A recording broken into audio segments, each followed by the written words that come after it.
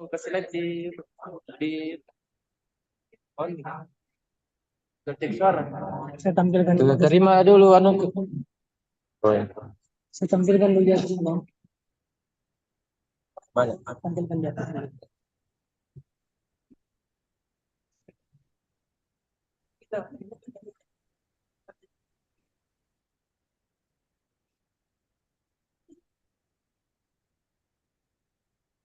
Dosa ini di atas. Iya. Oh, ini yang di sini. Aktif baik.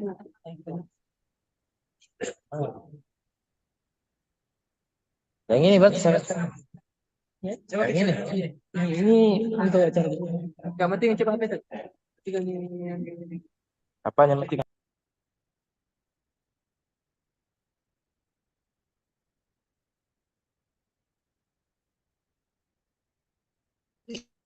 Masukku.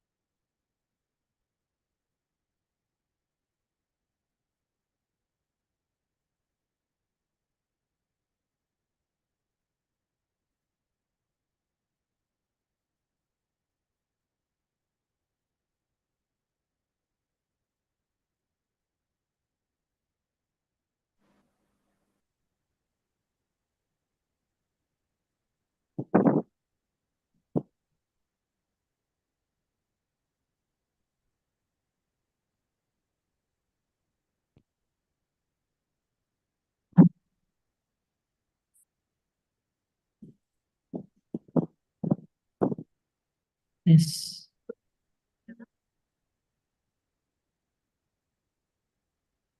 Cek. Satu.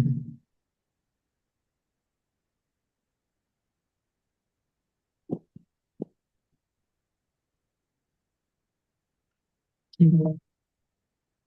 Cek.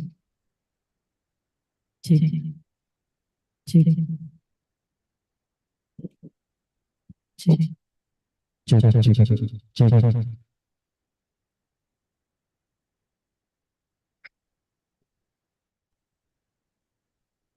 Cek, cek, cek, cek ya. Udah.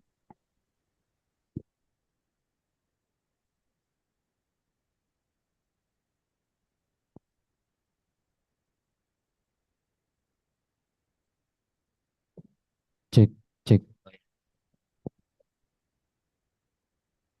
Cek.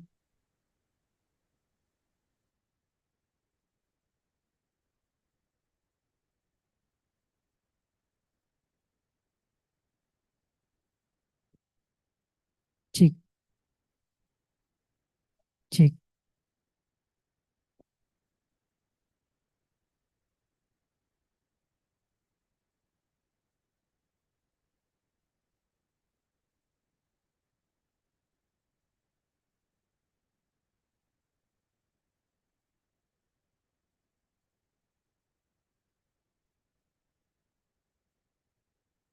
cek satu dua, cek, cek satu,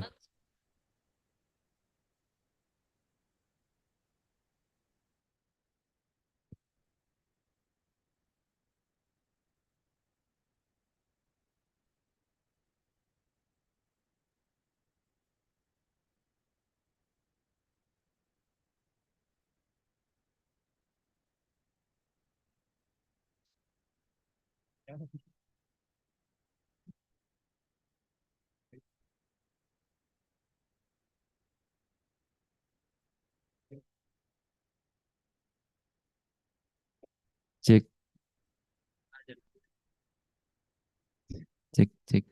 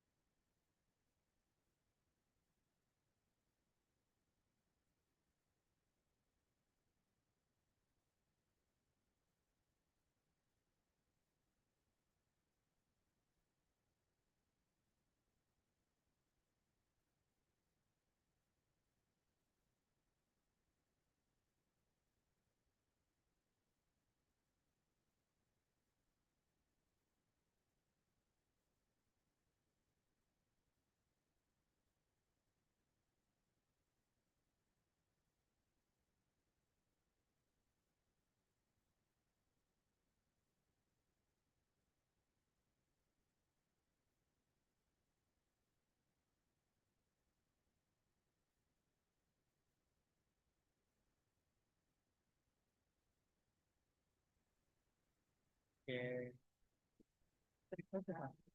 21.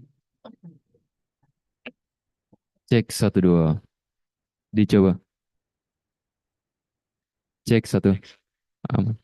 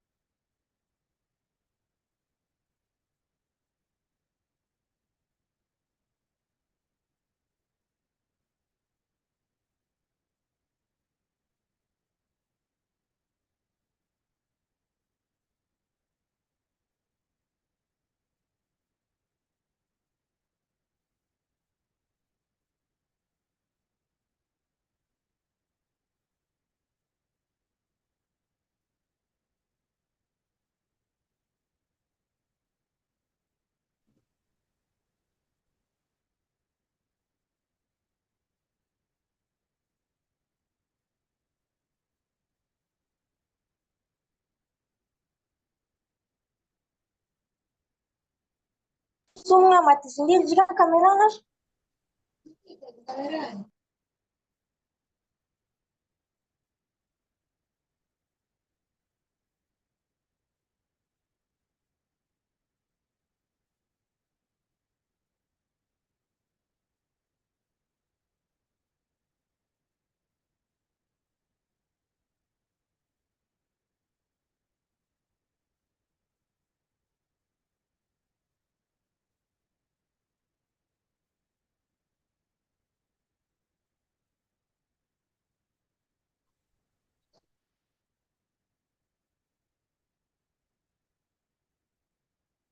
Mohon maaf, panitia nggak ada suaranya.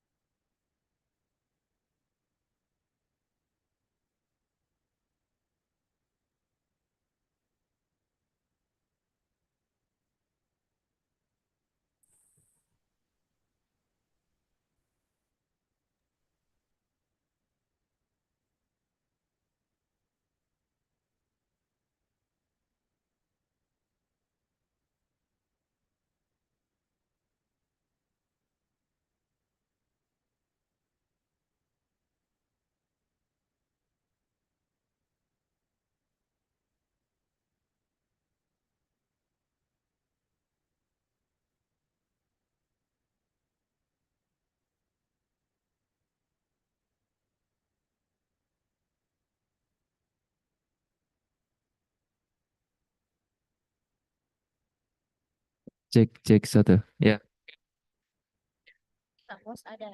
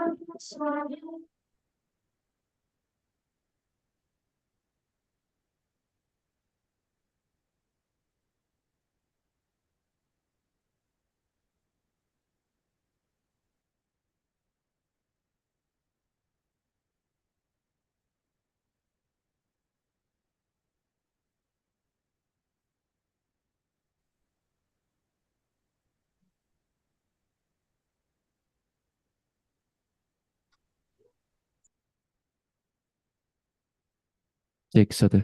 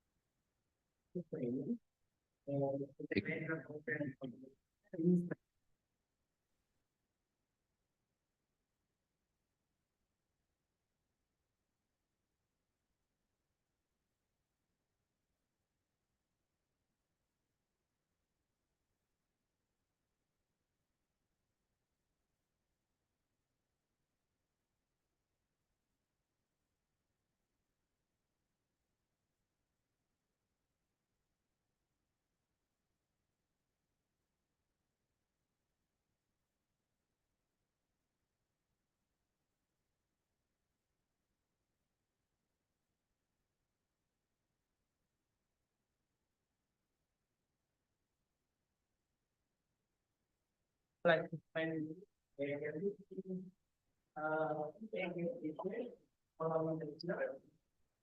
please feel free to note down your questions and we will answer as many as possible within the time available.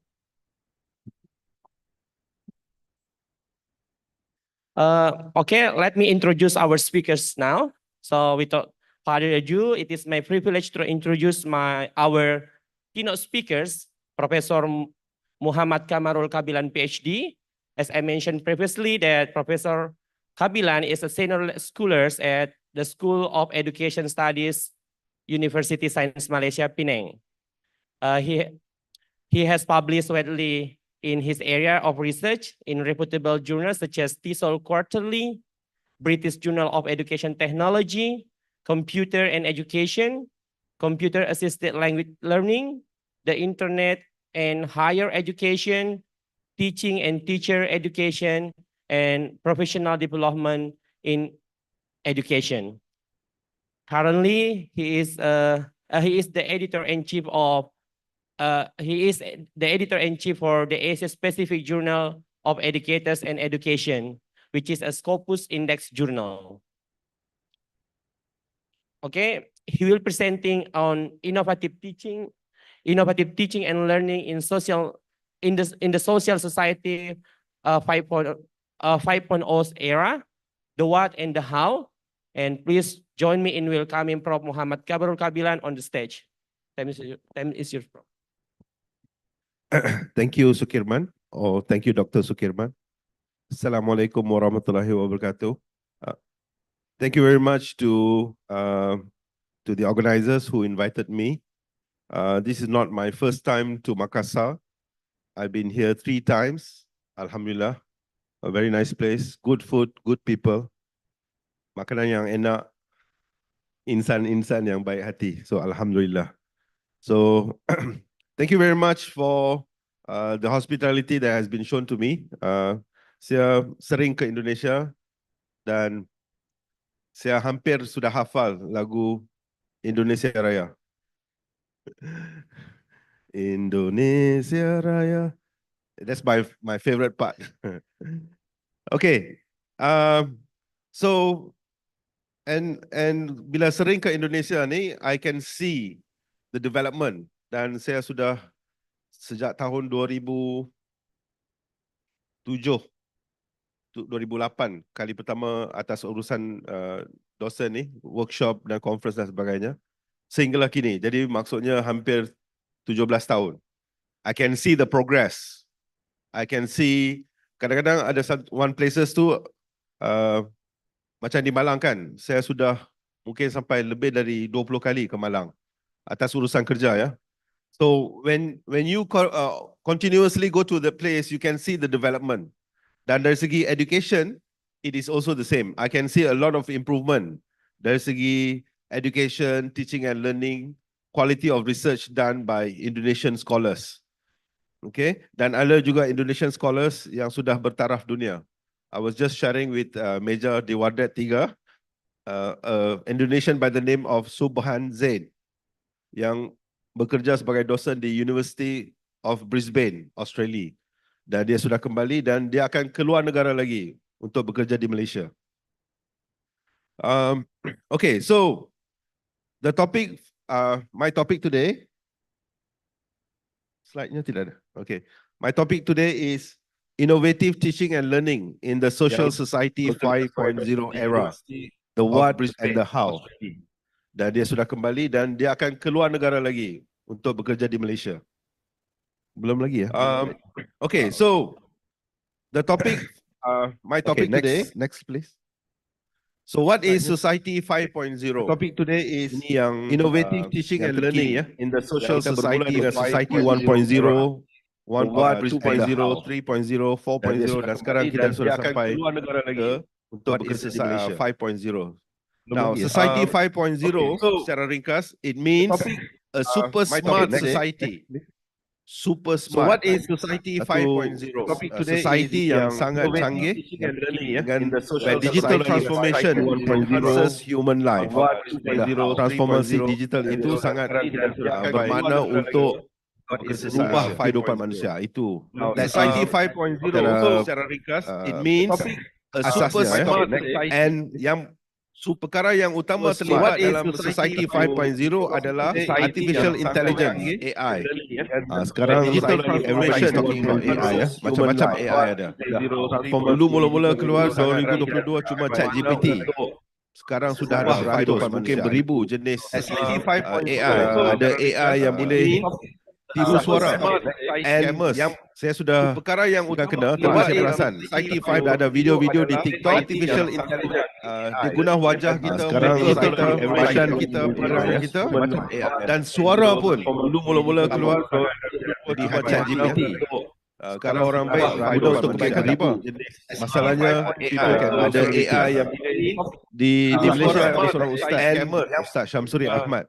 Dia pun sudah menyampaikan ceramah agama. Dia mengatakan ada kemungkinan orang-orang yang baik ini akan difitnah menggunakan AI. So we have to be very careful. AI actually if we use it, of course ada banyak kebaikan. Kemudian yang lain adalah IoT. IoT adalah Internet of Things, Big Data, Robotics.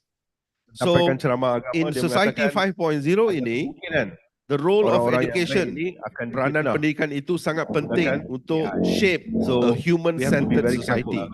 AI actually if we use it ke arah satu society yang kemudian berfokus pada human.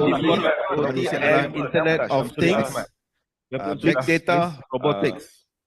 So in Society 5.0 adalah penggabungan antara cyberspace and physical space. Cyberspace, AI actually if we use it ke arah satu society yang di Malaysia, gambar dari Malaysia yang dua di atas. Di Malaysia sudah ada restoran yang menggunakan robot.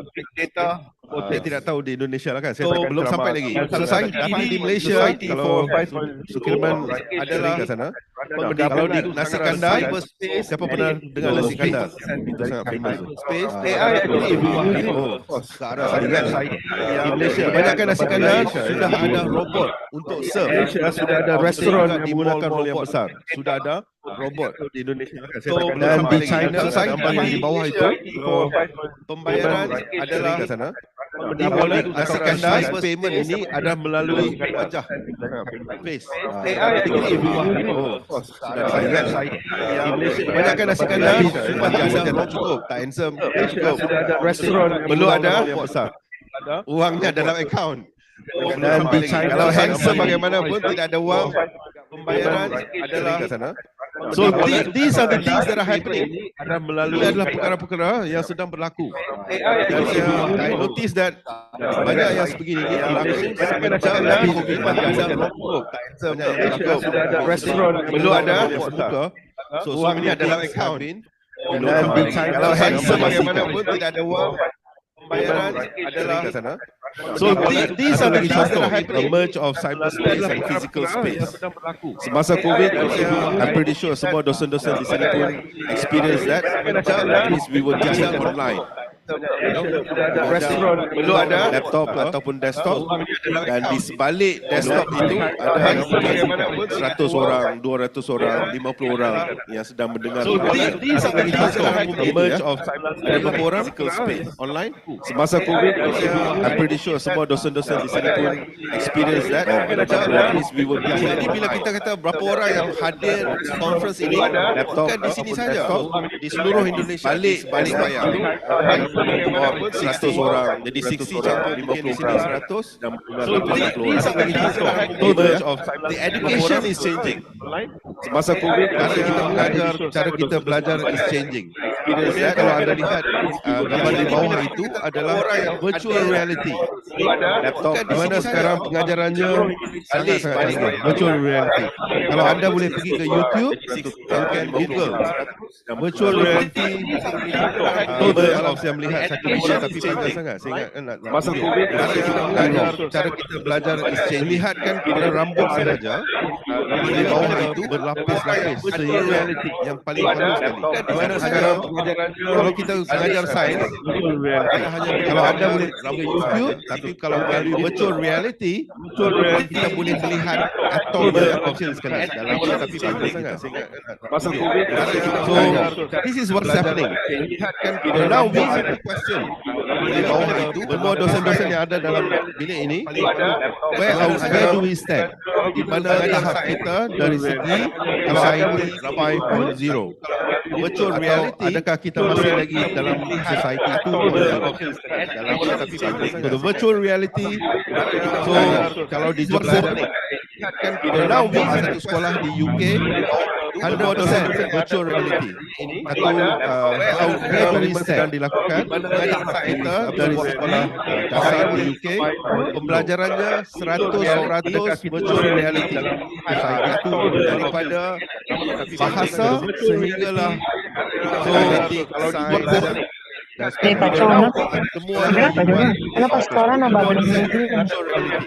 atau very sedang dilakukan kita dari sekolah dasar di UK. Innovative teaching in society 5.0 100% virtual reality. Kalau tidak, we will be left behind. Daripada kalau kita tidak bahasa ataupun at least introduce. We need to introduce. If we don't introduce, kita akan ketinggalan. Malaysia bersama Indonesia very sad. Di Thailand, yang saya nampak, of course, di Singapore lagi hebat. Di Jepun sudah ada a lot of things yang berbentuk virtual reality dan artificial intelligence. Di Malaysia dan Indonesia kita masih lagi terkial-kial. We don't introduce, kita akan ketinggalan. Still struggling. Malaysia di Thailand struggling untuk menentukan sama ada AI boleh digunakan untuk pengajaran atau tidak. Padahal di negara lain mereka sudah, di Indonesia sangat-sangat bagus. Di Malaysia terkial-kial. AI kondisinya ada tapi belum lagi dilaksanakan. Ada akan dilaksanakan pada tahun 2027.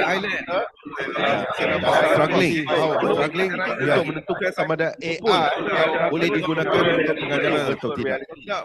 Padahal di negara lain mereka sudah, di Indonesia sangat-sangat bagus. Di Malaysia terkial-kial. AI kondisinya ada tapi belum lagi dilaksanakan. Ada akan dilaksanakan pada tahun 2027. Secara positif untuk pembelajaran. Struggling dan interdisciplinary learning is also important.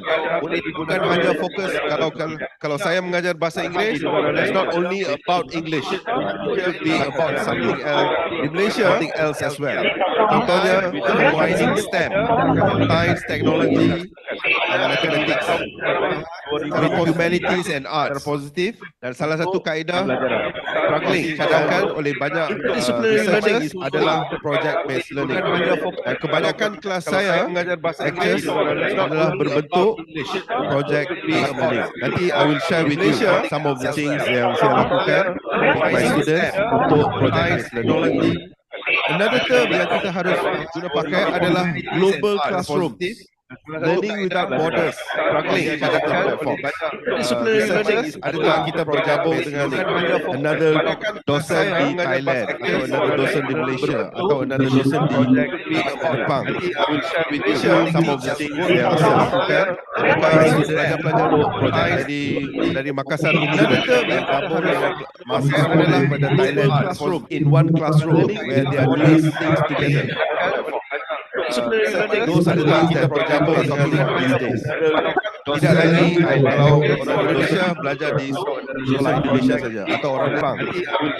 Some of the things they are lakukan, pelajar-pelajar dari Makassar yang gabung masuk sekolah pada classroom where they are doing this together. Satu tahun kita bercampur dengan these days. Tidak lagi kalau orang Indonesia belajar di sekolah Indonesia saja atau orang Jepang. Some of the things they are lakukan, pelajar-pelajar dari Makassar yang gabung masuk sekolah pada classroom where they are doing this together. Satu tahun kita bercampur dengan these days. Tidak lagi kalau orang Indonesia belajar di sekolah Indonesia saja atau orang Jepang. Some of the things they are lakukan, pelajar-pelajar dari Makassar yang gabung masuk sekolah pada classroom where they are doing this together. Satu tahun kita bercampur dengan these days. Tidak lagi kalau orang Indonesia belajar di sekolah Indonesia saja atau orang Jepang. Some of the things they are lakukan, pelajar-pelajar dari Makassar yang gabung masuk sekolah pada classroom where they are doing this together. Satu tahun kita bercampur dengan these days. Tidak lagi kalau orang Indonesia belajar di sekolah Indonesia saja atau orang Jepang. Some of the things they are lakukan, pelajar-pelajar dari Makassar yang gabung masuk sekolah pada classroom where they are doing this together. Satu tahun kita bercampur dengan these days. Tidak lagi kalau orang Indonesia belajar di sekolah Indonesia saja atau orang Jepang. Some of the things they are lakukan, pelajar-pelajar dari Makassar yang gabung masuk sekolah pada classroom where they are doing this together. Satu tahun kita bercampur dengan these days. Tidak lagi kalau orang Indonesia belajar di sekolah Indonesia saja atau orang Jepang. Some of the things they are lakukan, pelajar-pelajar dari Makassar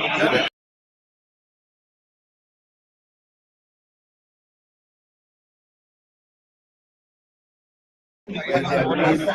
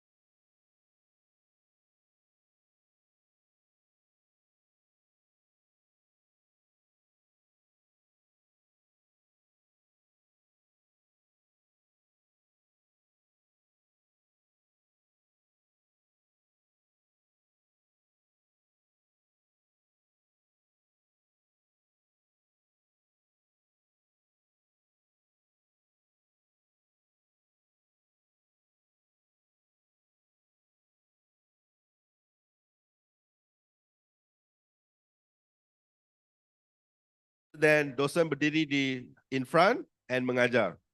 That does not achieve anything. Sebab dalam society 5.0, ciri-ciri yang diperlukan amat berbeza dengan cara tradisional.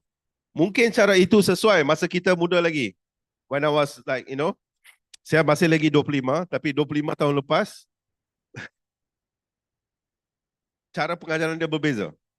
So now the students are different. Why the students are different? Because they have technology. Dulu kita tidak ada. Saya masih ingat lagi dengan pacar saya, bekas pacar saya. Menulis surat, kan? Menulis surat, hantar, tunggu seminggu baru dapat reply. Saya tulis 3-4 muka surat, dia tulis 1 muka surat saja. 1 halaman saja. Okay, so very different. If I take my phone and I message my wife, wahai isteri-isteriku, I miss you all very much. Wives, I miss you very much. You can get responses instantly, right? Compared to us, masa kita 20 tahun, 30 tahun lepas, mana ada email, mana ada WhatsApp apa semua. So that's the difference. So because the students sekarang, semua generasi sekarang very fast, sangat cepat. So kalau kita tidak bergerak seiring dengan mereka, kita yang akan ketinggalan. So in order to prepare our students, we have to take the initiative and we have to be something like them.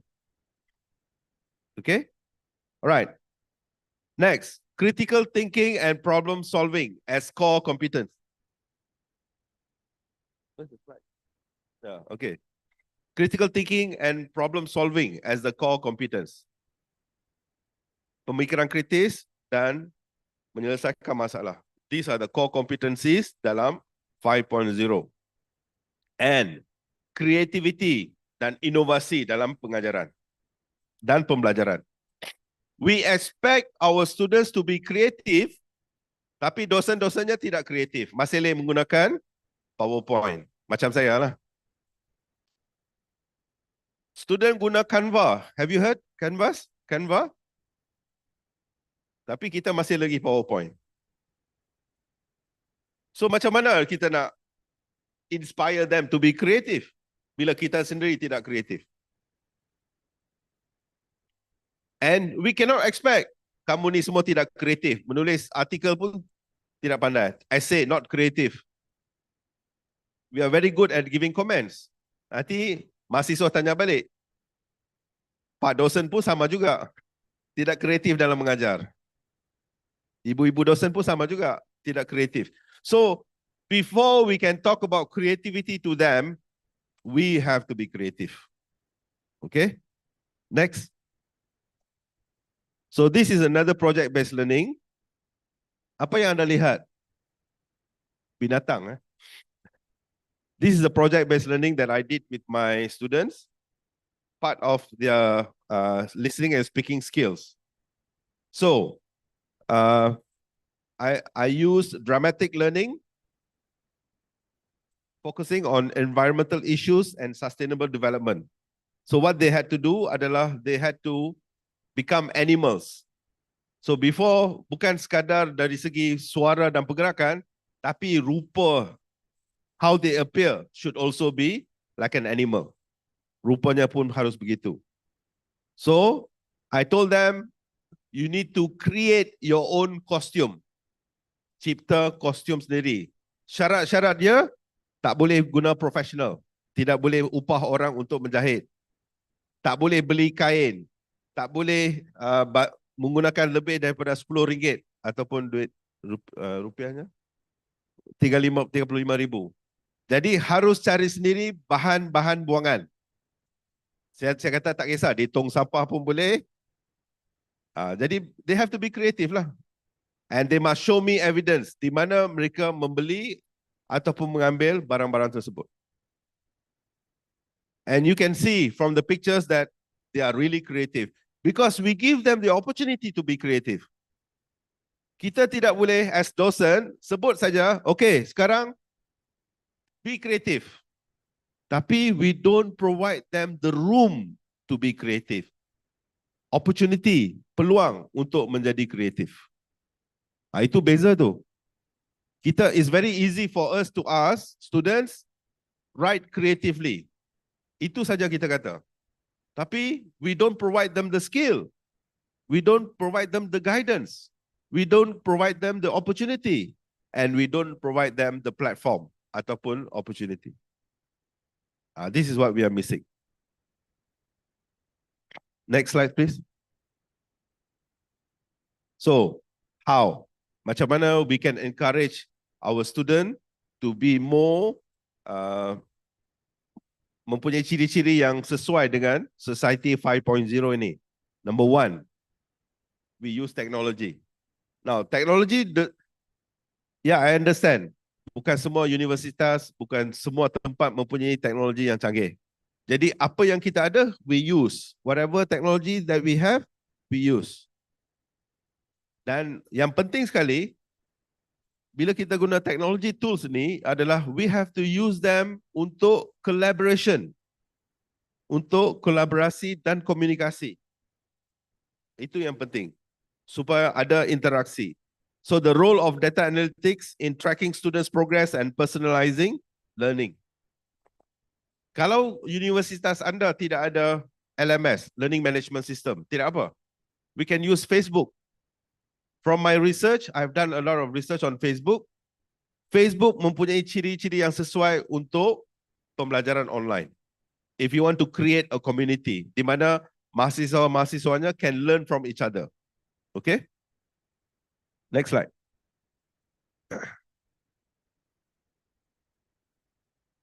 So, this is how, so when I give the opportunity, saya tak minta mereka, ini atas inisiatif mereka sendiri, they themselves. So, students use virtual reality to create awareness of mental health on campus. So, bila kita beri peluang for them to be creative, mereka boleh ambil inisiatif. Dan mereka beli alat-alat yang anda lihat itu, yang apa, saya pun tak tahu apa, what is called, the camera ke, they bought online. Mereka boleh cari, sekarang kita boleh cari semua online. Kalau nak cari isteri online pun boleh. Kan? Atau nak cari suami online pun sangat mudah sekarang. So, that's the question that I posed just now. Do we provide the opportunity for our students to be creative? So, sebab itu saya sarankan dalam pengajaran kita, it's not only teaching, lecture, integrate project-based learning, integrate problem-solving learning, learning. All these things akan membantu them to be creative. Kalau kita bercakap di depan and the students, mahasiswanya hanya mendengar, that is not creative. That is not providing the room. Next. Okay. Anda pernah tengok tak di TV, The Amazing Race? Mungkin di Indonesia tak ada, tapi rasanya mereka pernah sampai di Indonesia juga. Amazing Race adalah satu TV reality di mana pesertanya itu datang kebanyakan dari US, tapi ada juga dari seluruh negara. Mereka bergerak dari satu tempat ke satu tempat menyelesaikan masalah. Ada yang aktiviti tahan lasak dan selalunya berkaitan dengan local culture. Right? Dan itu is a very huge hit di Malaysia. Saya tidak tahu sama ada di Indonesia hit atau tidak. Tapi saya tahu mereka pernah sampai di Indonesia sekali. Cuma saya tidak ingat pulau mana mereka buat the show. So this is a reality show. So what I did adalah saya hanya menggunakan WhatsApp sahaja untuk buat Amazing Race versi saya di kampus. Sebab untuk Amazing Race kita perlukan banyak stesen. Tapi saya dosen seorang saja. My students dalam 20 orang. Jadi macam mana saya nak monitor setiap station? So what I did was saya menggunakan WhatsApp. They create a group and saya dalam group mereka. Untuk aktiviti ini anda boleh lihat 8 dan 10. 8 dan 10 itu adalah station 8 dan station 10. When they reach each station ataupun aktiviti yang harus dilakukan, they have to do. Tapi tidak ada fixed station. So they can go anywhere in USM, di mana-mana bahagian di kampus, dan bila sudah siap satu station tugasan, then I will give another task. Okay? Jadi contohnya untuk yang ini, task nombor 3 ini, iaitu station nombor 8, get something from your bags or something that you can find or something that you can buy for less than RM1. You must sell that item to someone for RM1 or more. What I would like to see in the video is how you would convince the potential buyer to buy the item. Post the receipt if you buy something or picture of the place where you find the item. So maksudnya, mereka kena menjual barang. Apa-apa saja barang yang ada dalam beg dan sebagainya. Atau mereka jumpa. So this is persuasive speech. We want to try to convince someone to do something. Kita nak, contohnya pensel ni. Saya kata, you must go and sell. Jadi mereka mesti jual untuk sekurang-kurangnya RM1. Pensel ini mungkin 50 sen. Sorry, kena guna rupiah. Pensel ini mungkin RM3,500. Dia mungkin jual untuk RM10,000. The idea is not the money, bukan berkenaan dengan uang. Berkenaan dengan how you convince people. Convincing people. Sebab di luar sana, convincing people is the most important thing. Kalau anda ada mahasiswa, dia ke interview, how to convince the interview supaya dia diambil kerja. So the convincing. So this is one skill that I did with them. Dan juga berbagai task lain. So maksudnya, by using WhatsApp saja, kita boleh buat satu aktiviti yang memerlukan mereka, mahasiswa kita, berkolaborasi, berkomunikasi dan berinteraksi. Okay? Right, next. This is the video, I think. Jangan main lagi, kejap. Let me just explain. So, this is the video selepas The Amazing Race tu. So mereka, I asked them to reflect and what did they learn from the session. So this is one video. Okay, silakan.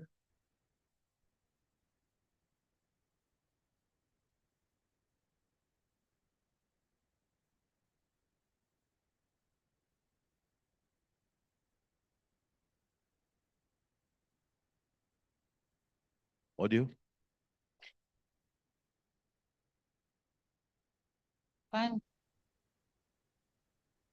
Sorry. Alah, tidak ada audio.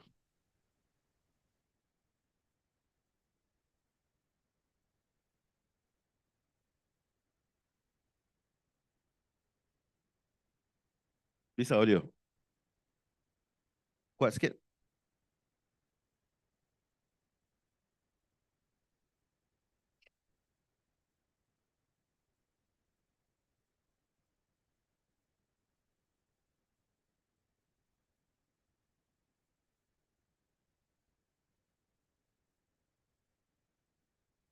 Tak boleh. It's okay, tak apa. Alright. Tak apalah. Kerana technical, this is the part with technology. So what the student was saying adalah, dia mengatakan this is something very different. Sebab it gives them the opportunity to express themselves. Walaupun tired dan walaupun kadang-kadang sebab you have to perform di public, ya. Walaupun agak macam memalukan, tapi they realize it is for learning. So that is what is very important. Okay. Next slide, please. So, other innovative teaching yang tuan-tuan dan puan-puan boleh, ibu-ibu dan bapa-bapa boleh try adalah flip classroom, project-based learning seperti yang saya sebut tadi, dan juga gamification, menggunakan game, fun, active learning yang akan membawa lebih kebermaknaan kepada mahasiswa-mahasiswa. So, but this innovative teaching, the one thing that is very important is planning. Harus ada planning dari dosen-dosen. Tidak boleh secara cepat mungkin. So you need to plan whatever the activities that you have that you're going to do in terms of this innovative teaching. Yeah. Next. So I'm going to share with you another project. Yang ini lebih kepada real world experience. Okay. So this project we did it about 2 atau 3 tahun lepas, saya pun tak ingat. Dan we have published in a Scopus Q1 journal, ya.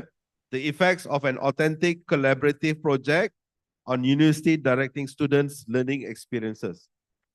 Okay, right. Next slide, please. So I will explain about this project yang kita publish dah ini. Okay, yang ini kita panggil ACT, Advancing Creativity Together. Anda boleh lihat saya di sini dan 2 teman saya. Yang di atas, Dr. Najwa, bidang dia adalah Art and Design. Saya bidang TESOL. Dan di bawah adalah directing, pelajar-pelajar seni yang bakal menjadi pengarah filem. So, 3 bidang yang berbeza. TESOL, Art and Design dengan what do you say in Indonesia? Film director? Film director. Sutradara. Okay. So, bagaimana 3 bidang yang berbeza ini boleh digabungkan? This is what I talked about just now, interdisciplinary, menggabungkan bidang-bidang yang berlainan untuk manfaat bersama.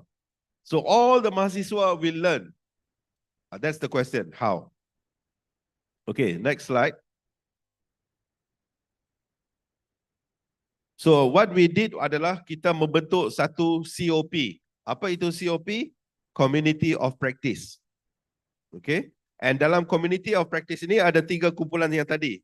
So pelajar saya, TESOL, yang bakal menjadi guru bahasa Inggeris. Pelajar-pelajar Dr. Najwa, iaitu Design. Dan pelajar yang ketiga adalah yang bakal menjadi sutradara. Sutradara. Betul. Okay. Okay. Dan aktiviti yang kami buat adalah melalui e-portfolio di dalam Facebook, menggunakan digital, social media sahaja. Di mana mereka construct knowledge, ada refleksi and solving problems, menyelesaikan masalah. Dan kita menggunakan varied task, pelbagai aktiviti. Okay, so basically begini. Student saya, I was teaching listening and speaking. Jadi salah satu aktiviti adalah drama. Mereka harus buat satu drama. Jadi siapakah yang lebih baik untuk mengajarkan drama? Bukan saya bukan sutradara. Jadi pelajar-pelajar daripada pusat pengajian seni yang bakal menjadi sutradara itu, mereka yang mengajar, mereka yang direct the drama that they have to do. So bagaimana pula dengan pelajar-pelajar design? Pelajar-pelajar design, tugas mereka adalah untuk promosi event tersebut. Membina banner, melukis pelbagai poster, design video. So itu semua adalah tugas the design student. Jadi masing-masing kepakaran itu diguna pakai untuk satu task, iaitu persembahan drama. Dan kemudian itu, drama itu kemudiannya dinilai oleh sutradara-sutradara yang memang ternama di Malaysia. Next slide. Salah seorangnya adalah yang ini. Lagi, click on. Mereka adalah expert dalam bidang mereka sendiri. Jadi, saya tidak menilai. Dosen-dosen tidak menilai. Jadi, yang menilai adalah daripada industri. Jadi kami jemput mereka masa persembahan dan mereka yang menilai hasil drama yang dilakonkan oleh TESOL student, diarahkan oleh directing student dan dipromosikan oleh design student. Okay? Jadi, dan kita membawa, next. Ini adalah Miss Wong, dia music director yang terkenal di Malaysia. Music director. Dan sebab dalam drama ada music juga. Jadi dia menilai dari si aspek music. Jadi kita membawa the real world judges. Bukan dosen sendiri yang menilai. Tidak. That is authentic real world experience. Itu yang Society 5.0 perlukan. kita perlu bawa orang daripada industri untuk menilai hasil kerja mahasiswa kita. Next.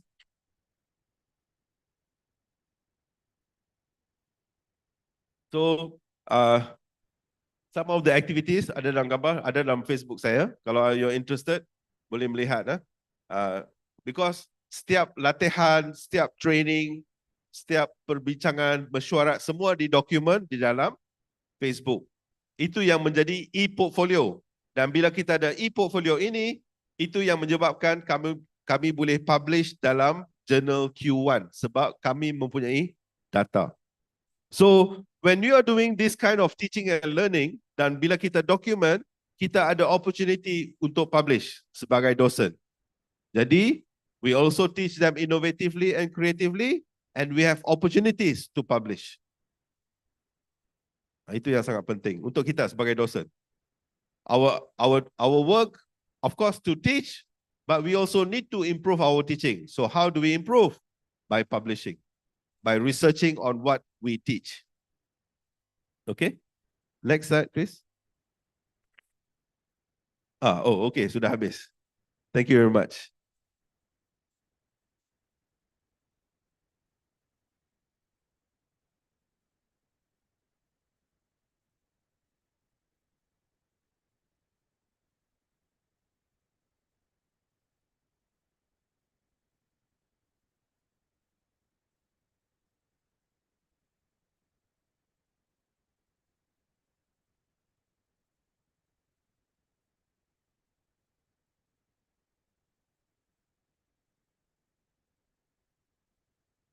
Well, good morning. Morning. Assalamualaikum warahmatullahi wabarakatuh. Okay, first let me introduce myself. I'm Suswati Hendriani from UIN Mahmud Yunus Batu Sangkar, West Sumatera. Yep. I'm the Dean of Faculty of Tarbiyah and Teacher Training there. Well, very, very amazing ideas. The way you introduce, the way the everything that I saw in this, very, very interesting for me. But actually in Indonesia especially, we have a very big problem. The supportive environment. When we just try to apply such kind of teaching, maybe there will be questions from many people around us. This is the first one. The second one, it's about money, I think. Always about money. Even though we try, actually, when we ask students to go, for example, to the market, to begin many things, and then the problem is students themselves, sometimes they don't have enough money to pay for their school fee, in Indonesia. And that's our big problem here. And then also about Kejap pun, kena tulis dulu, takut lupa. yeah. Okay, go ahead. So, okay. And the last one, I think, is about the students themselves. When we use AI, many students here, I'm so sorry if I maybe my students, I don't know. Many students just, when they use AI, like Quidboard, like GPT and so on, they just use those things without trying to think, and then they imitate, and then sometimes because the lecturers don't know about it, and then it seems the students successful in doing their task. Unfortunately, they don't. So these are our problems in Indonesia, actually, sir. Okay. I want to accommodate your ideas, actually, but it will be a big problem for me to apply those things. Thank you very much. Ibu apa tadi? Bu Suswati. Bu Suswati. Okay, thank you very much for the question. Okay, I talk in terms of support dulu ya. Support, that means tidak ada support daripada pentadbir. Okay, the first thing is that if we wait for pentadbir dengan support, kita tidak akan bergerak. Satu. I still remember this was in 1998, 1998. Okay. In 1998, I took my students outside from the classroom and I was doing something activities di luar. Everybody was terkejut dan semua tidak suka. Dan saya juga buat online masa itu 1998. Saya ingat lagi, saya menggunakan blackboard.com. Saya tidak tahu blackboard.com masih wujud lagi atau tidak. Saya mendapat surat daripada pentadbir, tidak boleh guna begitu. Selepas 20 tahun, sekarang online learning sudah menjadi normal. Okay. Jadi support daripada atasan tu, of course, is very important. So what you need to do is convince the orang di atas. Tapi ingat, orang yang di atas itu bermula dari bawah juga. Seperti everybody here, tapi jangan bila anda sampai di atas, sama juga, 2 kali 5, 5 kali 2. Itu sering terjadi. Bukan saja di sini. Okay, signal loss. Bukan saja di sini, di Malaysia pun sama. Kawan-kawan kita, teman-teman kita sama-sama jadi guru, naik jadi pengetua, dia berubah. Dulunya menentang pengetua, oh ini tidak betul, itu tidak betul. Bila naik jadi kepala sekolah, sama juga. 2 kali 5, 5 kali 2. Okay, so siapa orang di atas? Kita jugalah. Bukan orang atas itu asal dari Mareh ke planet Pluto ke, tidak. Dari kita juga. So what we need to do adalah, my advice, Ibu Suswati, buat saja apa yang anda boleh buat. Biar kejayaan itu yang menjadi bukti that your work, saya tidak tunjuk, tapi yang kaedah yang, can you show the animals? Alia, slide yang animals itu. I just want to share with you.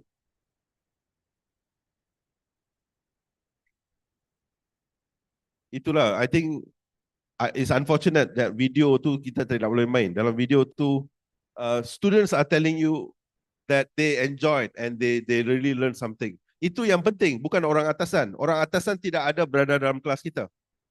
Yang berada dalam our classroom is our students. When They tell you whether use they learn or not. like Quickboard, Di bawah, di like bawah lagi. GPT and so on, they just use those Yang binatang tu. try to think and then they Yeah, di situ. imitate, and then This one. sometimes because the Do you lecturers know? don't know about it, I entered a competition. and then For seems this the students project. successful in doing their task. Unfortunately, they don't. So Slide nombor 9. this these are our problems in I entered a Indonesia, competition dan saya mendapat I tempat just kedua, peringkat nasional. I want to accommodate your ideas actually, Itu but it will be a tempat 2 tak problem for me penting. Dan to saya apply mendapat that. RM5,000. Thank you. Itu yang penting. Ibu apa tadi? So Bu Suswati. kadang-kadang orang atasan kita tidak appreciate. Oh, Bu Suswati. Tapi Okay, thank you very orang much yang for the question. benar-benar Okay, I menilai talk in terms of support dulu ya. our innovation Support, that itu. means tidak ada Our support students daripada dan pentadbir. pakar-pakar pendidikan yang lain. Okay, Itu the yang first lebih thing is berbahaya. that So, if what we you wait need to for do pentadbir support to ialah, support, saya kita pun tidak akan when I bergerak. first started, saya tidak Satu. terima any support. I still remember You this do on was your own. What is in best for your student? 1998. So kalau 1998. atasan tanya, kita defend our student, kita defend our teaching style. Because we feel 1998, this is the best way I forward. took my Okay. students Itu my response. outside from the classroom Second response, and budget. I was doing something Again, show that activities same. di luar. Ya, yang tadi. Everybody was terkejut dan semua tidak suka. I only told them and I Saya don't juga want buat you to online spend masa money. itu, I told them 1998. that instruction Saya tidak saya boleh ingat lagi, saya belanjakan duit. menggunakan Kalau perlu blackboard.com. belanja hanya RM10 Saya tahu satu kumpulan. blackboard.com masih wujud lagi atau tidak. RM30,000 satu kumpulan. Saya mendapat surat daripada pentadbir. Tidak boleh guna begitu. And mereka mesti tunjukkan di mana Lepas 20 tahun mereka boleh kutip sekarang, di tong sampah, boleh curi, online learning boleh sudah pinjam. menjadi. Ada yang pinjam dari makcik, nenek Common. pun ada. Ada baju yang nenek dia tak pakai lagi, Jadi dia pinjam support baju itu. daripada Sebab sesuai dengan salah support satu daripada binatang. atasan tu, of So course, meaning is to very say, important. kalau kita bagi certain condition, what the students you need don't to do is students convince don't the have to use money. And orang di we need to atas. come up with activities Ingat, yang tidak Orang memerlukan yang di duit. atas itu Tapi bermula dari kalau ada bawah student juga. yang ada duit, dia mau belajar, Everybody itu here, terpulang pada dia. Tapi jangan But bila I anda always sampai di atas, emphasize, you don't have to use money. sama In juga, fact, 2 kali 5, 5 kali The 2. drama yang projek Itu kedua sering itu, terjadi. projek kedua Bukan tu, saja di sini. they make money. Mereka mendapat, I think hampir RM1,500 daripada Saja di hasil sini, jualan Indonesia tiket. pun sama. Kawan-kawan Sebab kita, drama teman-teman yang kita, sama-sama jadi yang guru, dinilai oleh judges naik jadi itu, contoh dia berubah. salah satu dia adalah for them, Contohnya menetap salah satu betul, tugasan betul, adalah tidak untuk betul, itu menjual tidak betul. tiket Dia naik dan jadi membawa masuk kepala audiens. sekolah, Lebih banyak sama audiens, juga. lebih banyak markah, 2 semua kali 5, kumpulan akan dapat. 5 kali. Jadi mereka Okey, menjual. so, Mereka siapa orang di paksa atas? kawan-kawan untuk hadir. Kita jugalah. You know, so bukan saja Bukan mereka orang asal spend berasal money, dari Mars tapi ke they planet generated Pluto. Tidak. income. Dari kita juga.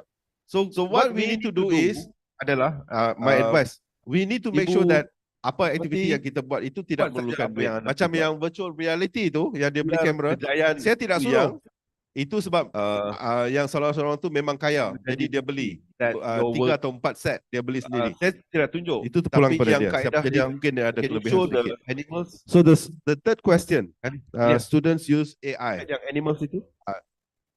Bu, I just want to problem share with ini you. bukan di sini saja, di tempat saya pun sama.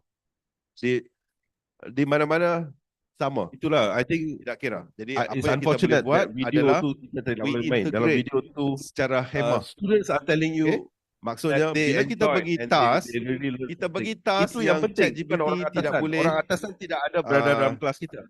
be Yang involved berada sangat. dalam our Contoh macam classroom mana? is our student. Aktiviti yang They tell begini, you whether yang they learn berbentuk or not. kreatif. Like, Because ChatGPT tidak kreatif. Dia mengambil dari pelbagai sumber, di-summarize dan dijadikan satu persembahan. Then they Ya, tapi dia bukan kreatif sebab because ChatGPT You know. dan banyak AI tools I yang enter lain, competition. they Then depend on the instruction. Soalan kan, kita beri kata kunci, ayat dan sebagainya, kalimat, baru ChatGPT boleh respond. Jadi, kalau kita bagi sesuatu, contohnya, kita minta dia untuk melakonkan sesuatu. Tapi untuk report, what you can do is, contoh kan, untuk satu bahagian itu boleh guna ChatGPT. Untuk bahagian yang lain tidak boleh. Contoh literature review. Okay? Kita kata, okay, untuk literature review, you can use ChatGPT. Tapi untuk bahagian-bahagian lain, tidak boleh. If I find you use AI, I give you 0 marks. Contoh, kalau kita mau berkeras. Itu solusi dia bagi saya. Hope it works. And I hope you are very motivated.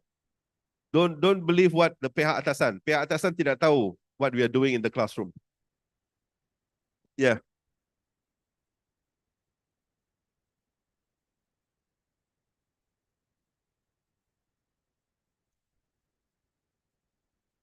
For example,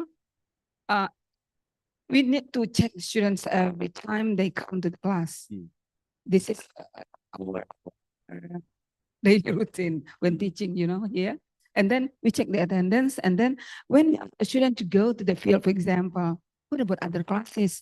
They have, for example, 3 or 4 classes in one day. And that's also the problem. Yes. So, Okay. for example, let me use my example. Even though project ini nampak canggih or looks very interesting, but I only ask 1 week, 1 reflection sahaja. Contohnya, 1 week, satu perkara saja. So over 14 weeks, kan our semester 14 to 16 weeks. So dia buat sikit. So we don't burden them. Jadi buat saja sedikit, then the whole thing will compile. It will look nice. Okay. So my advice is jangan beri banyak. I know they are busy. They also have other classes. So beri sedikit saja tugasan. Okay. We still have time. Any questions, please? Or in the online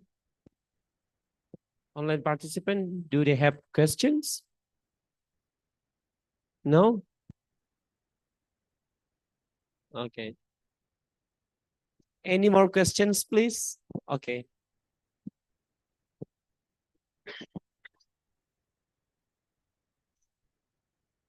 Yeah.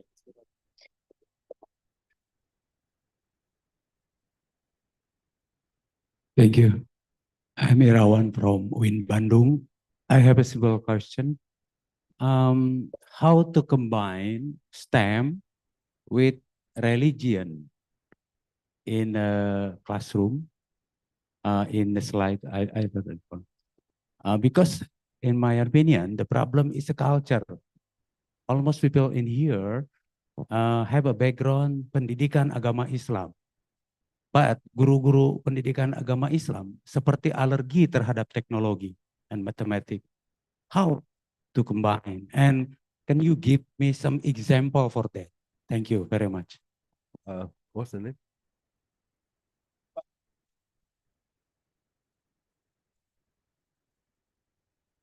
Irawan Irawan, dari Okay. UIN Bandung. Bandung. Pak Irawan ya. Thank you very much. I want to tell you a story. Untuk menjawab tu nak cerita sedikit. Anda lihat saya nampak macam apa? Orang Malaysia kan? Tadi ada orang bilang saya nampak macam orang Sumatera. Bukan, orang Makassar. Table wadah 3 itu, mereka bilang saya macam orang Makassar. Saya sebenarnya bukan Islam dahulu. I was not born as a Muslim. Okay, I was not born as a Muslim. Mak saya Chinese, father saya Indian, orang India. Datuk mereka datang dari seorang daripada China, seorang datang daripada India, jumpa di Malaysia, kahwin. Okay. Now, so you would be wondering why I became interested in Islam. Dan salah satu sebabnya adalah apa yang terkandung dalam Quran. Basically the science. So, pendidikan STEM ni is science, technology and mathematics. Sebenarnya, kita jangan dahulukan STEM, tapi kita dahulukan konten dalam Quran tu. I don't know, have you heard about Professor Maurice Bucaille? Pernah dengar? Dia French. Ya? Ada ramai saintis di dunia ini, setelah mengkaji, mereka masuk Islam. Maurice Bucaille, salah seorang. Dan saya tidak faham kenapa kalau dosen pendidikan agama begitu resentif ataupun menolak sains atau teknologi. Sebab dalam Quran dah ada banyak teknologi. Banyak teknologi disebut. Okay? Ada seorang profesor mengkaji tentang tidur. Apa Quran kata tentang tidur? Semasa tidur itu kita seolah-olah seperti sudah mati. Betul? Kita punya soul sudah bukan berada di badan kita. Because of that dia masuk Islam. Sebab dalam kajian dia tak boleh jumpa penyelesaian. Apa terjadi, apa kita buat semasa kita tidur. Dia tak boleh selesaikan masalah tersebut. Dan bila dia tengok di Quran, dia masuk Islam. Ada orang mengkaji tentang mumia Firaun, masuk Islam. Banyak sekali para saintis, ada seorang profesor matematik mengkaji mengkaji Quran, masuk Islam. Jadi macam mana kita nak kata tu STEM itu tidak ada kaitan dengan Al-Quran ataupun pendidikan agama. So you have to be creative and find the elements, apa yang sesuai atau tidak. It's a matter of you thinking or not thinking. That's the problem. We don't try to make the connection. Actually, if you really think about this, actually dalam Quran tu, I think rahsia Quran tu mungkin tak sampai 5% yang kita dah tahu. Actually ada so many other things. Dr. Zakir Naik, I'm pretty sure all of you know, Dr. Zakir Naik, dia kata 80% of the Quran berkaitan dengan sains is true. Another 20% belum lagi disahkan ataupun kajian kita tak sampai. So a lot of things berkaitan dengan STEM itu ada dalam Quran. Jadi kita nak utamakan STEM ataupun Quran. Highlight the Quran. Apa yang kita boleh buat dengan pendidikan STEM. Actually kan, contoh semasa S3 saya di UK, anak saya belajar di sekolah rendah. Dia datang satu hari, dia kata, cikgu nak bawa saya ke taman esok. Jadi perlu ada kebenaran. Saya tanya, kenapa? Tak tahu, cikgu kata nak belajar matematik. Saya pun fikir, belajar apa matematik di taman? Kemudian bila dia balik, dia beritahu, saya tanya, what did you learn? Rupa-rupanya dia belajar simetri. Sebab apa? Sebab daun-daun di negara-negara sana yang ada musim sejuk, dia berbentuk simetri. Jadi dia belajar matematik dari taman. Belajar matematik daripada ciptaan Tuhan, daun tentang simetri. Kenapa kita tidak berfikir begitu? So kalau kita dahulukan ciptaan Allah Subhanahu Wa Taala, then we can make the connection to our daily lives. Masalahnya, we make it distant, tidak sama. Ada satu lagi soalan ya? What was that? Satu saja. Only one. Okay, thank you. Okay, thank you so much. Because we have limited time, so we should close this Q&A session. Thank you everyone for your engaging questions, and thank you so much, Prof. Kabilan, for sharing your valuable insights with us today. And let's give applause to our keynote speaker today. And I close this keynote session by reciting Alhamdulillahirabbil alamin. Assalamualaikum warahmatullahi wabarakatuh.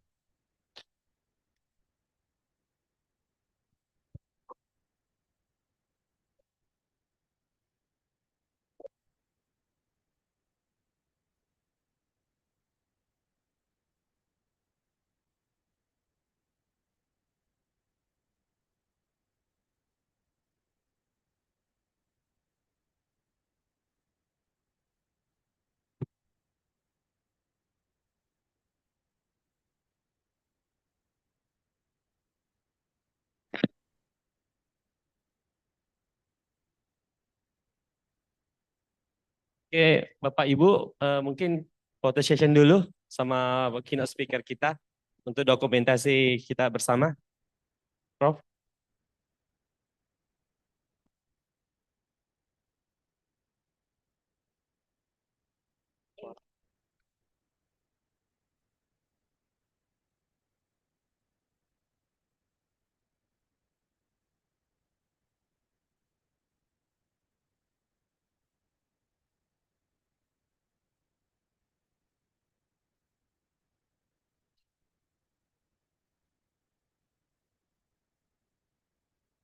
Ya, Bapak Ibu yang ingin berfoto bersama dengan keynote speaker kita hari ini, dipersilakan untuk ke depan, maju ke depan.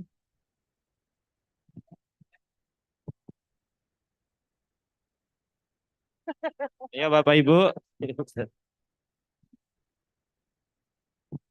Ya, bisa naik ke atas juga di atas stage, on the stage.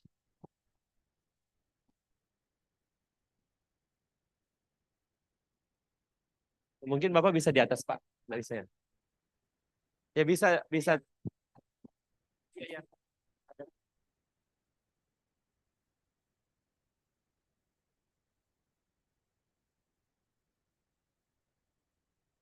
Ayo Pak Parjo.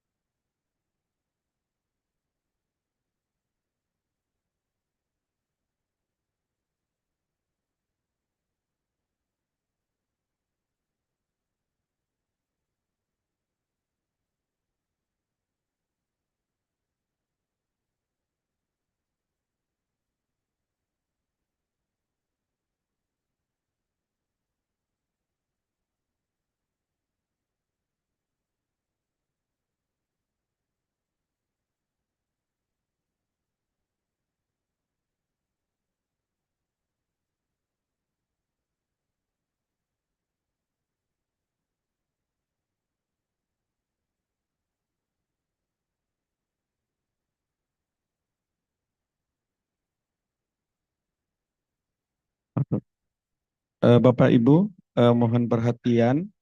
Kami mempersilakan Bapak Ibu untuk berehat di luar ballroom. Kami siapkan snacknya.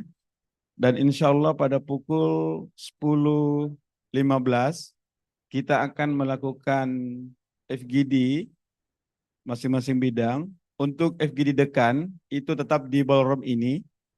Kemudian untuk FGD wakil dekan 1 di lantai 1 anggrek room persis di depan ballroom ini. Kemudian untuk FGD Wadek 3 di ruang Masamba 4 lantai 2. Dan untuk FGD KTU di Masamba 1 lantai 2. Saya ulangi Bapak Ibu, untuk FGD dekan tetap di ballroom ini. Kemudian untuk FGD Wadek 1 di anggrek room di lantai 1 persis di depan ballroom ini. Untuk FGD Wadek 3 di Masamba Room lantai 2 dan untuk FGD KTU di Masamba 1 lantai 2. Terima kasih.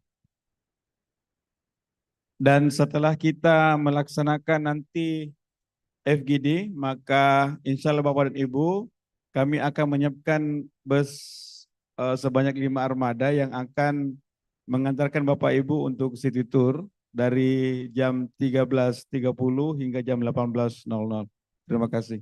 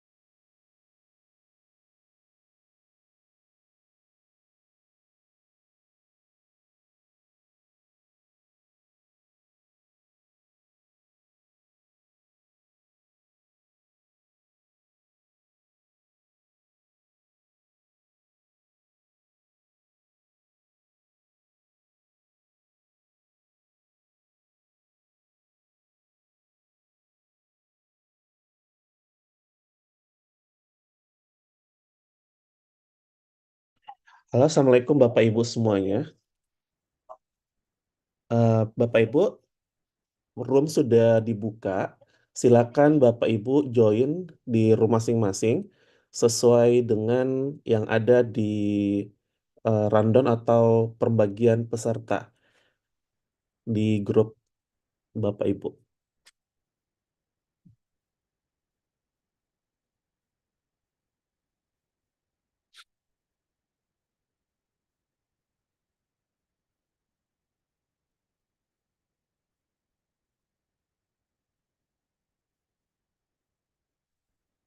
Sekali lagi silakan Bapak Ibu masuk ke room yang sudah dibuka dan silakan memperhatikan room yang Bapak Ibu sudah dibagikan melalui grupnya masing-masing.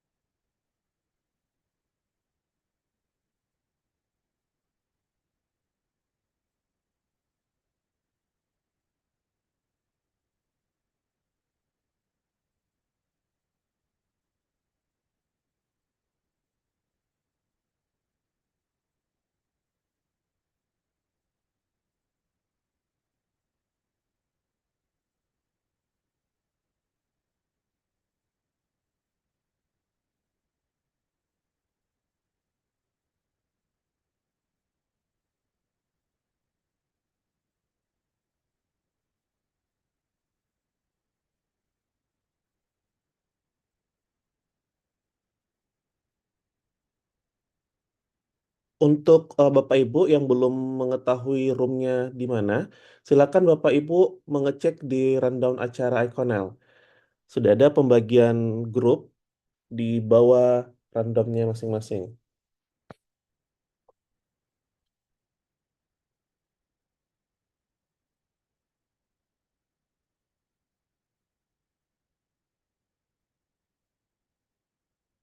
Untuk masuk ke breakout room, jika Bapak Ibu menggunakan device berupa laptop atau komputer, akan muncul fitur di pojok kiri atas, dan silakan Bapak Ibu memilih room yang sudah ditentukan.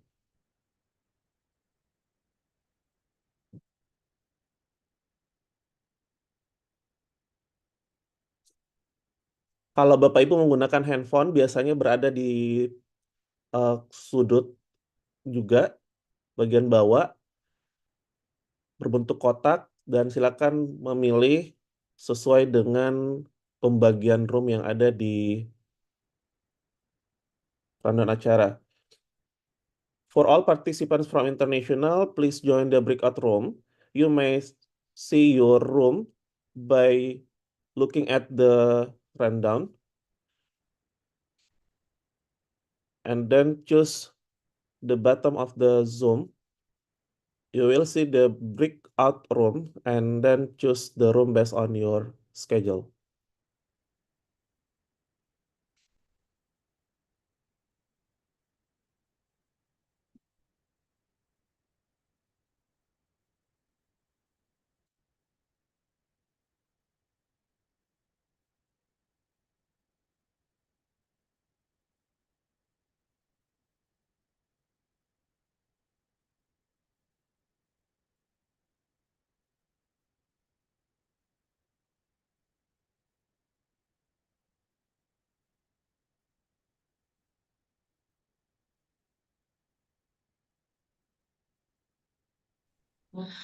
Oke, mohon maaf, eh, teman-teman sekalian, adik-adik, apakah sudah join breakout room semua? Em, ya, di rundown acara kan sudah tertulis room teman-teman sekalian. Jadi silahkan di sudut kanan bawah itu bisa diklik ada join. Jadi ada kayak tanda-tanda segitiga itu, diklik nanti muncul join breakout room. Setelah diklik, itu akan muncul room 1, 2, sampai 9. Nah, silahkan join di room mana sesuai dengan yang ada di rundown. Misalnya Musfirah kan akan 8 ya, berarti Musfirah di room 8. Silahkan Musfirah klik room 8. Seperti itu. Jadi, kan di rundown ada ya, sudah ada susunannya teman-teman sekalian. Jadi, silahkan diklik join breakout room, lalu dipilih di room mana sesuai nomor room yang ada di rundown yang telah diberikan. Kak Dewi. Room mana Kak?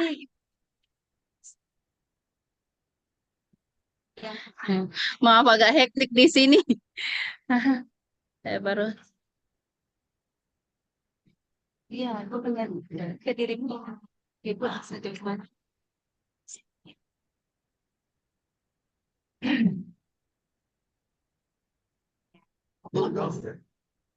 Iya, itu kan baru unmute dulu Kak, nggak sedengar Ki. Oke, jadi tolong dicek kembali di rundownnya. Di rundown itu ada nomor room. Ya, jadi kan ada room 1 siapa saja, 2 siapa saja, room 3 siapa saja. Jadi silahkan diklik nanti di join breakout room-nya nomor room sesuai yang ada di schedule-nya. Bagaimana ini? Itu mereka bawa yang semua. Bisa ada. Di submit-nya. Di Atas submit. Kan nama ya, nanti. Nur Afifah silakan masuk ke room 6. Nur Afifah, Juleha, Nur Hazana, silakan masuk ke room 7 bersama Mas Syita.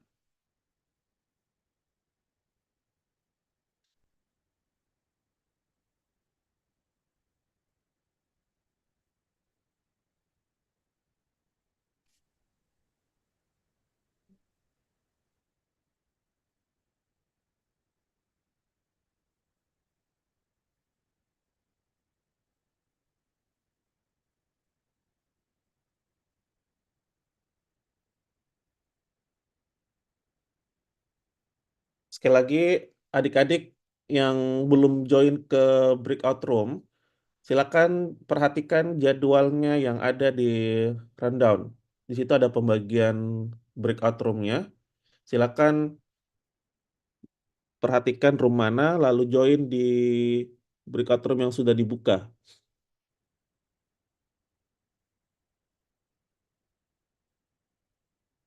Juleha,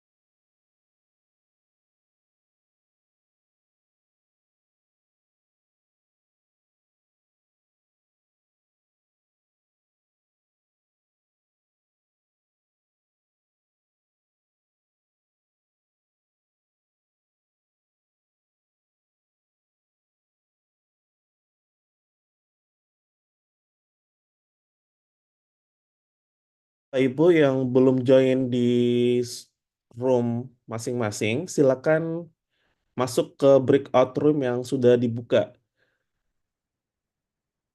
Sekali lagi, Bapak Ibu yang belum join ke room masing-masing, silakan bergabung di breakout room yang sudah dibuka. Bapak Ibu bisa melihat room pembagian masing-masing melalui rundown yang sudah di-share. Di rundown acara terbagi peserta ke dalam beberapa room, dari room 1 sampai room 9, silakan memperhatikan lalu join ke breakout room yang sudah dibuka.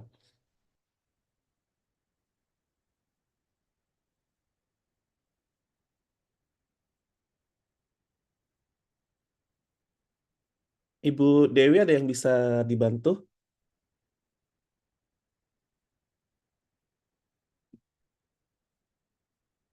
Ibu Dewi Furwana ada yang bisa kami bantu, Bu?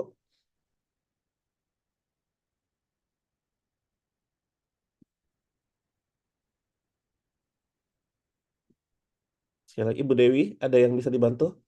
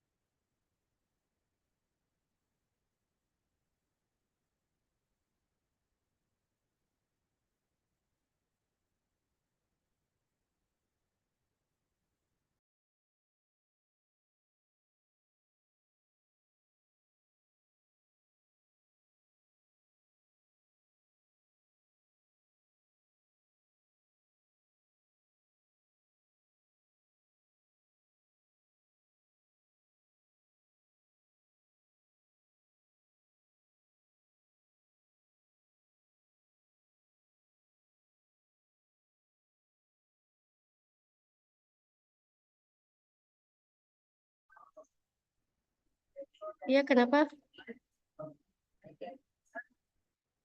Ibu Dewi ada yang bisa dibantu, Bu? Kenapa masuk ke roomnya? Sorry, Sar. Bisa diulang? Dewi, Ibu Dewi di room berapa? Di kita di room 4, Sar. Oke, silakan bergabung di grup ini. Saya bantu untuk kirim ke Oke, grup oke. Baik, Sar. 4. Thank you.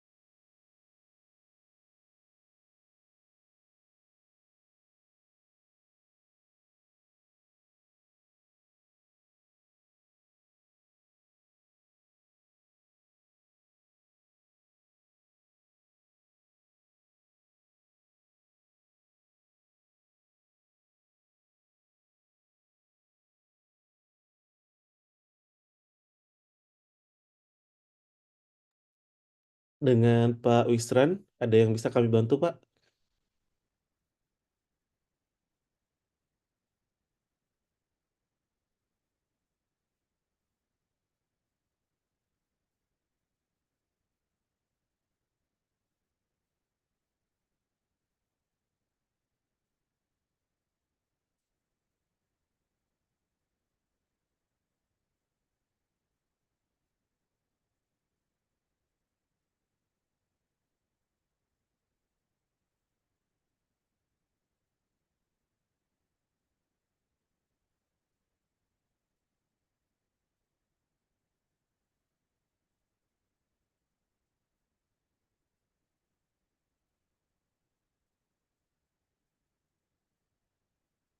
Pak Wisran silakan masuk ke room, saya sudah mengirim ke room 4 ya, Pak.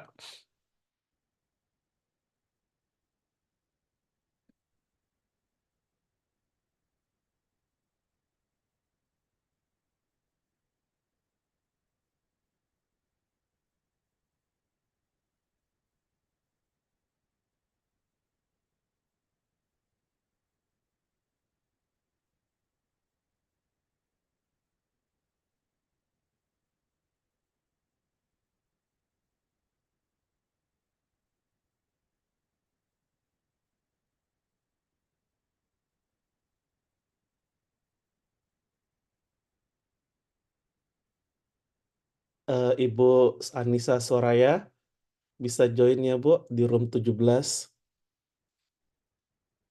Bukan ruang ujian, Nisa. Aku tadi bilang untuk semua peserta silakan masuk ke ruang ujian. Maaf, lagi double job, Kak.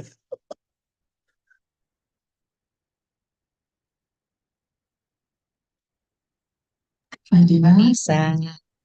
Kemarin juga kita bersama sudah sangat sukses. Makasih konsistensi. Kak Arianti silakan Dan masuk di room 5, Rizka. bisa main yang bisa. Saya mengurusnya di satu lagi. Dan kita dadakan, enggak Laptop saya itu kok ada gangguan nggak bisa buka. tambah cantik kan Di Bapak Ibu Aduh, mengurus Masya Allah. karena detak semua mengurus Bapak Ibu Jualan tempe ini kan.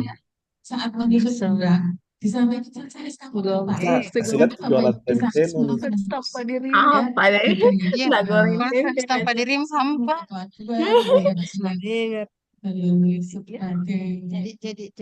Jadi impor semua sama kita tuh tanpa diri walaupun bersamaan kan bocor-bocor suaranya dua Itu saya bersamaan pun ikonet tadi soalnya.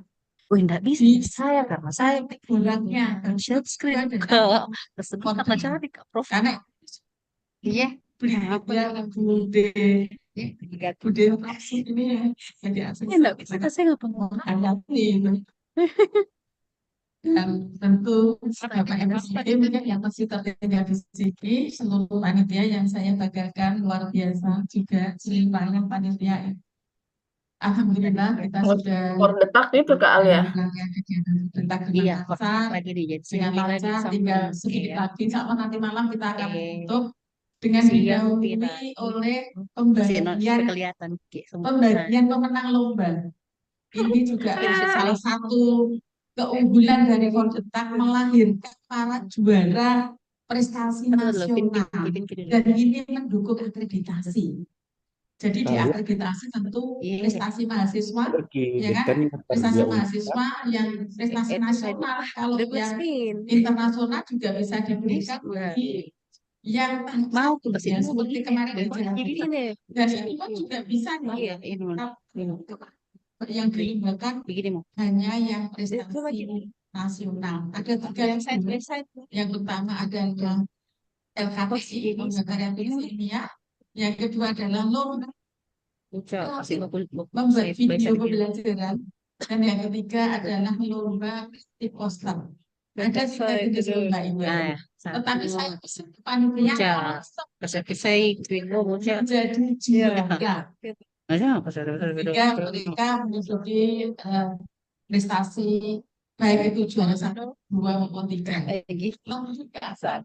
Menanyakan juara berapa. Yang penting di situ ditulis prestasi masuk. si bujak begitu Dan Bapak Ibu, Apa agenda bikin Uca? bersama pada hari ini adalah Sorry, tunggu. pertama saya harus Baguskan kamera menyampaikan pertanggungjawaban saya sebagai ketua Nggak ngampus kok Uca. sejak di Fourth di room Kak. 23 Maret 2023 dan sampai dengan hari ini Sama bajunya Unca. tanggal 1-2-3 Agustus di Makassar. Berkenan Bapak Ibu, tapi sudah deh Pak Sekjen. Laporan sudah dikirim Pak Sekjen di grup Fordetak kita, Bapak Ibu. Nah, kami akan menyampaikan, langsung saja kami tidak membuat PPT, tetapi berharap Bapak Ibu bisa langsung mencermati laporan kami yang sudah kami jilid. Nah, mantap. Tunggu nah, Ini biar adalah nanti laporan wilayah. tentang periode kami. Nah, monggo nanti Bapak Ibu berkenan untuk membuka, tetapi sekali lagi sudah kami Kenapa di kirim, spotlight kami Kak? share di grup Supaya pertahanan. Saya juga. nah, begini. Berkenan Bapak Ibu saatnya menyampaikan langsung ke realisasi Habis kegiatan. itu, Realisasi kegiatan itu Ada halaman 9. Ada ya. Halaman 9 Bapak Ibu. Jadi tentu laporan ini sesuai dengan ADART kita dan bidangan yang dulu sudah dilakukan oleh Ketua sebelum saya, yaitu Ibu Dr. Sekarang sudah Profesor Dr. Sururin dari UIN Jakarta, ya. Ada 4 bidang. Bidang pertama, bidang Kenapa aku ngamar? Bidang kedua adalah pengembangan Kenapa aku ngamar? profesi dosen dan guru. Rame Bidang sekali ketiga saya adalah tapi pengembangan kali. ilmu pendidikan. Dan bidang keempat adalah penelitian yang masyarakat dan publikasi. Bidang satu, Bapak Ibu dengan mohon izin saya menyampaikan, kita punya bidang kebijakan advokasi pada tanggal 8 sampai 30 Juli ketika di Bandung waktu itu kita sudah mengusulkan PPG Prajar. Itu adalah bagian dari kebijakan dan advokasi. Dan kita sudah mengirimkan waktu itu rekomendasi kepada Presiden terkait dengan PPG Prajar. Kita PPG Prajar untuk segera diselenggarakan.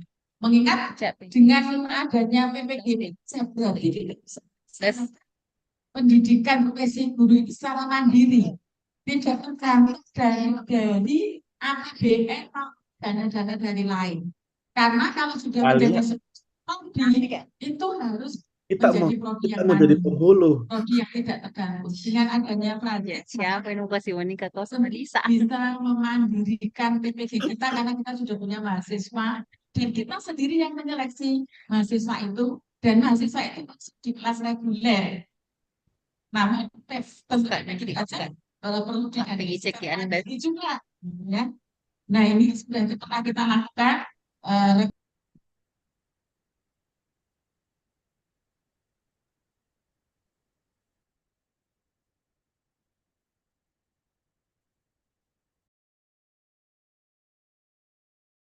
istilahnya apa ya? Join juga ya. Kewenangan penyelenggaraan prodi. Ini yang baru join. Itu sebagaimana Direktur PAI tadi malam menyampaikan bahwa kita tidak kebiah-biah istilah.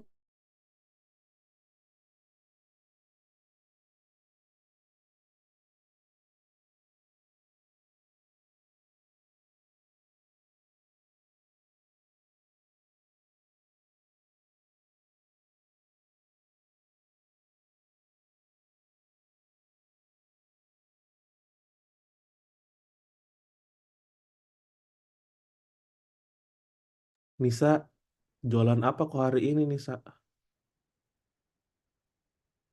Apa Cak? Apa lagi kau bikin hari ini?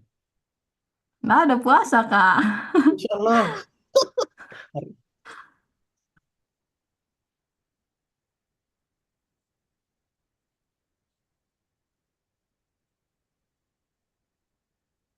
Buka ke sebelah tuh tapi rame kayak di sana jadi terpaksa di sini Mak. Sebelah mana? Arya Duta Kok di mana Kak? di Ibis. Kenapa bisa kok di Ibis? Karena di sini kami berhotelnya.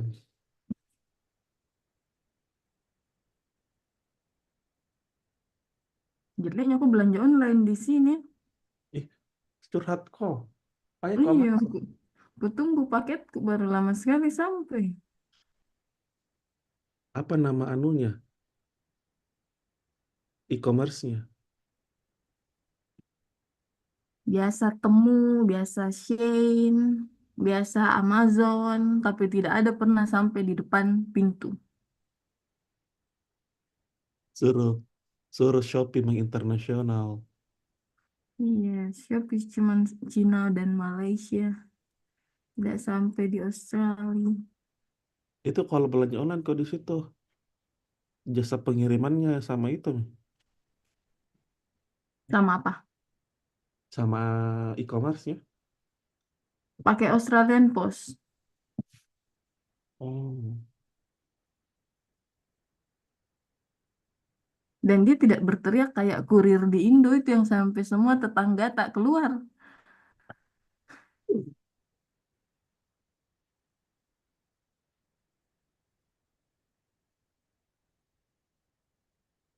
Cair nih pengajuan Cak? hah? Cair nih pengajuanmu? Alhamdulillah yang SA1 ku. Cepat gitu. Iya. Kakue Pak Aziz.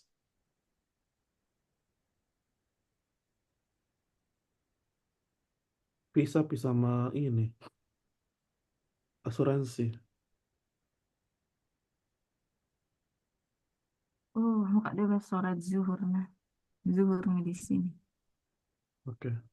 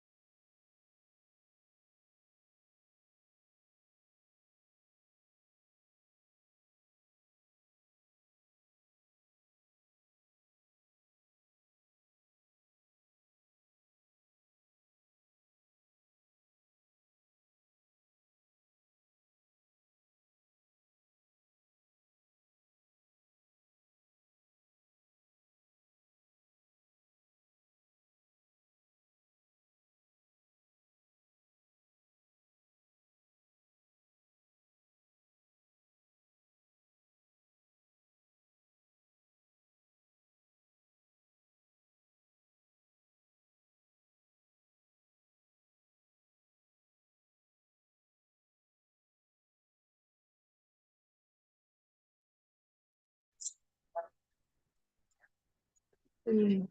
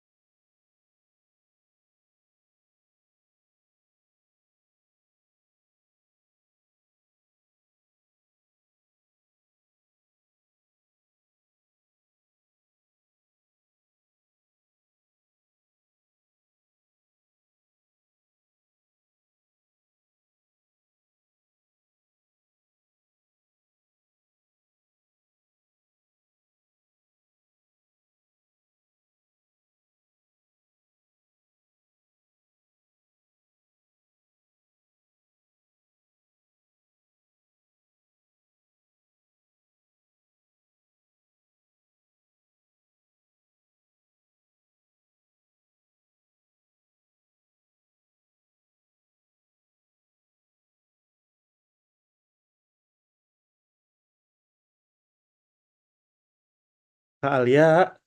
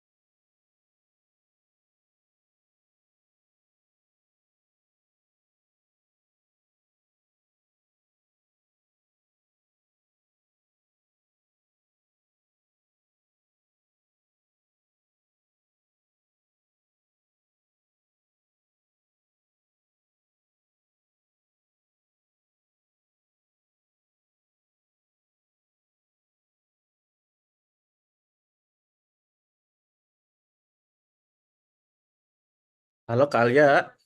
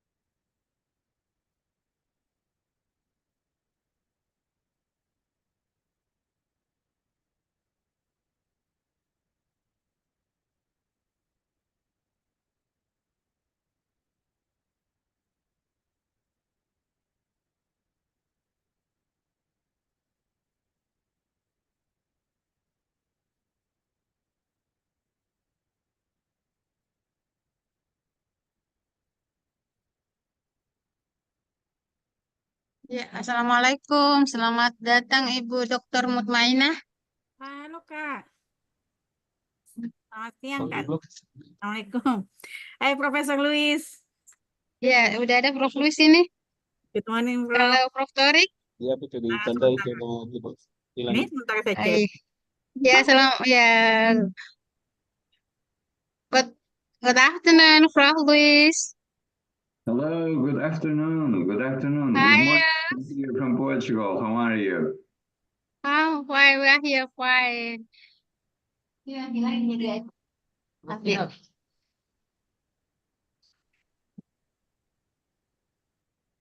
Ada mi Prof. Luis. Mana gimana rapatnya? Ada mi Prof. Jadi kenapa? Jadwalnya 13. Dia minum lain. Dia minum lain. Yo, ini. Ini ditampilkan saja mukanya di sini. Yang ini ditampilkan karena ini yang keynote speakernya, moderatornya.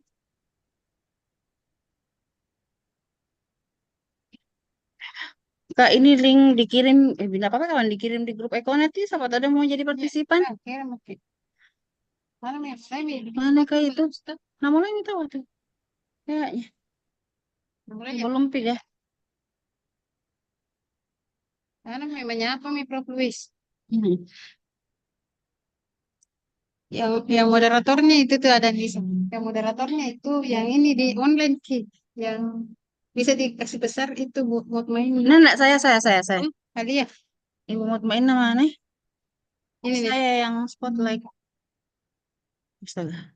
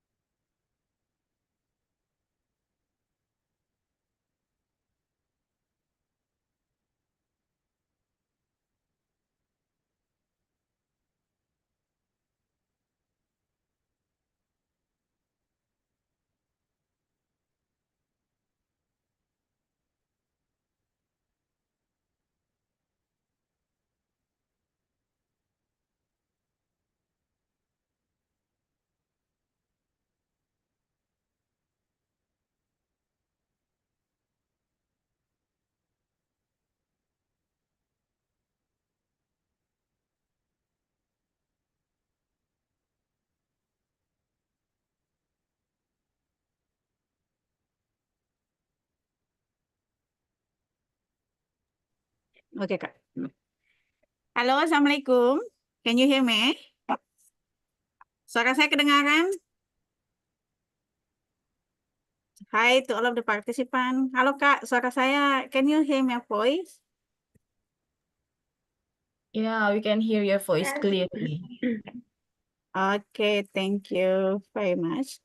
Okay, when we are waiting Professor Tarik Ilyas, maybe we are deliver the to the second keynote speaker, but let me to opening our second session. Professor Luis, are you there? Hello? Yes, I'm here. Can you open your camera? I will start our meeting for today and I will be your moderator. Okay, Bismillahirrahmanirrahim. Assalamualaikum warahmatullahi wabarakatuh. Good afternoon to all of the participants. Nice to see you all. And my dear Professor Luis, I'm glad to see and meet you by Zoom this afternoon. And then I want to say thank you so much for your accepting our invitation. And then we are welcoming you to the Fourth International Conference on English Language Education. This is organized by English Education Department, Faculty of Tarbiyah and Teacher Training at State University Alauddin Makassar. And then last year you are in this university. I hope you still remember, okay? Yes. And how are you, Professor? Fine, fine. It's great to be back in Indonesia. Inshallah. Well, at least not well. It's not in person, but it's online. But it's great to be back. And of course, it's a wonderful opportunity to reconnect with your country, your marvelous and extraordinary country. I truly remember being in Makassar. It was a wonderful experience, and let's hope that one day we can return again. So thank you so much for inviting me. My pleasure, Professor. Okay, to all of the participants, before we start our event, our conference, I would like to introduce you to our professor, Luis Miguel Cardoso, hold a PhD in Modern Language and Literature in the specialty of Comparative Literature from the University of Coimbra, Portugal. He was a Dean of the School of Education Social Science of the Polytechnic Institute of Porto Alegre, Portugal, between 2010 and 2018, and Deputy Director of Master in Media and Society. He is also as a young professor at the Department of Language and Communication Science at the School of Education and Social Science of the Polytechnic Institute of Porto Alegre, Portugal, and a researcher at the Center of Comparative Studies at the University of Lisbon, Portugal.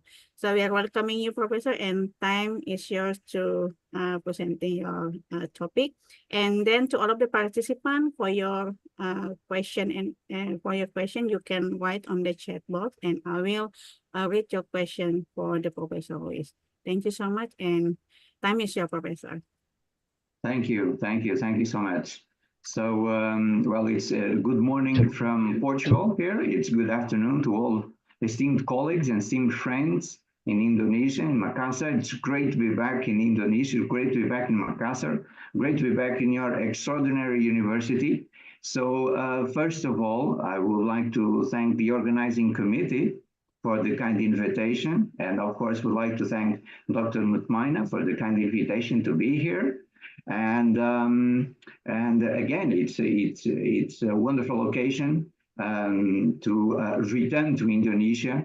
Well, not in person, but online, as we said before. But it is indeed a great pleasure to be here with you all, esteemed colleagues and esteemed friends. So allow me to share the presentation for today's journey. Regarding one of the most interesting challenges we have nowadays in this 21st century, that is how to connect AI in our classrooms. Namely, when we think that our classrooms of the future will be absolutely dominated by edtech solutions, will be dominated namely by AI. And I'm sure we all agree this is a great challenge for us all. It's a great challenge for all universities. It's a great challenge for different domains of expertise. But of course, we also agree that it is an extraordinary opportunity to redefine our policies, to redefine the way we are addressing curriculum, and to redefine our pedagogical approaches regarding what our students need, what our students wish, and regarding our students' expectations. So, my dear friends, let us begin by sharing this information. So, according to Dell Technologies, a recent study, more than 85% of the professions that will exist in 2030 have not yet been invented. I've been sharing this information for some time now, because this means that we have to be prepared not for our present, but for our future. So this means that we have to anticipate scenarios. We have to try to predict what are the major trends that will be important by 2030. And this is why we have to stay in contact with different organizations, with different universities. This is why conferences like this one are so important. And these are the best ways to share best practices and to understand why we have to change a lot of things in higher education nowadays. Because if our society is changing, if our technology regarding education is changing, then of course our practices have to change as well.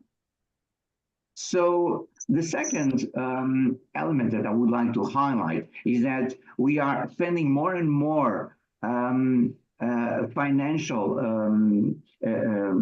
part of our budget regarding EdTech solutions, regarding advanced technology in education. So when I think, for example, and when we compare what we spent in 2018 and what we will be spending by 2025, there is a huge increase in AR, VR solutions, in AI solutions, robotics, and blockchain. So this means that these are the major trends regarding advanced technology in education.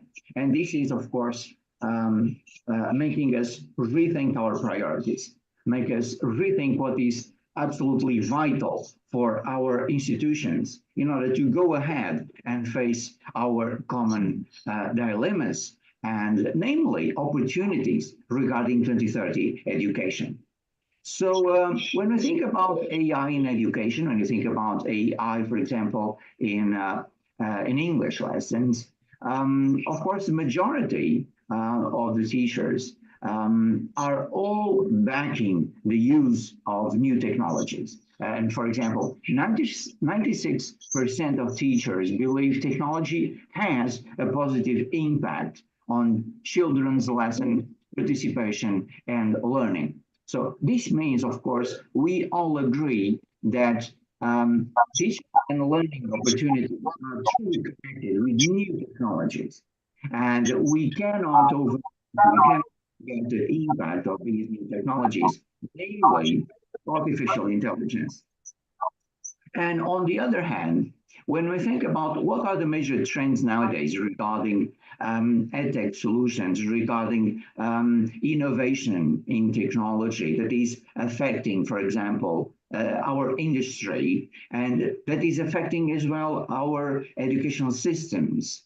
And according to this survey, and I'm sharing a recent survey, 770 startups and emerging companies were analyzed, and the object of this research and the main purpose of this research was to try to understand what are the most important trends in innovations in 2024 regarding Industry 4.0. And I think that we can have a portrait about many changes that are affecting our society. And we can truly see in this portrait how artificial intelligence is a vital element. Because we have, for example, security, transparency, and privacy, edge fog and cloud computing, human augmentation and extended reality, network and connectivity, advanced robotics, Internet of everything, digital twin, 3D printing, big data and analytics. But of course, we have AI as the main force behind all these changes in education, all these changes in our classrooms and outside our classrooms as well. So when we try to analyze what is ahead of us, I think we have to at least highlight two elements. First of all, the key benefits of AI in education. And on the other hand, the need we have to understand how AI is bringing us a lot of opportunities, but also challenges. And this is, of course, the main purpose, for example, of recent reports about the impact of AI on learning, teaching, and education. On your left, you can see one of those reports from the European Commission, and this report highlights how AI is affecting educational systems, how AI is indeed changing our practices, and it is creating new opportunities, but also make us think about what are the boundaries of AI, what are the frontiers of AI, namely when you think about ethics. So I think we have to be on the optimistic side. I think we have to understand that AI is an extension of our DNA. I think that AI is truly an extension of mankind that will help mankind create new opportunities, namely in education for all, regarding SDG 4 and regarding education 2030. And according to this key element, of course, I agree with this professor from the New York University, stating that indeed it is our intelligence that makes us human, and AI is an extension of that quality. So, my dear friends, when we think about what is changing right now, because we're not addressing this AI opportunity as a challenge of the future, it's a challenge of the present. And when you think, what is happening right now regarding the use of AI? Well, we have a lot of applications of AI in education, as we all know, as you all know. And for example, when you think how AI is becoming more and more a virtual facilitator, how we are now addressing smart content by using AI, when we are using AI for a lot of tasks, namely, for example, automated graded tasks, when we are analyzing a lot of data by using AI, when we are redefining our campus, introducing, for example, chatbots, and how we are using these chatbots to establish new types of connection with our students. This is a great advantage. And of course, this creates opportunities to rethink our methodologies. This is why we have more and more best practices regarding adaptive learning, of course, personalized learning, and this is creating a new horizon regarding these opportunities, regarding artificial intelligence. So, of course, we all know a lot about roles of AI in education, but just allow me to highlight this one. First of all, we need to educate the educator. So this means that teachers, the teacher of the 21st century is no longer the teacher of the 20th century. And this is a new type of teacher. This is a teacher that is more and more connected with edtech solutions. This is a teacher that is more and more connected with AI solutions.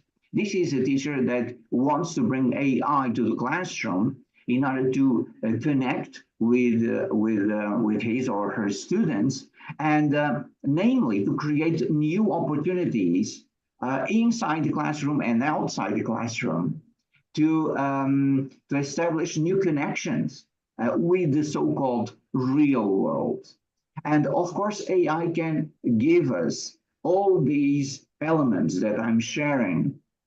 For example, it is now helping us with automated tasks, with course improvement, with personalized education. It is helping us to increase participation only from our students, because our students want to be engaged in new situations and in new challenges in our classrooms. So this means that AI in education, of course, has three great areas that interest us, namely applications, benefits, and challenges. So I'm sharing just a synthesis of this study released in 2023 about applications, benefits, and challenges of AI. And of course, we all agree that we have to analyze the big picture, and we cannot separate challenges, benefits, and applications. It's all about AI in education, and these three elements are all connected. So when we try to highlight advantages of AI in our classrooms, of course, we have, for example, the possibility of virtual reality, immersive learning, addressing learning disabilities, enhancing classroom efficiency. It's a time-saving solution for us all. It enhances teacher professional development. It helps us analyze learning gaps, for example, in our classrooms. It helps establish personalized learning paths. It helps us, as we said before, with automated grading and assessment. It helps us with engagement, and it helps us with intelligence tutoring systems. So these great benefits are indeed changing the way we are addressing our classrooms now. And when we think about these benefits, namely how we can use AI technologies, for example, in our English classes, we have a lot of solutions that are near us, that are online, and that we can use. So, for example, when you think about AI-powered tools that teachers are already using, for example, 48% are using language learning apps. 37% are already using language generation AI. More than 30% are using chatbots, and so on and so on. So this means that we are using more and more solutions in higher education, namely because this is the way to stay on track regarding evolution, regarding technology, and regarding how we can address language learning with edtech solutions. Because esteemed colleagues, esteemed friends, when we try to analyze the key benefits, I'm sure we also agree that, for example, we can create personalized learning paths with AI.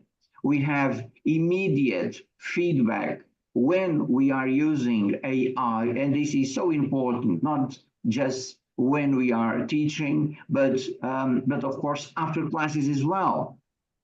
And we can enhance the engagement of our students because we can provide interactive and engaging content. We also have benefits regarding accessibility. We have benefits regarding data-driven insights, for example. And of course, when we address the concept of continuous practice, AI tools can offer us a lot of extraordinary opportunities to create a challenging atmosphere in our classrooms. So we have a lot of AI tools that we can use. I'm just sharing a few now. And I'm sure you are familiar with these AI tools. I'm sure you use these AI tools. I'm sure you want to find out more about how to use these AI tools in your classrooms. So this is, of course, the first step, to know what are the most important and interesting AI tools. Second, how we can connect these AI tools with our objectives, how we can connect these AI tools with our methodologies and choose the best AI tool regarding, for example, my students, regarding my school, regarding the characteristics that my students have. So this is why we have a lot of advantages of AI in EFL learning, for example, but we also have some disadvantages. And we have to analyze these two domains, of course. For example, when you think about limited language exposure or a little bit of lack of human interaction, we have to compensate all that. Because we have, for example, immediate feedback that is absolutely vital. We have accessibility that is extraordinary, that is great for our students. And it is indeed changing the way we are teaching and learning. And of course, these solutions are now creating newer and interesting ways for our students to learn and to learn different domains, including English. So AI solutions, VR solutions, AR solutions are creating now new horizons regarding the use of technology, and the use of is also creating new opportunities for us all to have students that are motivated, that want to have a close connection with innovation and a close connection with everything that is happening in a tech world. And why is AI so important nowadays, namely in this first decade of the 21st century? Well, because we are now focused and more focused on SDG for Education 2030. And of course, we all want to achieve the goals that are connected with SDG 4. Namely, when we think about the transformation of education and learning that is happening now. So when we think about access to education, when we think about lifelong learning companions, when we think about collaborative learning, when we think about student-forward monitoring, when we think about adaptive and continuous assessment, this is, of course, happening now because we have more and more solutions, because we are using more and more AI solutions. And of course, this is also connected with 3 levels of approach regarding AI: student-facing AI, teacher-facing AI, and system-facing AI. So everything is connected, my dear friends. So student-facing AI to enable adaptive lifelong learning that is connected with teacher-facing AI to augment teachers' capabilities.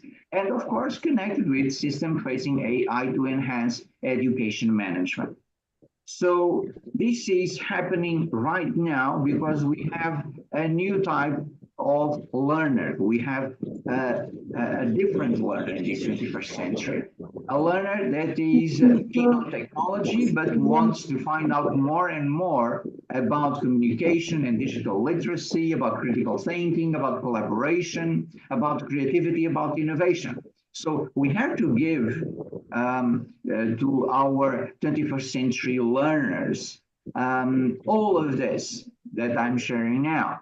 This is why our classrooms have to be more and more interesting, have to be more and more engaging. And when we are using edtech solutions, when we are using AI solutions, we are creating, of course, a new type of engagement with our students. On the other hand, it's not just about our students.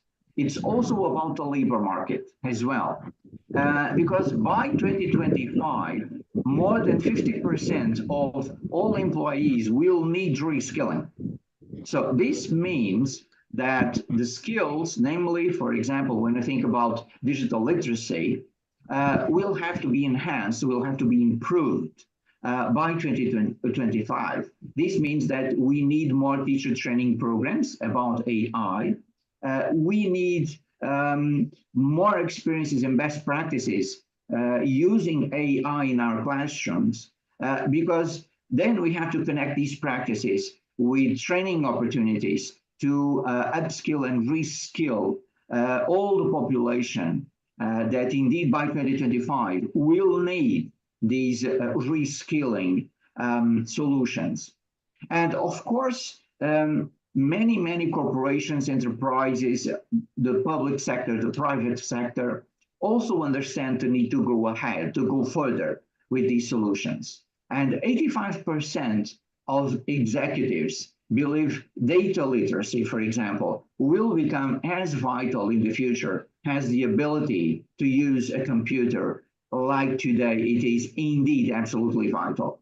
So, my dear colleagues, my dear friends, when we think about this number, when we think about the level of concern from the executives, we, of course, understand that we have to increase the literacies that we are sharing with our students. So when we're thinking about media literacy and tool literacy, data literacy, digital literacy, we have to give more and more to our students because the labor market is more and more demanding.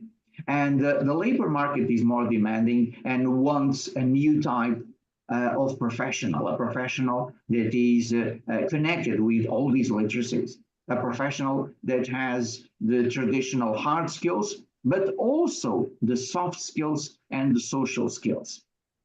So when we think about 2025, again, 2025, of course, we have priorities. And some of our priorities must be critical thinking, analysis, problem solving, self-management, and active learning. So these are top skills and skills groups that will be rising into prominence by 2025. So my dear colleagues, these are vital elements for us to increase in our classrooms to prepare our students. And of course, we have a lot of key areas of change that are affecting our society, that are affecting our different domains. And for example, big data is changing everything, and big data is becoming the lifeblood of almost all research. So this means that the research we are conducting now is also changing. And we cannot establish separation between teaching, learning, and research. Everything is connected. Another key area of change is, of course, AI solutions and machine learning tools that are changing the shape of science. And of course, their development can increase a lot of domains of expertise in our higher educational systems. Key areas of change also include augmented reality and virtual reality that can increase, again, the connection with our students and give them immersive opportunities. So to establish here a conclusion and highlighting many different points that are vital for us to understand these changes, I would like to emphasize that technologies such as the Internet of Things, big data, artificial intelligence, and robots are some of the most important trends in education in the 21st century. Second, researchers' dependence on technology, including artificial intelligence, will increase. This is already happening. And at least 52% of all researchers think they will become more dependent on it in the next 2 to 5 years. So this means that we have to be more and more connected with AI. And of course, we have a common goal. And our common goal is 2030 and the SDG for education for all. And in order to achieve this common goal, we have to address AI as an opportunity. We have to address AI in education as a huge possibility to change our practices and to create more opportunities, to have more and more collaboration, to have more and more engagement in our classrooms with our students, and to create new opportunities for teaching and learning. So, my dear friends, again, it was indeed a great pleasure for me to return to Indonesia, to return to Makassar, to return to your great university. And I wish you all an extraordinary conference, and I hope we can meet again soon in the next opportunity. And of course, thank you so much for inviting me. Thank you. Thank you very much, Professor Luis Cardoso, for your wonderful presentation. And I hope you stand by here because question and answer will be after Professor Tariq Ilyas' presentation. So, to all of the participants, you can write your question to the chat box. And then while we are waiting your question, I welcome to my dear Professor Tariq Ilyas. Hi, Professor. Good morning. Assalamualaikum. Good morning. How are you? Waalaikumsalam. Apa Ahlan kabar? wa sahlan. Apa kabar? Kaifa haluka? Baik-baik. Alhamdulillah sama-sama. Sama-sama. Terima kasih, Profesor. Terima Oke. kasih sama sekali. Thank you so much, Professor. Professor Tariq Ilyas, I will be your moderator for today. And then we are welcoming you to our international conference, the fourth international conference on English language education, organized by English Education Department, Faculty of Tarbiyah and Teacher Training. And I am the alumni of this department. That's And really great. That's really great. this is honor for me to welcoming you in my university. Well, a little bit before you start your presentation, I want to introduce you to all of the participants. How to say, Professor Tariq Ilyas is a full professor of applied linguistics at King Abdulaziz University, King Saudi Arabia. And I hope you can come, Professor, to our university. And I hope already invite you, but I know you are very busy, Professor. And yeah, we hope we get lucky next year. You can come in Inshallah. this university, Yeah, inshallah. inshallah. And actually, Professor Tariq Ilyas have numerous achievement. He is editor, reviewer in Scopus Journal. So to all of the participants for your lecture, for the lecture, feel free. You can send your paper to his journal. And also, currently, Professor Ilyas has been assigned as an associate editor. And then also, he is have many achievements. And his areas of interest include global English, teacher identity, policy reform, the media, and the female studies in the Middle East. And time is your professor. All right. Assalamu alaikum wa rahmatullahi wa barakatuh. Good morning, good afternoon, everyone. Thank you for the invitation. I'm absolutely honored to be part of this conference and to be part of this university, which is like you are alumni in it. So it's really great honor for me to be part of the university as well. Hopefully, one day I'm gonna visit your university when I visit like Bali or Flores for the conference this October. Inshallah. So let's hope, cross our fingers for that. All right. So thank you. All right. Yeah. So thank you so much for the introduction. Absolutely honored to be part of this conference. And today we'll talk about something really interesting about this one, which is translanguaging practices in the classroom, which is becoming actually a trendy phenomena in terms of research and education in ALT and English education.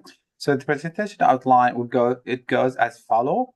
So first of all, I will tap a little bit on translanguaging practices, and then from there I move to practice as language theory. So link the practice with the theory in the classroom, and then from there I move into translingual practices and how that is linked to creativity in the classroom.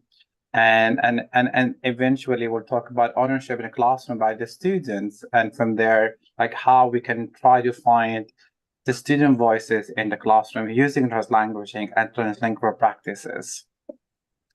So what is translanguaging? While the increased visibility of such multiple discursive practices has led to extensive really underlined, because there's a lot of extensive theorizations about translanguaging in the past 10 years, I would say. The transdisciplinary framework of translanguaging, which is by Garcia and Wee, 2014. This is like basically the seminal work that started the phenomena of translanguaging in the field. And also we, which is like a stakeholder as a scholar, that he really introduces and keep introducing translanguaging in the classroom. And this is like their work is becoming one of that has been linked to the super diverse in education. For me as a second language learner or an AFL learner, I think it's really quite important to talk about how we can say a super diverse in education, because we speak more than one language. And I believe in Indonesia, you speak at least 3 or 4 languages, I believe, something like that. But I believe in every island there's a language besides Bahasa Indonesia. So Bahasa, I think Indonesia is like the main language, but every island has their own language, I believe. So that's something we talk about, super diversity in education and how we can empower students in the classroom. So one aspect of translanguaging is where our language practices are much more fluid, that the strict separation of languages that is often demanded in schools. So what do we mean by that? Well, like we have to have like English separated from like your native language, and a lot of people say using your native language could hinder the learning process. And this is something we discussed in this presentation. So yet that only addresses languages as linguistic practices of bilinguals. So talk about people who are bilingual, talk about people who they have more than one languages when in the classroom. So translanguaging is also the way a teacher teaches, how we use that as a pedagogy or philosophy of teaching in the classroom. In other words, as a pedagogical approach, translanguaging describes the method of interactive read aloud that is read in one languages, while the conversation prompts note and responses are more than one languages. And that's actually personally I use in my classroom. So I use 80% English, but 20% Arabic, and I feel that it really enhances the interactive discussion with the student, where like there's something that you can understand the second language that sometimes I put in the Arabic, which is really beneficial in terms of cognitive process in the learning. So when translanguaging is embedded throughout schooling, it's means of social justice. So what does it mean by that? Why we say social justice? Basically, Garcia Livia in 2014, they say it validates and humanizes bilingual student learning process. So basically, we really adhere to the idea that the student have more than one language in the process of learning, and their cognitive skills in terms of learning sometimes require more than one language in a classroom to learn a concept or idea or let's say a formula that they have to understand, and sometimes they can't understand it in the second language. Sometimes it could be best if you use translanguaging in that sense. So translanguaging disturbs the belief that nation states were constructed around named languages, focuses on the people who are enacting their various language practices. So that's also Garcia when she deals, well, a bit of background of Garcia. Well, she is a Mexican American, and she teaches English in the States, but also she's sometimes she teaches like bilingual students who are originally Mexicans, and she came with her work of how translanguage could empower the Mexican American student in the classroom. What's the importance of translanguaging? It value all languages, which mean L1 and L2, and the accumulative knowledge gained in both languages. So this is what it doesn't mean by accumulative knowledge gained in both languages. As we all know that like in our native language, we have a knowledge that's based on in our language. And then in L2, there's also another knowledge that's based on the second languages. And this actually accumulative knowledge that gained in both languages, we combine the two to enhance the learning process. It also appreciate and learn its others languages and perspective on the word hybrid no-lingual identity, meaning like because we speak more than one language, our identity become a hybrid. So we're not only, let's say, Indonesian or or let's say an Arabic, we become a hybrid identity because it's a lingual identity. It's not really one monolingual identity, but it became a more than one. But also create opportunities for different and perhaps creative ways of learning, because like sometimes in a classroom, there is a concept that I could use in English that is really foreign in terms of philosophy that like Arabic students can understand. So we lean back to the Arabic one so that they really have a really nice way to understand the concept. And by doing so, we create a creative ways of learning in the classroom too. So translanguaging here, what does it mean translanguaging here? It's a linguistic creativity and hybridity flourish. A sense of liminality is said to emerge, creating a third. That's what like Baba and Soja like in 1996 and 1994 like saying, or translanguaging space, as according to we 2019, that allows others to come forefront. So this is what do we mean by coming forefront? By acknowledging and appreciating that the hybrid lingual identity, we really acknowledge our L1 and L2 and how we can use both vice versa, and we could juxtapose the two of them back and forth and using this to come forefront. So creativity through novel ways of combining, mixing language structure and creating new expressions.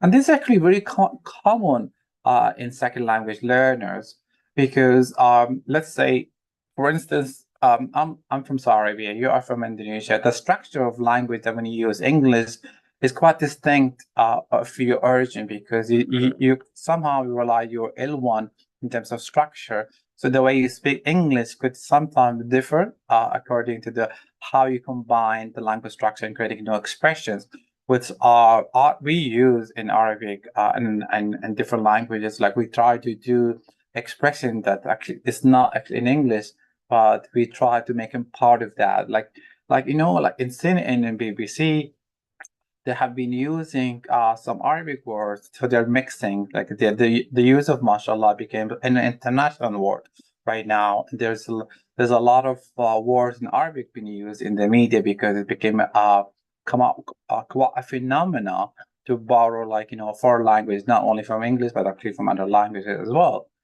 And there's criticality, which is different ways of thinking and doing different traditions, practices, and values, different ideologies by doing translanguaging too. So this is Garcia and her work, and that's actually one of the most famous textbooks. It could be used in the classroom these days if you're interested in bilingual education. So according to Garcia, she stated that bilingual education takes on many different forms, and increasingly in the complexity of the modern world includes forms where two or more languages are separated for instructions, but also forms where two or more languages are used together in complex combinations. And that's actually when we have to move on into the use of translanguage in the classroom. There's also Kangraja, which one of prominent like scholars in the field of education in English. He came with the idea of translingual practices, and in his book with Global Englishes and Cosmopolitan Relations, he stated that translingual practice introduces a new way of looking at the use of English within a global context, challenging traditional approaches in second language acquisition and English language teaching. What he meant by that he said every country has their own way of teaching English. There are those who could say sound like native-like because they went to international schools or British or American schools, private schools in their home country. But most of the students are not like that or not privileged enough. So the way this happens, that like it challenges like how we use a second English language learning in the classroom. So Congress also argues that multilinguals merge their own languages and values into English. What he meant like the ideologies. So let's say as a Muslims, I will use the word mashallah a lot. I will say bismillah. So inshallah, as you have noticed, like I use actually word inshallah more than once. And that's actually what it is say. It like I try to immerse and mix between like my native language and English when I use that. So that way I achieve that the hybrid lingual identity I have, but also I become true to who I am in terms of identity. And it says like which opens up various negotiation strategies that help them decode other unique varieties of English and construct norms. So there are a variety of English. So global English is basically what it means that like, every country has their way of speaking English in terms of structures and mostly like sounds and phonology. So let's say British English, American English. This is actually the main languages. But when you go to Singapore, it's Singlish, and then Chinese Singlish, and then like Saudi English and Indian English, and basically what it means that every country, when they use their English, they have their own distinct features of using English in their home country. Dr. Ng, she's a social professor in French in Norway. She stated that multilingualism or translingual practice has become a booming research field in recent years and reflects the experience common to everyone when learning and teaching languages, as well as the reality of living in an increasingly transnational world. And that's actually absolutely true, especially with the Internet of Things and everyone is glued to the social medias right now. So it became the world became like a small village, basically, where like the languages and the mixing of languages has immersed in the social media and boomed greatly, like creating a new identity or new lingual identity. And that's actually also distinct from one country to another country. She says also that literary representation of translingual in contemporary narrative of exile and migration provide a fascinating window into this practice. What you mean by that is the refugees like in Norway. So these narratives provide an important stimulus to the ongoing reconcentration of teaching and research in modern languages. They may ultimately help us to rethink traditional, national, and monolingual focus of modern languages, reorienting towards a more accurate representation of target languages areas where reflecting the multilingual lives of language students. Now I will go into a novelist. His name is Abdullah Taha. He's a Markham author who lives in Paris and writes in French. In an excellent example of the many contemporary writers who work in centers on exile, migration, and linguistic identity. In his work or his novel, On Arabi, thematizes gender, sexuality, and experience of exile through the story of a young man who journeys from Morocco to Paris to become an artist.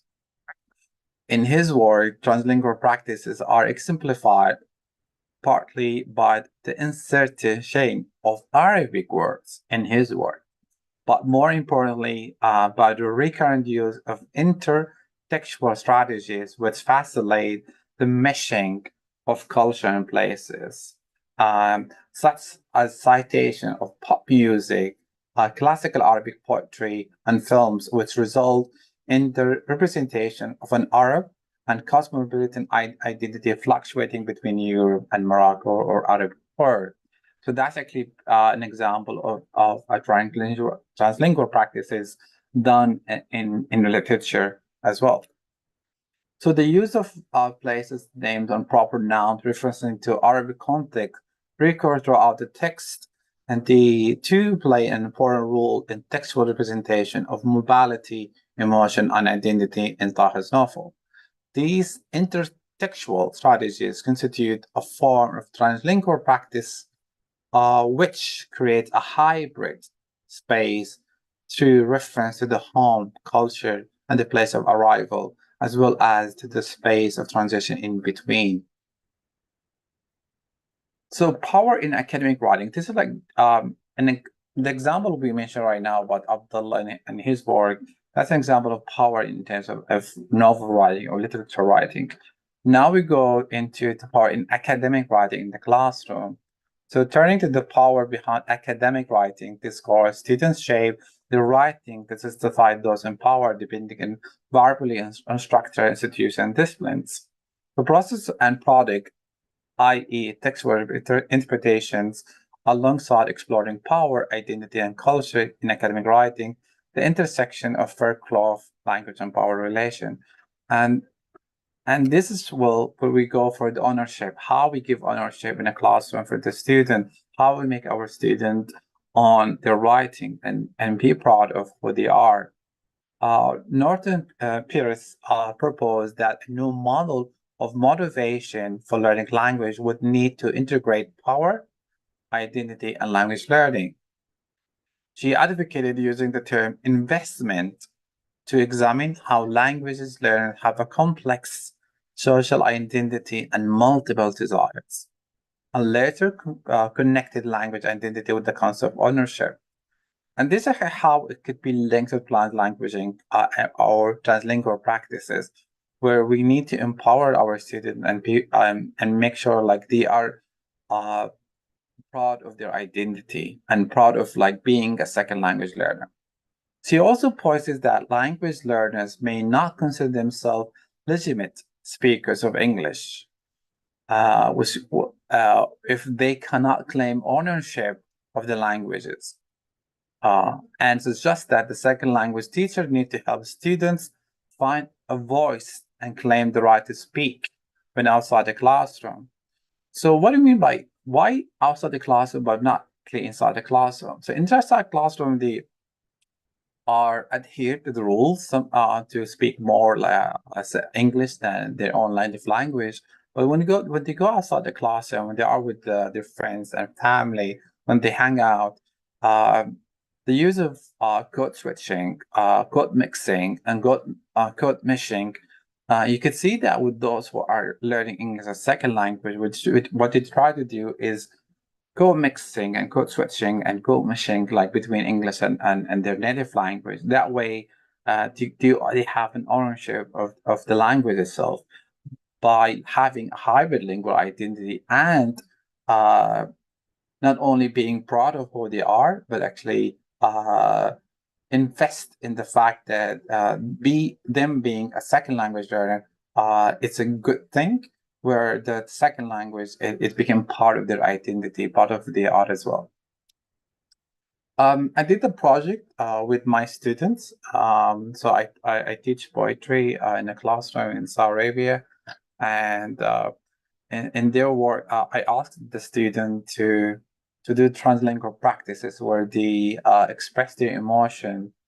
So which is like linked to the well-being of the student in the classroom by using English, but the pictures, it has to be like something related to their feelings, but actually not actually related to the context, or something like foreign, so where they can link their poetry or their prose to something could be seen as someone else, like a foreign area or place. And this is actually a project that we did, which is really quite interesting, where we had seen like a student express their feeling, and these are male students, by the way, male students, and they're doing it as a practice with translingual practices in the classroom using poetry. And it was a very successful project, and everyone actually almost succeeded in their work. I'm gonna move this one. This is from the UNESCO. What in Arabic, basically what it says that most of the countries around the world, what are like in leading countries in education, they're using their own native language in teaching, and that's why they're leading, in terms of education. I have 2 minutes. How many minutes I have? Sorry, how many minutes I have? I also want to make sure.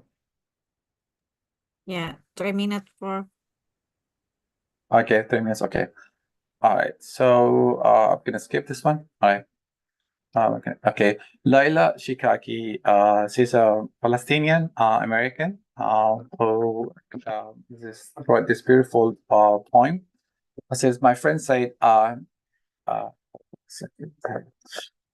It garlic and vinegar. I wanted to say saha, but could it? My tongue tied, my hands on a keyboard stuck. Bon appetit works, but it's French. He's an American, and I got confused if bon appetit is said before or after a meal. Saha is said after. Like salamatak is said to a boy who's sick, but my friend is getting sick, and I can't express my words except with an apology. Sorry, you're sick. I say in my second language. His first and only one. But when my Palestinian friend calls me and complains about his wife, I smile because the words I can use are endless. Naiman, I say when my best friend shows me his pictures of her new haircut. Or I talk to my mother who is just left the shower. When Baba comes home, Mama says يعطيك العافية. And when I see a worker at the office, I say same thing. But in English, I'm tongue-tied, and I have to say good afternoon or have a good night. But I want to say يعطيك العافية, and as in may God give you more strength, as I appreciate what you're doing. But in English, it sounds flat. No emotion, just simple words written and read. Yet when it comes to Arabic love words, I'm silenced. أحبك is too much to handle. I like you sounds better to a friend and a potential lover. I miss you sounds less commitment filled than اشتقت لك. And poetry written in Arabic reads heavier on the heart, and words written in Arabic sound easier on my tongue. And that is what I tell myself day and night. You are bilingual. Things are meant to be confused. You're meant to sometimes choose a language that suits a situation best. This is when it comes to translingual practices. And so I live my life thinking in English, feeling in Arabic, writing in English, and listening in Arabic. And I dream in both. I love in both. I fear in both. And as the sun set every night, I thank God, the God that made me bilingual. All right, so conclusion. It's important as to capitalize on features showing our linguistic distinctiveness and how we are really not only one language speaker, but like could be bilingual, could be multilingual as well. This will lead to a more culturally, politically, and linguistically relevant model compared to English-only model to fulfill the expectation of the speech community. Our recommendation is that we can incorporate the notion of translanguaging and translingual practices into English language education, encouraging and propagating research and consideration of Saudi English, which is in my context here that I'm talking about within schools and academic setting. So take-home message, we need to promote translanguaging and translingual practices in your classroom, finding the student writer voice by empowering their linguistic repertoire. And thank you so much. And that's it. That's a wrap. Wonderful presentation, Professor Tariq Ilyas, and I like the poem. Layla's Yes, it's really nice. Yeah, I see that some Yes, of the language over there, and this is the practical of translinguing, and I hope the student and participant can adopt like this the artifact of the student. So well, Professor Luis, are you still there? Prof. Luis, we will check Yes, I'm it here. out about the question and the question from the participant. Well, we invite you to all of the participants to maybe you have question or do you want to discuss with our wonderful professor here, Professor Luis Cardoso, representing about the artificial intelligence in English education. How about right now we have artificial intelligence tools in language, and also Professor Tariq Ilyas deliver the material and the topic about translinguing, and then it will be good to be, we are right now in Indonesia. Already we are a multilingual. Sometimes we use our mother language, Indonesian language, and also, for example, my mom and my dad, they are different mother language, Buginese and Makassaris, and now, yeah, you know, I am live in Mandar, so we have another language in Mandarin, And then of course I have I have also studied in this university, and a little bit I still remember my Arabic language. So maybe it's good to be good when we are writing a poem with some of this language. So to all of the participants, let me check. Do you have any question? Maybe Jumerli Ariati or Nurhana or Fadli Herman? If you don't have question, maybe we can do some discussion, Professor Tariq Ilyas and Professor Luis Cardoso. Maybe what about do you think the challenge right now? We are in the generative of artificial intelligence. We have chatbot, we have ChatGPT and everything. So what do you think if the student reproduction their poem or maybe their literary work that already according to the translanguage concept, and they use the AI, the artificial intelligence? What do you think, Professor Tariq Ilyas? And to Professor Luis, this is the challenge right now. We have namely artificial intelligence. So what do you think? Everything right now handled by the AI, artificial intelligence, we can do. I have practiced yesterday Jenny AI. So Jenny AI can write my paper very quickly. Only a minute already there, and with the APA style. Oh, this is wonderful. So what do you think about this situation? Okay. Who want the first? Tariq or Luis? Yeah, I go first. Because I'm teaching computer and language to my MA students, and I asked him to be honest with me, and if they're using ChatGPT to answer the assignment, and 90% of them actually said yes, they are using it, but they use it to help them to start answering the question, especially if the question is really hard and they can't understand. So most of them are rely on ChatGPT these days as a question. What they do, they try to rephrase the answers after being given by ChatGPT, so that they're not caught.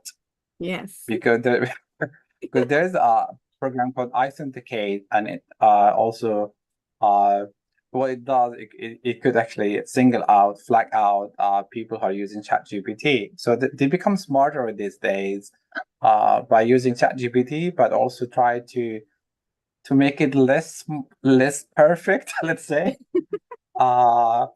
And they have said that they're learning better this way. So the ChatGPT became like a tutor for them, like a home tutor, where they help them at home, giving them answers that they can understand. And sometimes they say they use ChatGPT not only for answers, but to understand the concept of the questions, not only the answers. So that way, ChatGPT and AI has been effective in terms of not only teaching the concept, but giving feedback by me as an instructor. So I use also ChatGPT.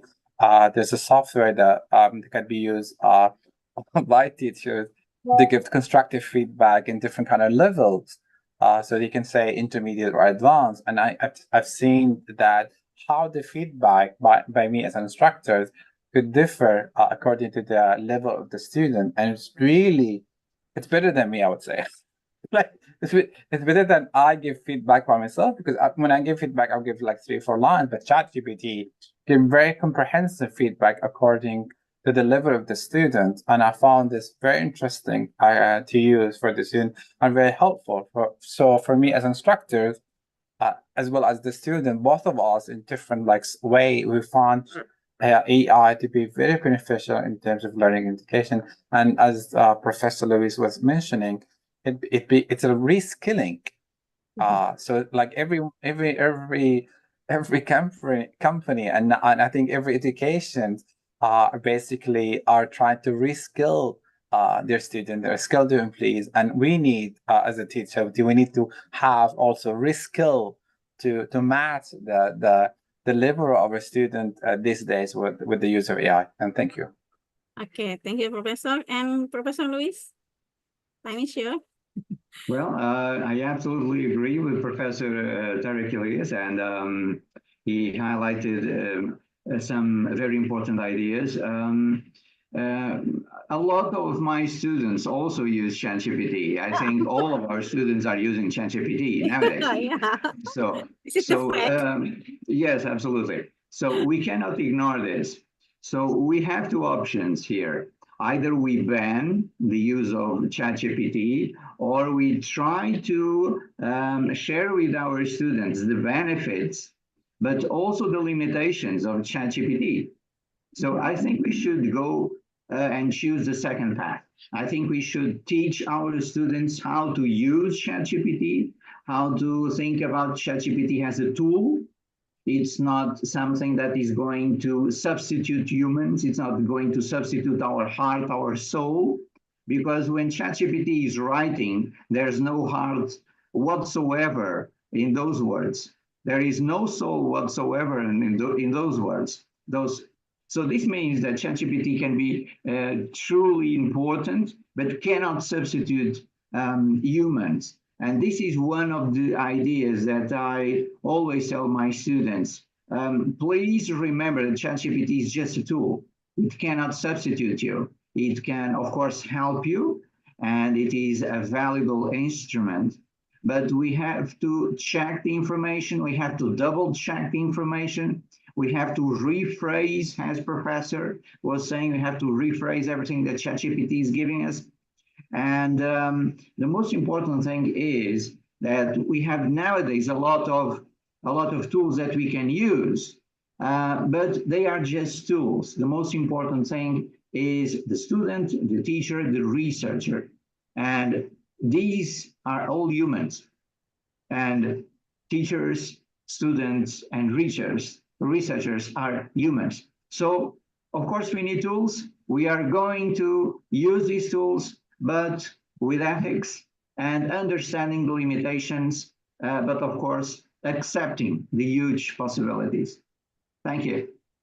Okay, thank you very much, Thank you. Professor Luis and Professor Tarek Ilyas, for your wonderful presentation and your answer for the question and with discussion with us. Well, I will come to our conclusion remark for today. After representing from Professor Luis Cardoso and Professor Tarek Ilyas, we can conclude that the human intelligence and artificial intelligence need to do the collaboration together to make things. The student also can improve the soft skill like computational thinking, design thinking, not only focus on grammatical and the tenses. So that's why we need to be also upgrade the student the soft skill, because this is supporting the 21st century skill. So thank you to all of the participants, and my dear professor, thank you so much. Thank you. Wonderful Thank you so time. much. And to all of the participants, the Thank committee, you so thank you much. so much for having me also. Hi, Professor John Terima Mason. kasih, terima kasih, Professor terima Jason kasih. Mason. Thank you so much. And then to all of the participants, the committee, we want to say thank you so much for your kind invitation. My name is Mutmainah Asyong, moderator for today. Thank you so much. Bye-bye. See you again. Assalamualaikum Bye, warahmatullahi. thank you. Assalamualaikum. Assalamualaikum Bye. warahmatullahi Bye. See you. Bye. See you. Well, thank you very much to Prof. Tariq and for the insightful sharing to us. And thank you very much, Dr. Mahempede. I would like to invite Anissa Soraya to handle this session. Time's yours, Ma'am. Okay, well done. Thank you very much for your chance. So here we have Dr. John Mason. Are you there, Pak John? Yeah. Yeah, is everything all right? Yeah. Everything is bagus. Yes. Terima kasih, Bu Nisa. Tapi some problem sedikit with my mouse. Some problem. Okay, no Yeah. worries, no worries. So first of all, good afternoon, everyone. So my name is Anissa Sofa Suraya. Previously, I was a lecturer of English Education Department at Universitas Islam Negeri Alauddin Makassar, and now at the University of Sydney as a PhD student in Sydney, Australia. And it's an honor to be the moderator for this session. So today we are privileged to hear from Dr. John Mason, an esteemed associate professor in education at Charles Darwin University in Australia. So let me introduce Dr. Mason first. So he has an extensive background in digital technology and education, having joined CDU, Charles Darwin University in 2012 as Director e-learning for the Center for School Leadership, Learning and Development. His career has been marked by significant contribution at the intersection of government, digital services, education, and international standardization.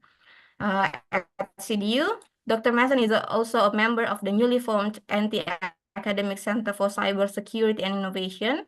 His commitment to international collaboration is evident in his adjunct position at Korea National Open University and East China Normal University. Additionally, since 2000, he has led delegations from Standards Australia to ISO or IEC GTC 1 SC36, and in 2022, he became the chair of this international committee. So here today, Dr. Mason will have approximately about 30 minutes to present his talk. Following his presentation, we will open the floor for question and answer session. Please feel free to note any questions you have during the talk and we will address them afterward. Time is yours, Dr. John Mason. Terima kasih banyak, Bu Nisa. Thank you. Sama-sama. Yeah, thank you so much for inviting me to be a part of Iconele once again. It's wonderful to be here. Let me just share my screen. Okay, and let's see if we can get this thing going. I'm so sad to arrive a little bit late to the conference because I was listening then to Professor Tariq and listening to some poetry. Saya suka puisi very much, yeah, and so I'm missing some cultural input. I'm sad about that. Anyway, let me just get this thing going here, and okay, so here we go. Okay, selamat sore semuanya. Hari ini saya akan berbicara tentang Gen AI, kecerdasan buatan dalam pendidikan.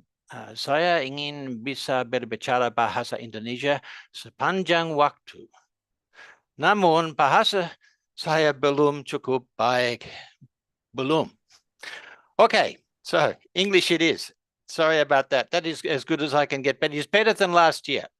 I'm improving. So let me just then start off by a little protocol here we do at Charles Darwin University. I wish to acknowledge the First Nations people, particularly on the land I am on at the moment, the Larrakia people, who were the first inhabitants of this land. And I'd like to pay my respect to elders past and present.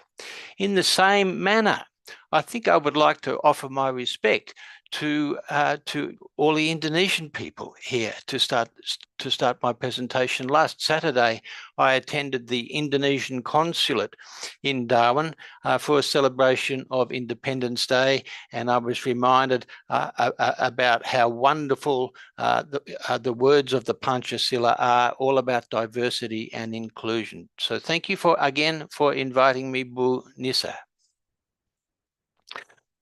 Okay, so my topic then looks like it's pretty much in sync with Professor Lewis and Professor Tariq. We're all talking about the topic of the day. It is artificial intelligence. This is the big topic. It's not the only topic, but it is the big topic in education at the moment. So much disruption is taking place because of this. And I was also asked to frame my talk in terms of this bigger trajectory of history here. You know, Society 5, this movement from Society 1, 2, 3, 4, and 5, and on we go. Humanity is marching on. Humanity is making all kinds of progress. Humanity steps backwards sometimes as well. So in this, in my framing, in my understanding, when I talk about this topic with my students, a lot of them are they're teachers, they're pre-service teachers, also practicing teachers.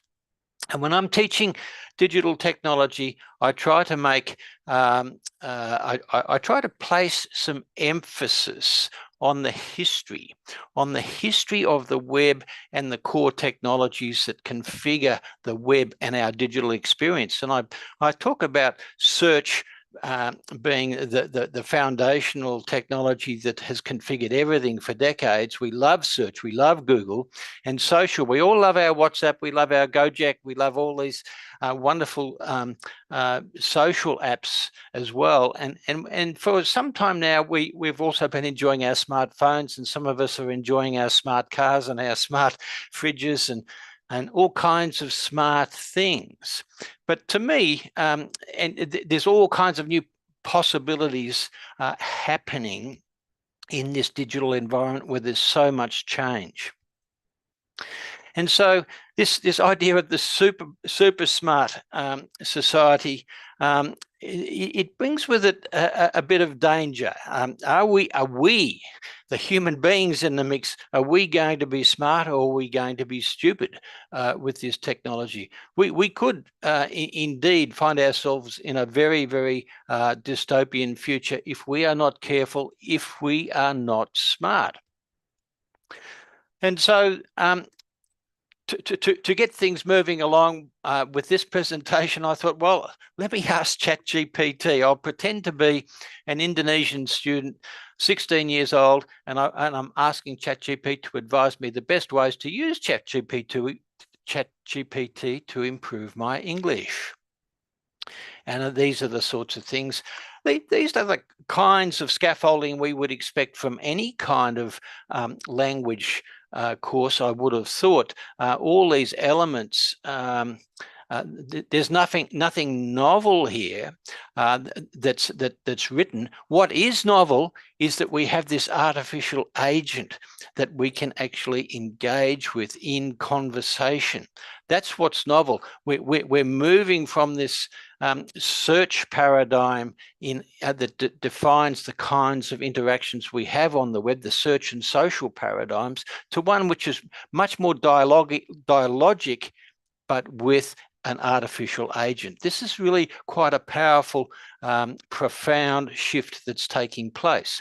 These are the sorts of answers that ChatGPT will give. And of course, this is just the first cut. We can have a dialogue with ChatGPT and move quite quickly into a fairly customized, personalized conversation where we might, in fact, learn a lot. I know my first experience of using ChatGPT, I realized very, very quickly that the well-formed English, the well-formed text that it produces is intrinsically helpful to language learners of English, because it is well-formed text. The only issue with this well-formed text is, of course, as you know, that some of it is actually not based in fact. So that's another issue, of course. Let's just move on, though. And I'm assuming that everybody today also knows about all the kinds of apps that are now AI enabled, all the language apps. This is just a couple of them here. TalkPal and Makes You Fluent. Both these apps really on the market at the moment, competing with all the others like Babbel and Duolingo and many other very, very, very good language apps. I like Duolingo myself. I also like Babbel. I find them very, very helpful. But all these apps are now making good use of AI to take the experience to a new dimension. And of course, there's no shortage of advice on the web. And I would say be cautious about the advice. I mean, there's a lot of experts out there, a lot of would-be experts, a lot of people who want to be experts giving you advice and trying to monetize their advice for their benefit. I haven't yet identified best practice with the use of Gen AI and language learning. And just by the way, I'm not an expert in language teaching and learning. My expertise is really more to do with the use of digital technology in education itself. So if we look at all the advice on the web, I would say err towards seeing it as possibly recommended practice at best, because we're all trying to solve, we're all trying to deal with this new challenge. We all see opportunities, we all see threats.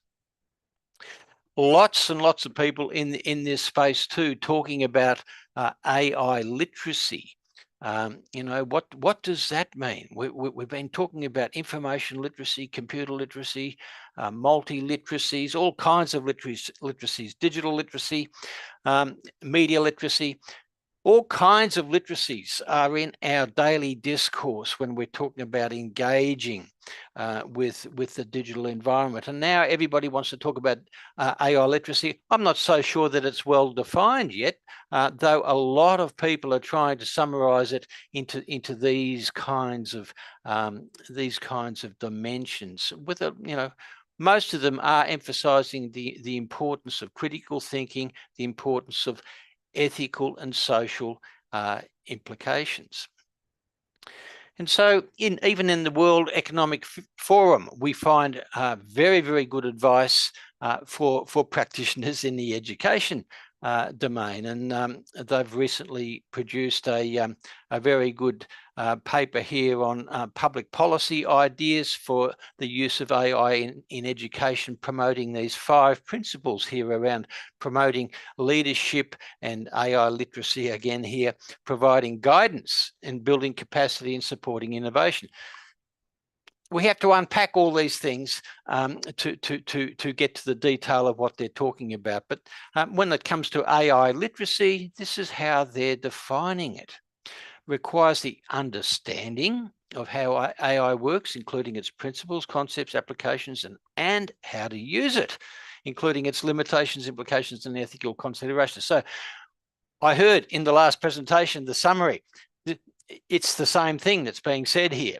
There's nothing new here in a way. I think the discussion all around the globe has got to this point. There's a lot of agreement about these sorts of concepts at this stage.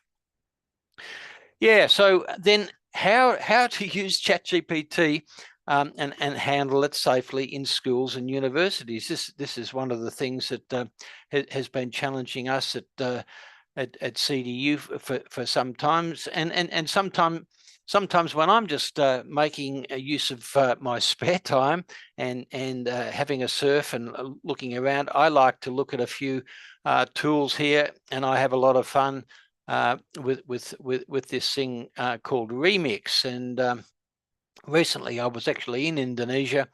I was in Bali first, and I saw this photo of Sukarno.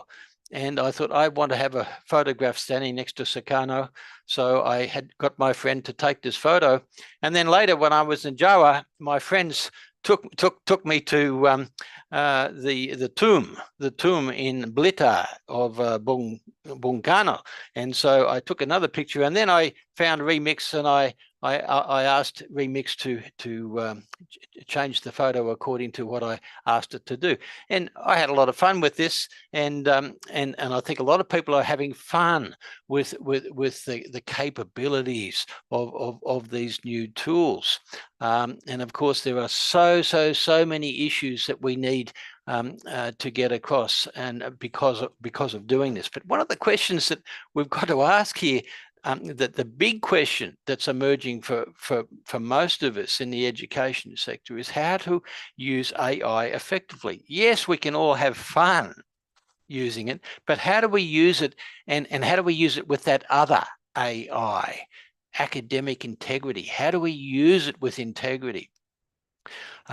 There's a lot of work that's been done in this space around academic integrity recently, and if you do a bit of a search and research on this topic, you will find that these 5 pillars come up over again and again, all around trust and fairness, responsibility, respect, and honesty. This has informed the policy here at my university, where we, in our policy, we also articulate 4 expectations of our students in relation to this, and it's all about making good use of the tools, learning about their capabilities, learning about their affordances, participating, exploring, but acting in good faith, and being honest and truthful and transparent about our use. And then as educators, as teachers, we need to also act as role models. Okay, so we're actively at this university encouraging our students to make good use of the tools, and we're also guiding them how to use it, and having classes where we're talking about prompts, having good discussions about the different ways we can use prompts, and this whole concept of prompt engineering. This is just an example of what we might do and talk about. Whether we're explaining something or summarizing or creating new questions or creating a review, proposing solutions, or developing a search strategy. All common kind of activities when we're thinking in an academic environment, when we're thinking and learning and questioning and writing and reading and thinking and doing all these basic things that we do in educational institutions.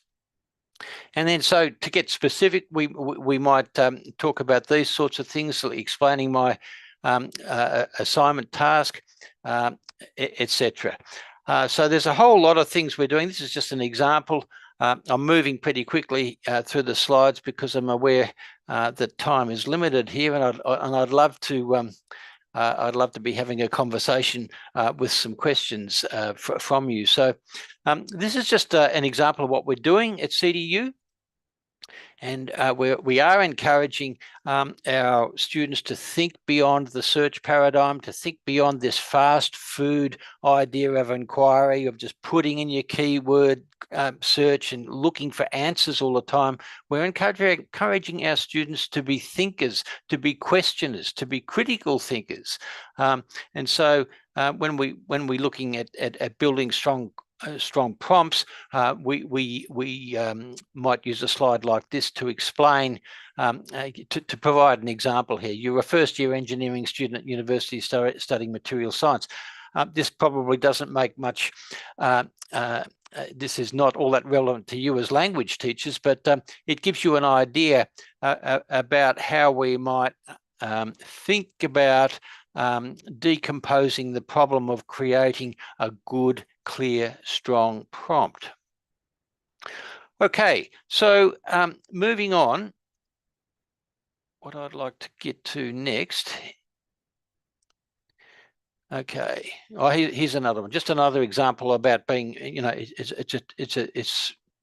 we're writing a master's level thesis this time on the French Revolution, and in no more than 15 dot points outline how the Enlightenment ideas influenced revolutionary thought, blah blah. So this is just an example of how we might think about dealing with the prompt. It's a different ball game, of course, when we're learning language. We're thinking about the 4 key aspects of language learning. We're thinking about reading, we're thinking about writing, we're thinking about speaking, and we're thinking about listening. So it's a different task segmentation, I would presume.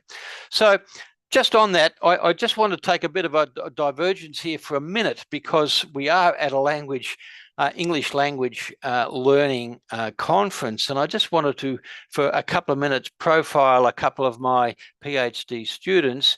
On the left here we have Bu Ana, and on the right Pak Faiz. Bu Ana is from Kediri in Jawa, and Pak Faiz is from Lampung. And they're both working in the area of language acquisition. For Bu Ana, she's actually building a language app here, English language learning app, and you can go and have a look at it here at this hyperlink. I encourage you to have a bit of an explore and maybe even contact her if you're interested in this work. And with Puck Weiss, he's working in this area of mobile assisted language learning, and he began both Puck Weiss and Buana began their PhDs prior to this big boom and interest in AI. And so as yet, there's no integration of anything really explicit about AI in their work, but nonetheless, both are doing really quite frontier kind of work in relation to how we might be thinking about supporting the learning of language with contemporary digital technology. Okay, so moving back to the AI space, I also wanted to just point you to this really interesting, if you want something in your Gen AI diet that's a little bit different to just ChatGPT and a few of those related apps, and I urge you to have a look at Cogniti. There's a range of agents that have been customized for educators. There's also a platform here for you to develop your own agent using this engine here that's been developed at the University of Sydney.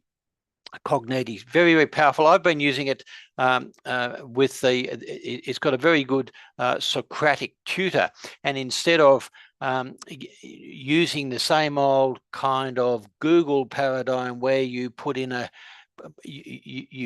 keyword with the expectation of an answer, instead of this old world kind of thinking, students always thinking in answers, trying to please the teacher, trying to please the system, always thinking in answers.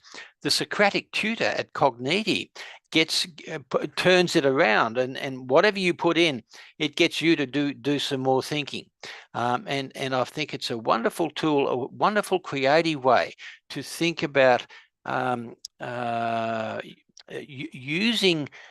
using these new capabilities in ways that break new ground in education, in teaching and learning. Consistent, actually, very consistent with the approach that you have now in Indonesia with the Merdeka Belajar and the free curriculum, which is all really about supporting self-directed learning. So then, I've just got a few closing words before. I hope there's a few minutes for questions, but I wanted to just say, I know we do tend to think about these new AI applications as just tools, but I've been talking to my students and warning them and suggesting to them that it's a bit of a trap to think about artificial intelligence as just a collection of tools for us to use. I think the capability, what is taking place at the moment with this ongoing digital revolution, is much broader in scope than a question of whether or not you can use this tool or that tool or this app or that app or this platform or that platform. It's not a question of competency anymore. I think that the digital environment, it is an environment in which we can and we need to maintain agency. We need to cultivate our agents. We need to use the technology as a tool, but we need to appreciate the broader scope of the environment, that we are in fact tools within the environment as well. All the big tech companies harvest our data all the time. And that is a big big issue that we need to think through.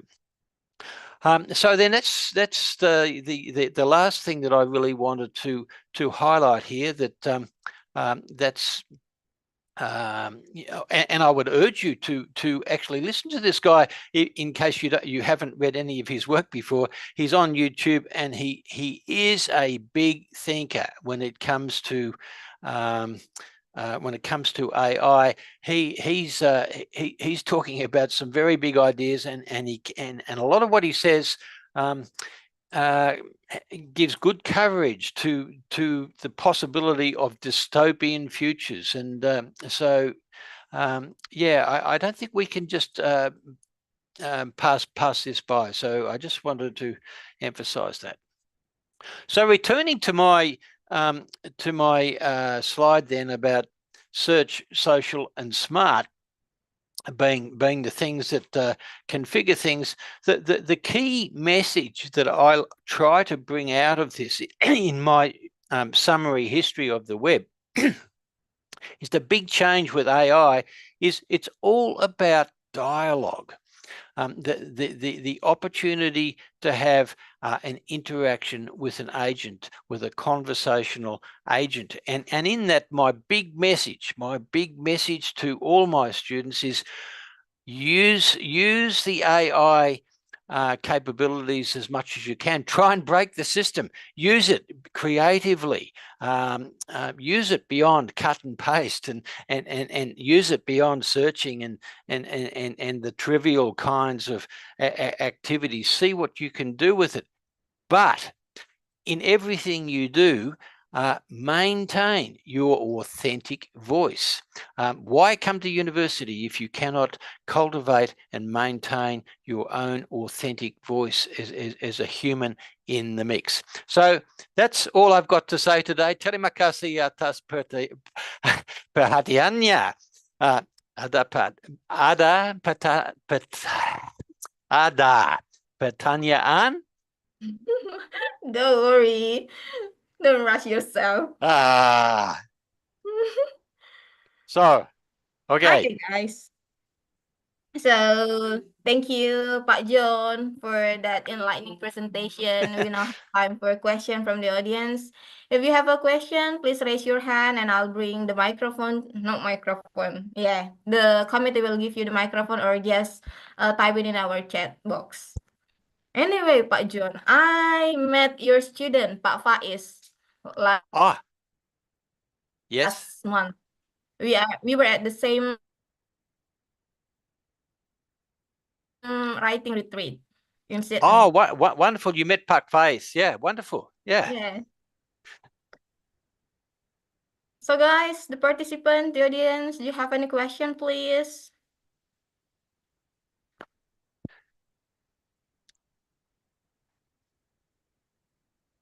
So Pak John can answer all our questions.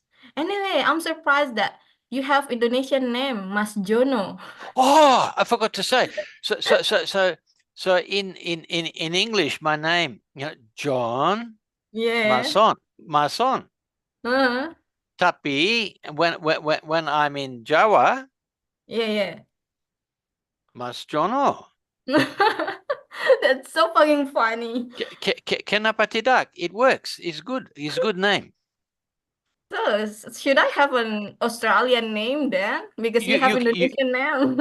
Well, you have to find it. It took me many years to find that name, but I like that name. And the other reason I like that name is because when I was a kid, when I was a child, my siblings, my brothers and sisters, they all called me Jono. You see, so so who's brave? Who's brave in the audience, or who likes to ask questions? I can see on my screen, Nurul Salsa Fadila. Yeah, I'm also looking for them. Anybody want to ask a question? Ricky? Must be somebody. Anybody got a comment? It looks so interesting there in the afternoon. Here is the main room of our conference, Pak John. So yeah, there are and so many people. I'm so sorry. You know, in April, my wife and I pergi ke Sulawesi, Makassar, Toraja, many places in Sulawesi. I really like Sulawesi. I want to come back. So I have a question. Yes, please, from Andi. Yeah, we have one question from, who is it? Andi Muhammad Syafri Idris. Please open your mic and then speak up. Where are you? Mr. Andi Muhammad Syafri. Are you there?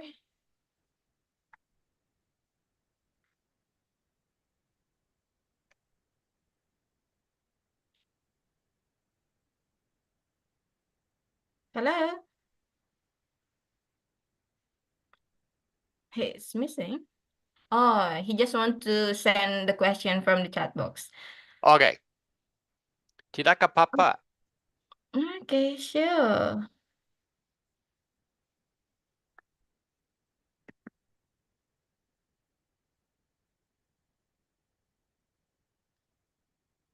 Nisa, we have participant here. Okay. Wonderful. Oh, I like it. Okay. So this is he is one of our student, Pak John. Yeah. Please.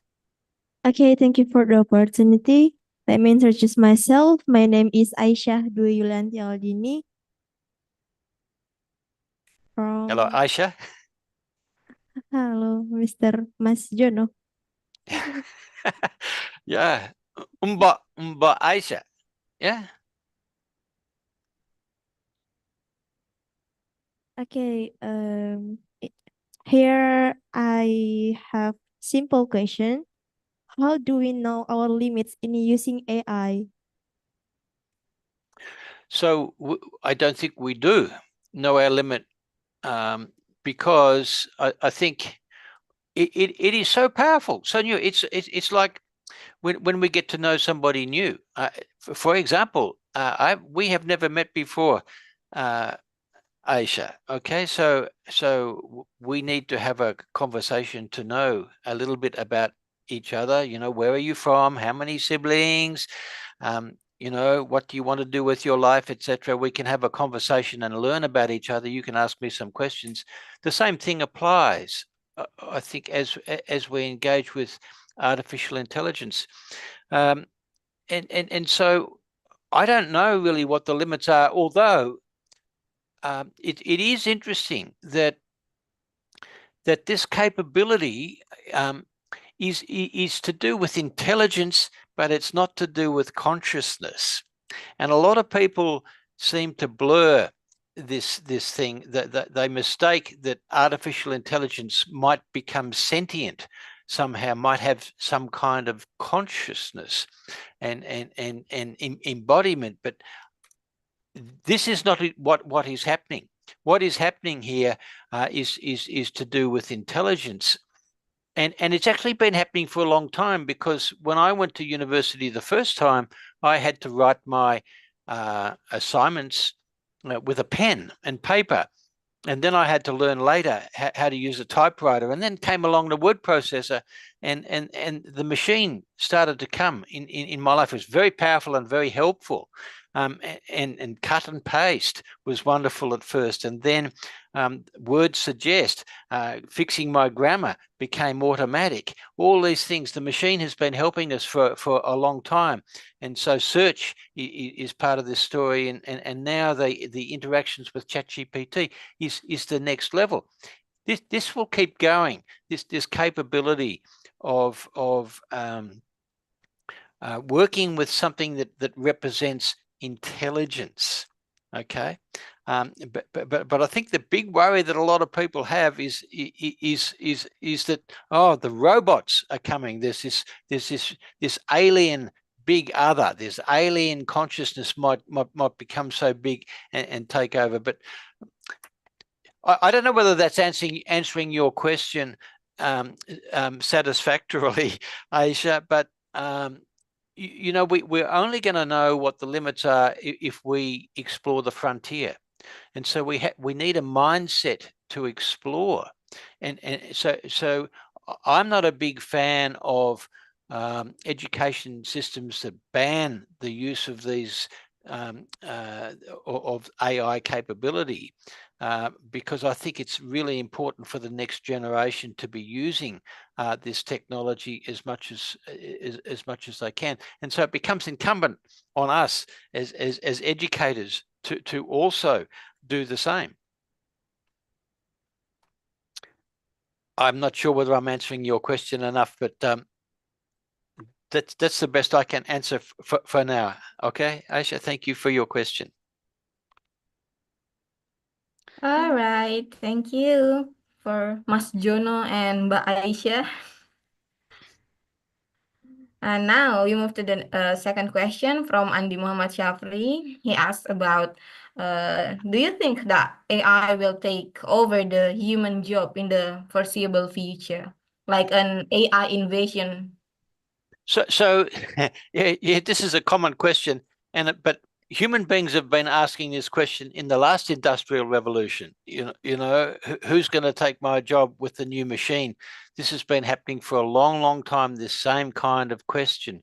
And there's a very common answer to this question out on the net in social media, and that is you will only lose your job if you're not keeping pace with AI.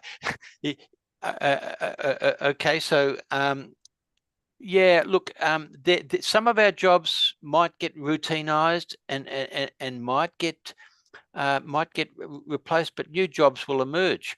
And so this is why I think it's so important to think about that quality of being human that we can all continue to nurture, and I think human agency to me is what we cultivating human agency, whether it's with critical thinking, problem solving, communication, all these things are the fundamentals of education. And so we're continually needing to rethink curriculum, and we're needing to rethink how we teach what it is we're teaching here. And because we've got so much innovation with technology and AI, we do have to rethink that. And so, yeah, some days we might wake up and think that the robots are coming and they're going to take us over. And that might happen. Because if there's enough people being stupid instead of enough people being smart, then yes, let's just all roll over and die and let the robots take over and see what happens in the next world. But you know, I think this is the challenge of our times. We need to meet the challenge. So thank you for your question, Pak Andi. Okay, thank you for your clear explanation, Pak John. And I think our time is up, so we have to close. So as we close, I'd like to extend our sincere thanks to Dr. John Mason or Mas Jono for sharing these invaluable insights on digital technology in education. So we have covered that we can also build up our students' critical thinking by training them to formulate the strong prompt. And then, thanks to everyone, the audience, for your active participation. For other questions, please just email Pak John. Okay, so I give it back to the moderator. Yeah, thank you, Pak John. See you. Terima kasih banyak, and please, anybody who want to contact me, please, my email. If you want my slides, Bu Nisa, I can send my slides to you, and you can have absolutely. Share my email. Okay. Terima kasih. Sama-sama. Bye bye. Thank you so much. Terima kasih.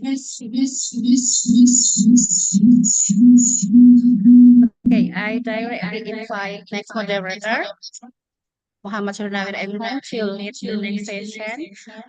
Dear ladies and gentlemen, please stay tuned here. We have two invited speakers left, and they are going to share.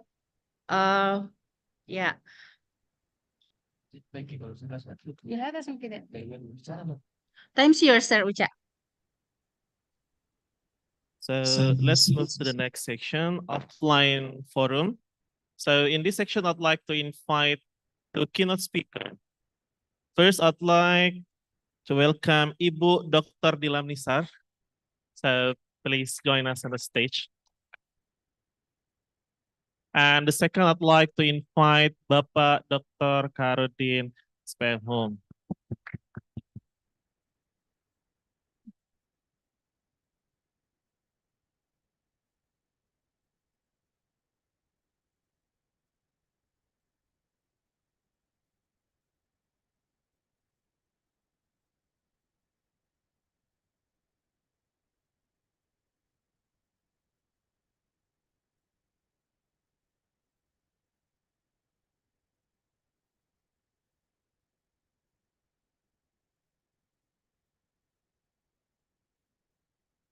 Thanks for the opportunity to give the time. So in this section, our forum will discuss the topic from both speakers.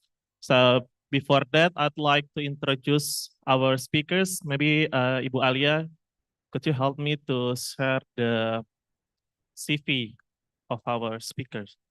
So in front of us, you have seen our nice keynote speaker, Ibu Dr. Nilam. Who can guess where does she come from?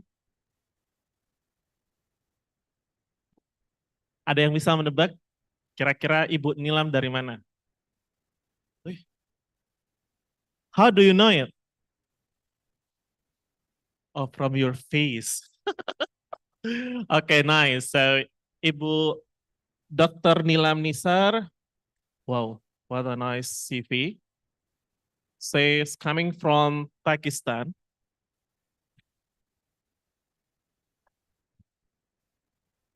And many experiences, especially for educational leadership, educational research, curriculum development, collaborative learning, assessment and evaluation, and many more.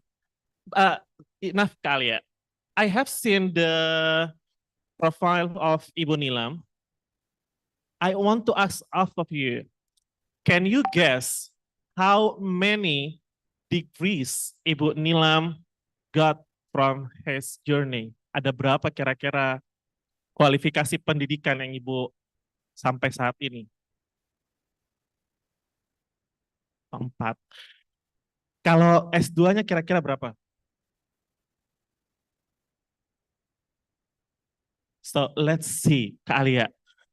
I'm really surprised when I look at her CV. Oh my goodness. Master of Education in Advanced Teaching, and also PhD in Education from Lahore College for Women University in Lahore in Pakistan. She also graduated from Allama Iqbal Open University, Master of Philosophy in Education, Master of Art, Master of Education, and also graduated from English and Urdu teaching specialization, and also Bachelor of Art, majoring in humanities. And certification. She got a TOEFL certificate, master trainers, and many more that I can read one by one. So to know her so well, I give this time to you to introduce yourself and also presenting your paper. Time is yours. Thank you very much. Assalamu alaikum warahmatullahi wabarakatuh. And I think we call this Salamat Sore for afternoon. Okay, saya belajar bahasa Indonesia.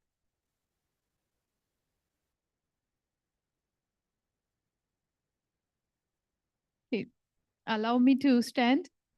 You know, we are teachers. It's very difficult to sit and talk like politicians. I'm sorry. Okay, well, I need to tell you, first of all, thank you, Acha, for this great introduction. and for the conference organization in university to call me here. It's a really great honor, and as I listen to different presenters, Dr. Lis was here, Dr. Tariq was here, and Dr. John was here. So it was really very good, and I enjoyed being sitting here and listen. I came from Pakistan, that's true, but I made Indonesia my home now. So it's not like that's I'm leaving very soon. I just moved here, and I will be staying here. What do you call it? Tingle. Okay. Thank you very much.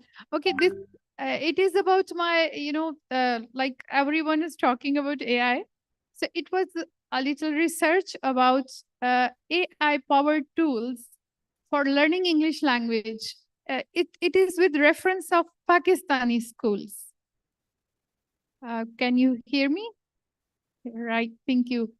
So what I learned from research, I'm sorry, but I think that research, when we say research, so students, they feel like, because I've been teaching in the university, so when we speak the word research, the students like, this is something, dry, difficult, boring. You feel the same? So they like, nobody likes to, to be a researcher. And when I started it, fortunately or unfortunately, I started it very late. Like usually people at the age of 35 or something, they finish their PhDs, and this is inspiring. But I started, I became a researcher officially. I've been an inquirer since I was a child. Are you getting me? An inquirer. I was full of curiosity, but I became a researcher very late, like when I was in my 30s. But really learned a lot, and I felt like that the research, the habits, the ethics of research, they changed me, they transformed me as a human, as a teacher, as a mother, and a student. Okay, so research tells us that you need to be authentic. You need to be you need to be a researcher. Don't just believe anything you hear. Just don't believe anything you see. Research. And this is, if you allow me to associate this with my holy book, our holy book, Quran Kareem as well. So Allah orders us to think, observe, think, observe, research again and again. So we were talking about, one day about AI powered tools and use of this in education. And so I thought, why don't we just gather the perspective of teachers and learners? So it was the starting point, and this is the abstract. I think I should give you a minute to read it. Would you like it? You know what is an abstract?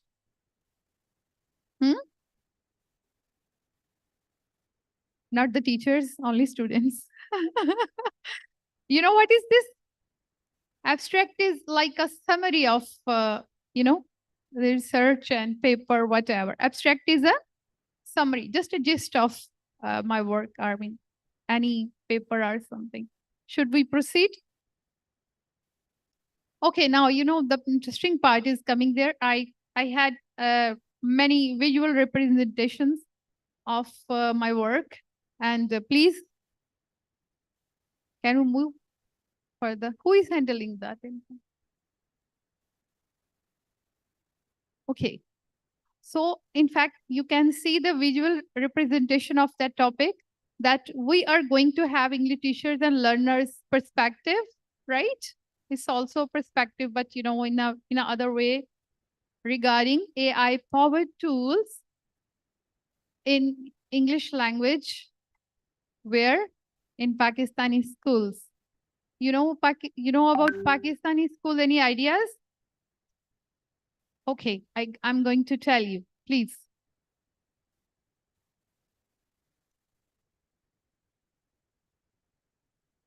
Okay, it was about,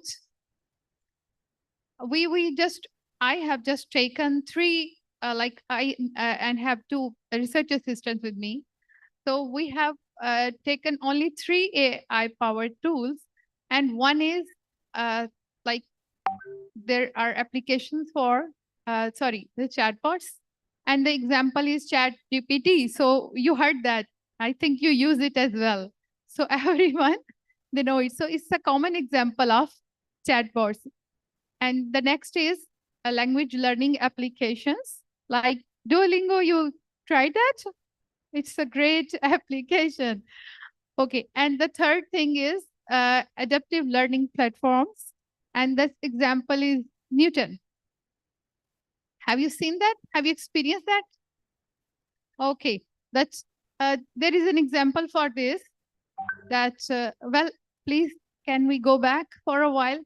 That when we have a regular learning, program, then we go step by step.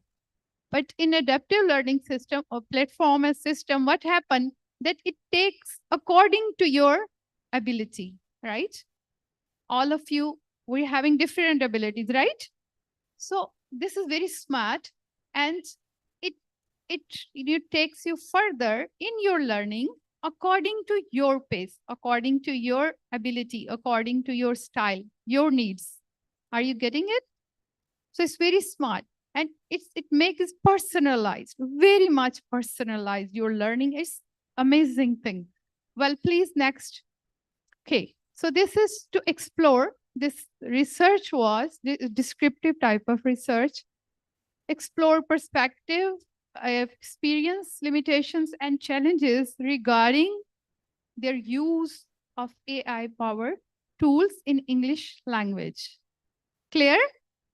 Are you getting it? With me? Okay, thank you. Please. Well, this is the scenario of English language teaching in Pakistani schools.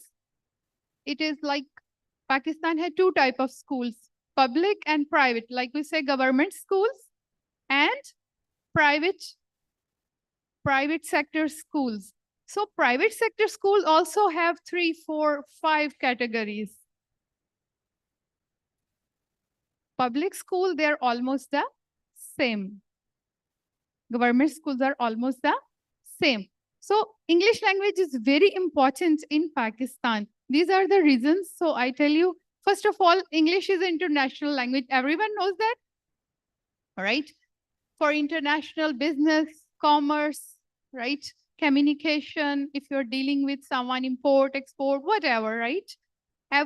For everything you need English language, right? And tourism is also big industry, especially in perspective of our countries, Indonesia. It's important. Then it's the official language. Whenever you need to go to some department, court of law, anything, English is there. So English is very important in Pakistan. Educational importance, that first of all, English is a compulsory subject. I just heard that it's compulsory in Indonesia now. Is it true? Is it true? Yes. Okay. So Pakistan already has it as a compulsory subject. Every student in the school has to take English as a compulsory subject, right? Not optional. Then it's the language of instruction as well. In private schools, mostly when we call it private, I have told you many categories, right? For elite private schools, it's already, language of instructions, and they have other resources as well. But for the normal average private schools, no, right? They don't have that much resources, and their education level is almost equal to any public sector school. Then social, and that's why I added media as well, because English is language of social media as well. And I think that social media had a role that we learn English language better than ever.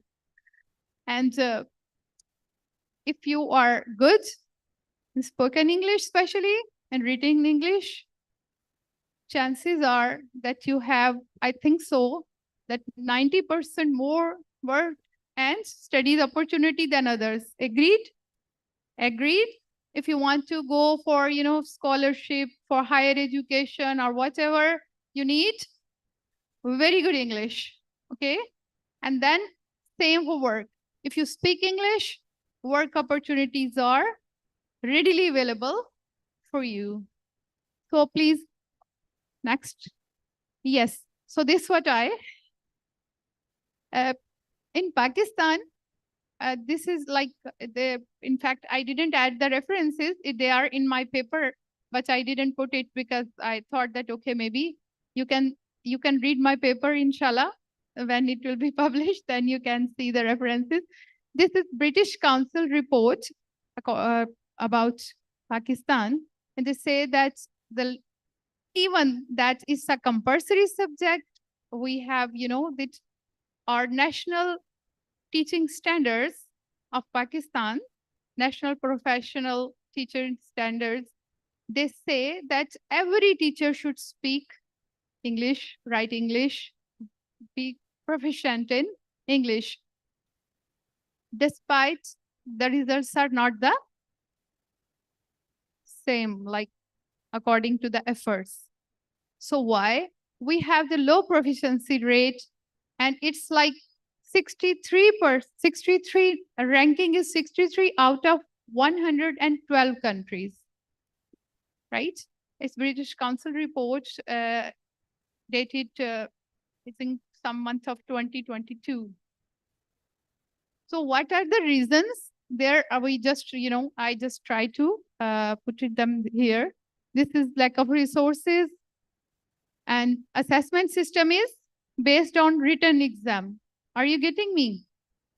Our assessment system, it requires only written ability, not spoken ability, not understanding or comprehension. So you just memorize the answers and you can pass the papers.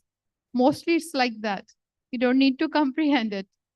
So that's the other reason. Assessment system. Teaching methods, they are traditional, and unqualified teachers are not prepared to teach English. This is I think so the biggest reason. They don't know how to design their curriculum. They don't know how to teach English as a language. They teach it as a normal other subjects. And this, like, I just miss it intentionally.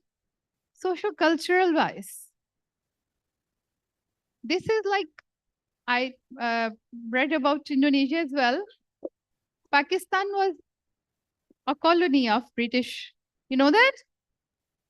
Got its freedom in 1947.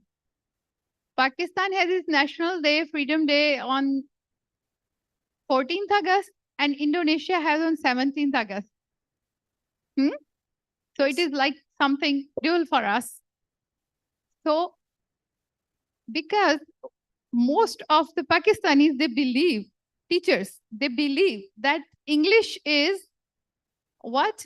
The language of those who ruled, and we've been slaves. So this is a symbol of slavery. Are you getting this point? So this is in our culture, that we know that English is important, but we discourage learning that. And another thing is in Pakistan, that what happened that if, one of the groups, you start speaking English, so other of the groups, they will make fun of them. They will start mocking, and I'm sorry to say, this is not very good for learning, that people, they discourage you. They really want you to learn, but they don't want you to practice. So this make it impossible to learn English language. Please, ma'am. Okay, well, and this is about my research sample. This is Punjab, the most populated province in Pakistan. I belong to Punjab. Okay, I've been teaching there, I've been living there.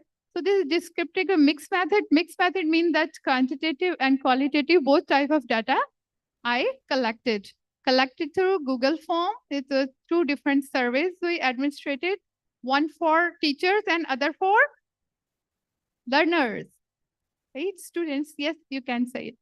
Then two type of questions were there, one for close-ended and other was open-ended. The close-ended, it makes like I'm teaching research US, right?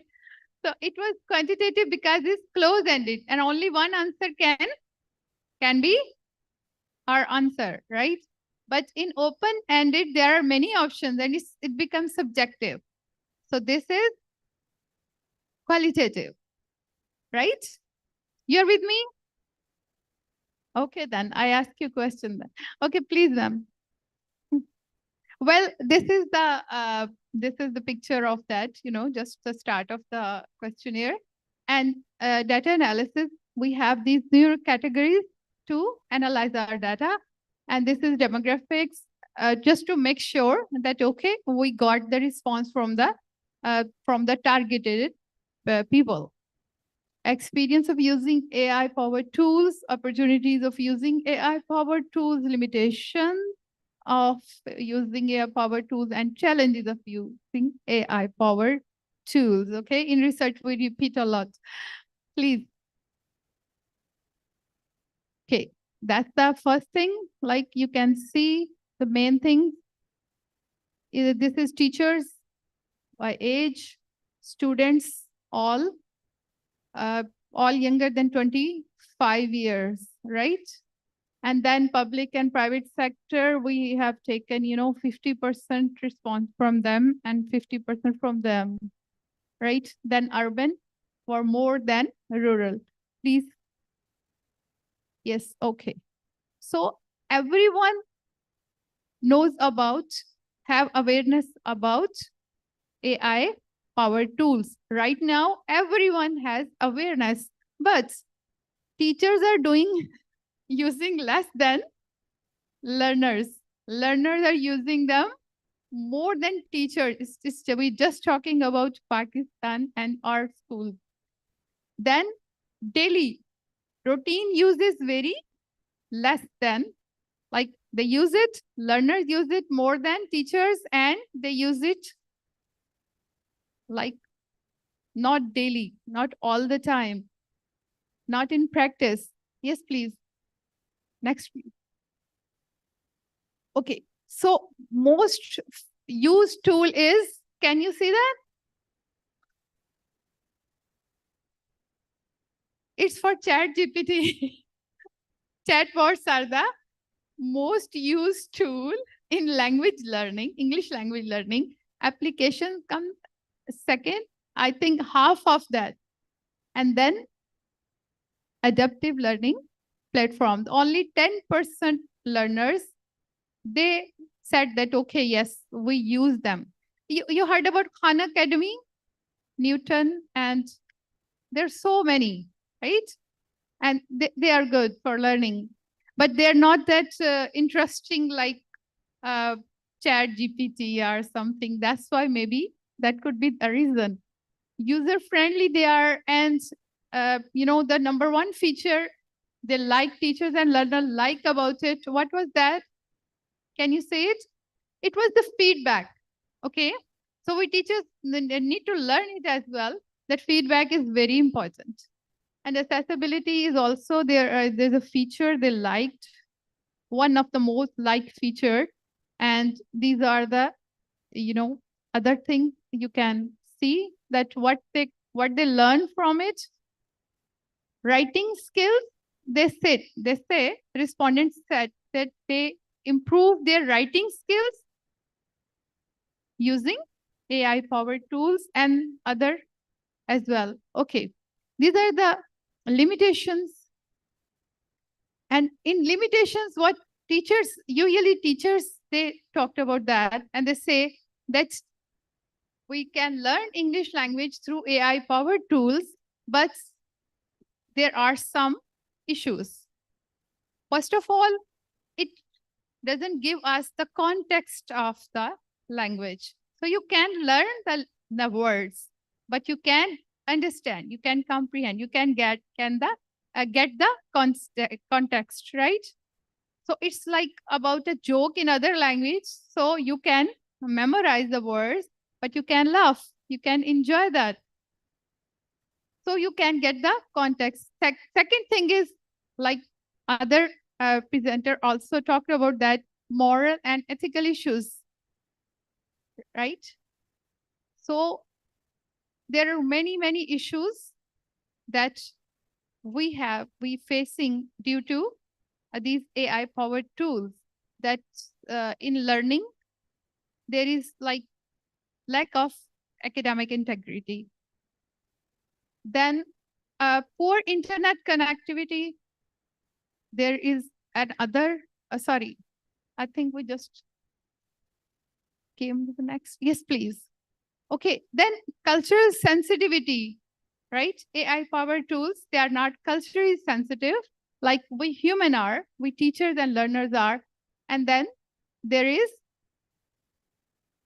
other aspect. I'm sorry, I can't read it. I can't read it. Okay, yes, that's the most important thing. English language teachers, and you know that language, it's like poetry we were talking about.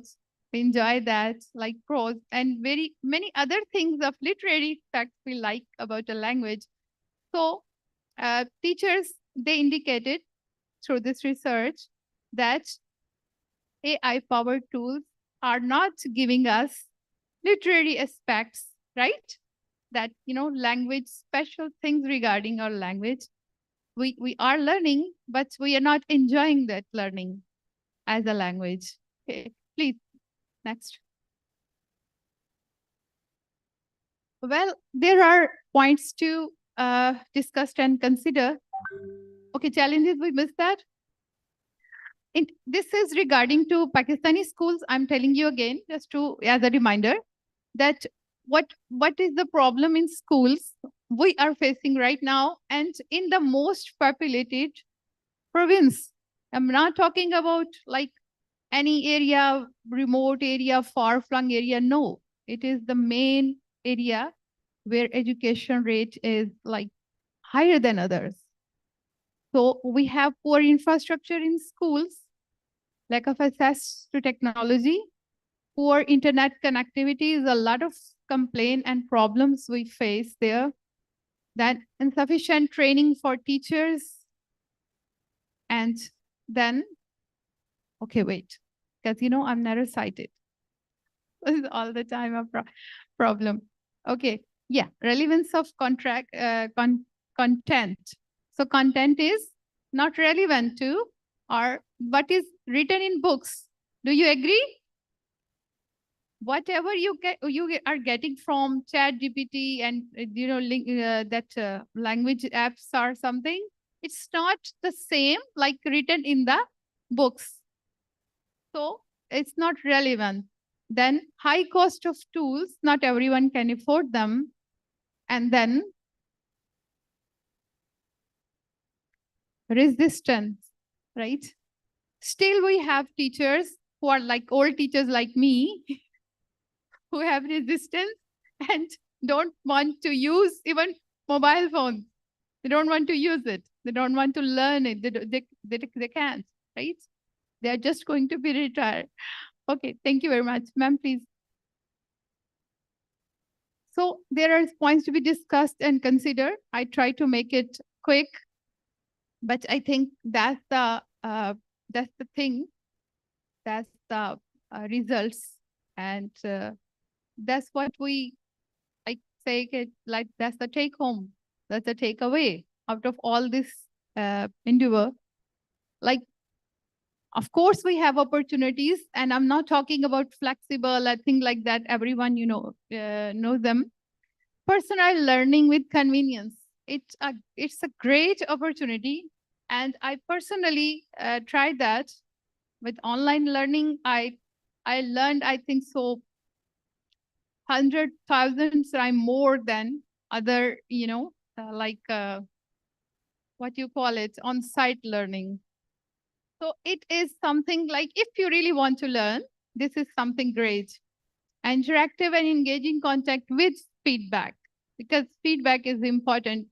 No teacher can provide each and every student feedback like AI-powered tools. And then variety of aspects to learn and practice. So this is not one thing. This is beyond the capacity of human that he or she provides with the such things. But yes, AI-powered tools, they can do it. Please, next one. Okay. So this what we can recommend, this we can conclude, that there are implications for policymakers and managers, that they must focus on implications more than just, talking theories, policies.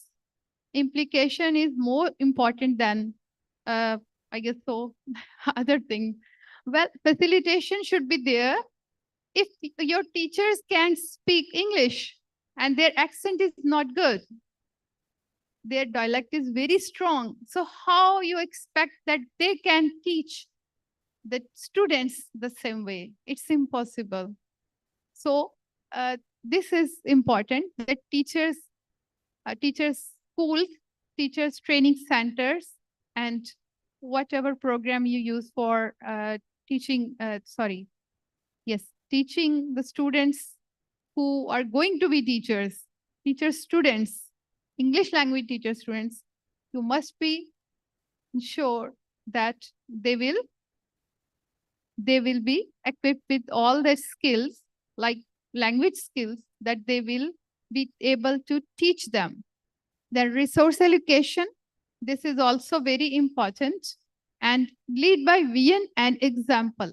Like I told you, many teachers like me, they just identified that usually when we have this type of like closing or opening for trainings or for English language, the main people there, they come on the stage and they say that we don't want to learn English, but this is, this is the compulsion. This is the problem.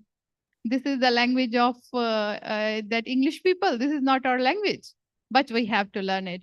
So if you have this type of like modeling, if you have this type of gesture, so what you expect that others will like to learn it or not?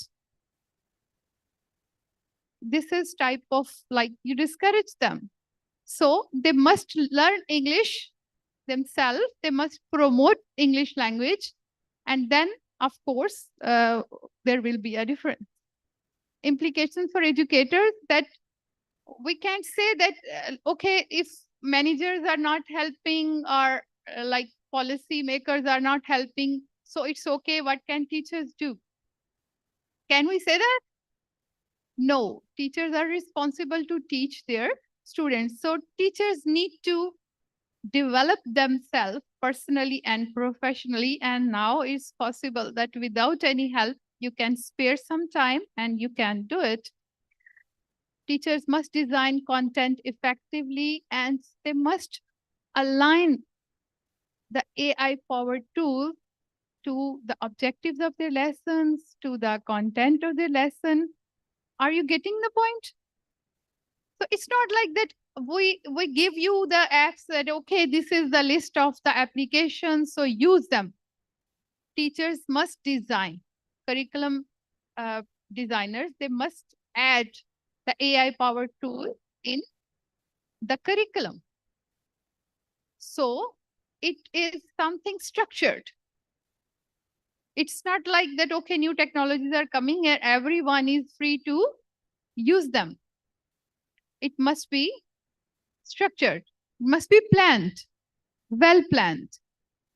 So everyone can take benefit out of this. Then, of course, respect for all cultures and languages. we should not say that, okay, English is not our language, Indonesian is not our language, why we are learning it, why should we learn it, okay? We must embrace all the languages, culture. So that's the only thing that we can go further. Please, next. Well, for learners as well, and this is important for you because you are the learners, right? Learning English language or not? Learning? Okay. Well, learners, we need to tell you, and learners need to learn that academic integrity is something valuable. Okay? Just if you can do your work very quickly and you can finish your assignment very quickly with the help of AI powered tools, just don't misuse them. Okay? Because there's no use. Maybe you can pass your exam with the help of this AI tool or something, or ChatGPT, but you are not learning anything. There's nothing. No, you didn't get anything, right? Except for that paper. You didn't have any skill. You didn't learn a skill, right? So what we have, okay, that is ours. And if we are using these things and just, for passing the exam, assignments and marks and grades or something, so is it worth it? Is it worth it? Okay. Thank you. Well, students must set their short and long-term goals.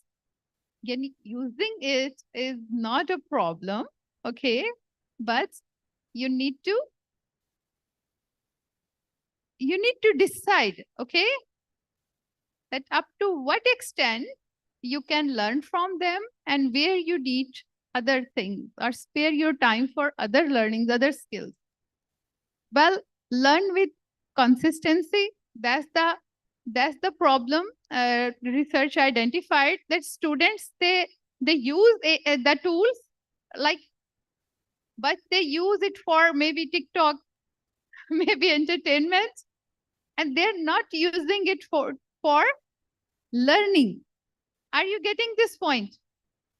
How much time you just give to just watch the videos, listen the music, and how much time you give it exact to learning? Agreed? We waste a lot of time. Like I can apply it on myself as well. We waste a lot of time on other things, and we just give, a little time to learning. So it must be, and consistency must be there. Like if you're using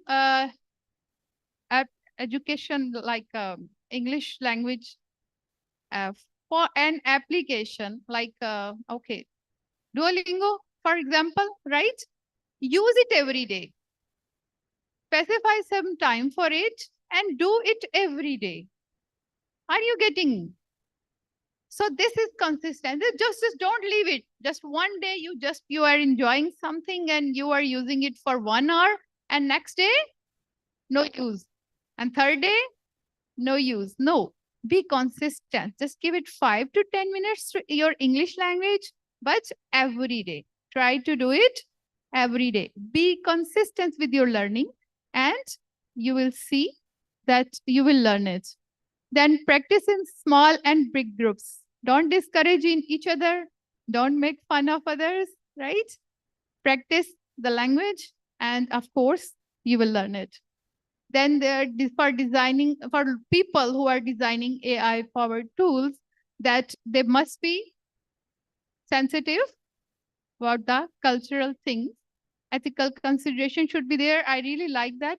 Dr. Jones showed that they're, created by university, and when it is something an option which is not ethically wrong or not like academically okay, so there is a cross. So it must be like that. And then references, I use ChatGPT as well, and all the time I request ChatGPT for references. Are you getting me? I asked ChatGPT to add references, and it adds the references. And this is something I think great, that when you are getting knowledge from information from other resources, you know, ChatGPT is using other resources to give you that information. So just right there, add references and get the information with references.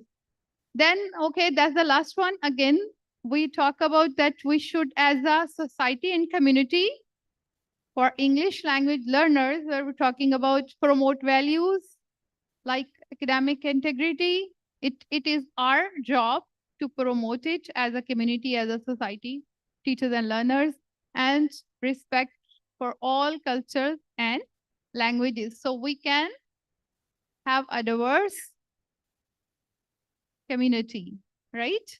We have a colorful word. Okay. Well, thank you very much. If you have any questions. Thank you. I will open the question and answer sessions after the second Okay, session. Thank you so much for. Sir. Let's give applause for our speakers. What a nice topic to present.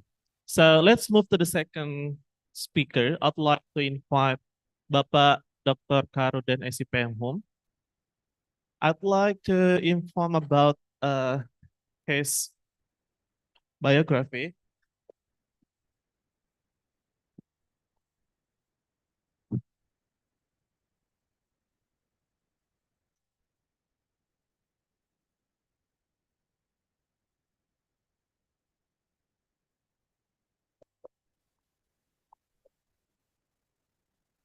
So Pak Kahar, as a lecturer at English Education Department and actively being a reviewer for international journal. Give applause for Pak Kahar as reviewer at the International Journal of Electrical and Computer Engineering and reviewer at the Journal of Applied Artificial Intelligence, Taylor and Francis Group in the UK. And also being a reviewer at the International Journal of Languages, Culture and Curriculum, Taylor and Francis Group in the UK also. And also being a reviewer at European Journal of Educational Research. And all of this journal are the Scopus. Nice. Thank you, sir. He helped our department for the accreditation. And then Pakar also actively engaged being an organization in a European Center for Research and Training and Development, and as a member of English Language Education Study Program Association of Indonesia and TESOL International Association and many more. And Pak Kahar also actively being a speaker for many international seminars and forums. So to give the quality time, I'd like to invite our speaker, Bapak Dr. Andi Karudin, SIPM Home.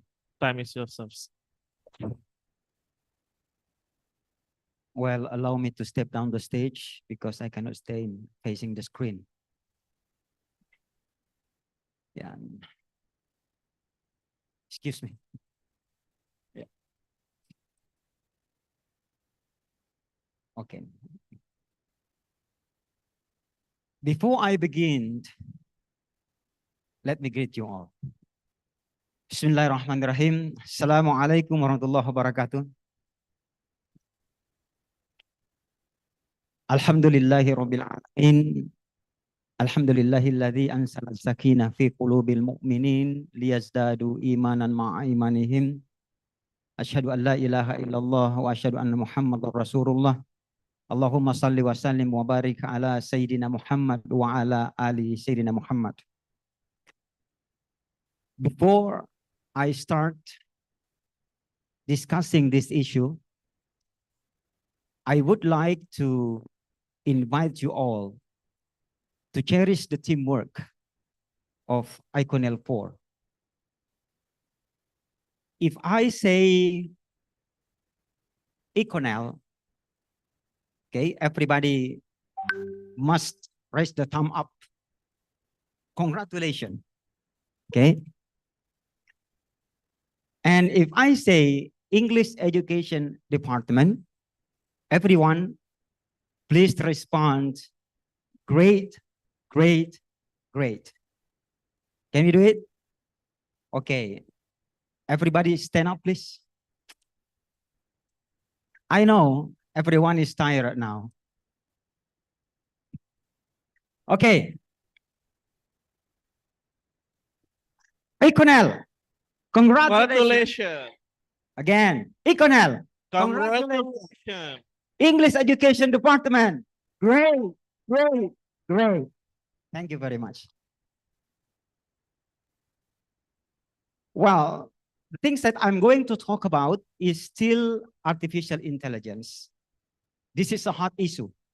But there is one thing that you need to know, that I am going to discuss this issue with a different perspective. The previous keynote speakers talked more about the usefulness of artificial intelligence in teaching and also learning. But I am going to tell you something that many language practitioners may forget. Is it a promise or a threat? Okay. Before we go on discussing this topic, I would like to address the question. Do you think this topic important? Come on. Okay, so if you say yes, why? There must be a reason for saying an answer. Why? Can anyone answer the questions? Okay, this could be one of the reasons. Next. You see this guy? This guy is Geoffrey Hinton. He is also known as the godfather of artificial intelligence. He resigned from Google simply to tell us, simply to warn us about the danger of artificial intelligence. See what he says, what he said in 60 Minutes interview on CBS News on October 8, 2023. He said, I think we're moving into a period when for the first time ever, we may have things more intelligent than us. So you can imagine the danger that artificial intelligence can make. The thing will be something which is more intelligent than us. It has potential to control our life. The next, the risks are having a whole class of people who are unemployed and not valued much because what they used to do is not done by the machines.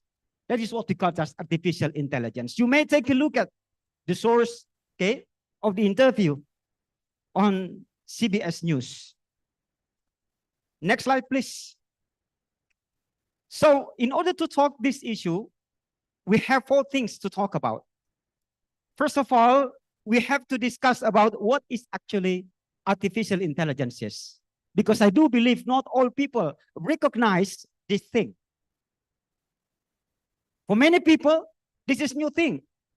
So that is why it is important for me to give you descriptions about it. Now, what is 5.0 society? This is also important. You know, there is 1.0, 2.0, 3.0, 4.0, and last is 5.0 society. If you would like to know the differences about those things, search in Google. Google is one of artificial intelligence, smarter than us. Next, I would like to tell you about a research-based perspective on artificial intelligence in English language education. And the last, how to deal with the perspective. Before you try to make your own definitions about artificial intelligence, I want you to watch this short video, only 3 minutes long. Play the video, please. Have you ever talked to Siri or Alexa and been blown away by their ability to understand and respond to your commands? Or have you ever scrolled through Netflix and been impressed by the movie recommendations that seem to have been picked just for you? Well, you can thank the world of artificial intelligence, or AI for short. AI is a field in computer science that's all about creating machines that can think, learn, and adapt just like us humans do. It's an ambitious goal that's constantly evolving, and it's changing our world in ways you might not have even imagined. There are two types of AI, narrow AI and general AI. Narrow AI is designed to do specific tasks really well, like playing chess, translating languages, or recognizing speech. These machines are like specialists, trained to do one thing and one thing only. General AI is a much bigger goal. It's about creating machines that can perform any intellectual task that a human can. This type of AI is still in its early stages and is not yet possible with current technology, but it's the future we're all looking forward to.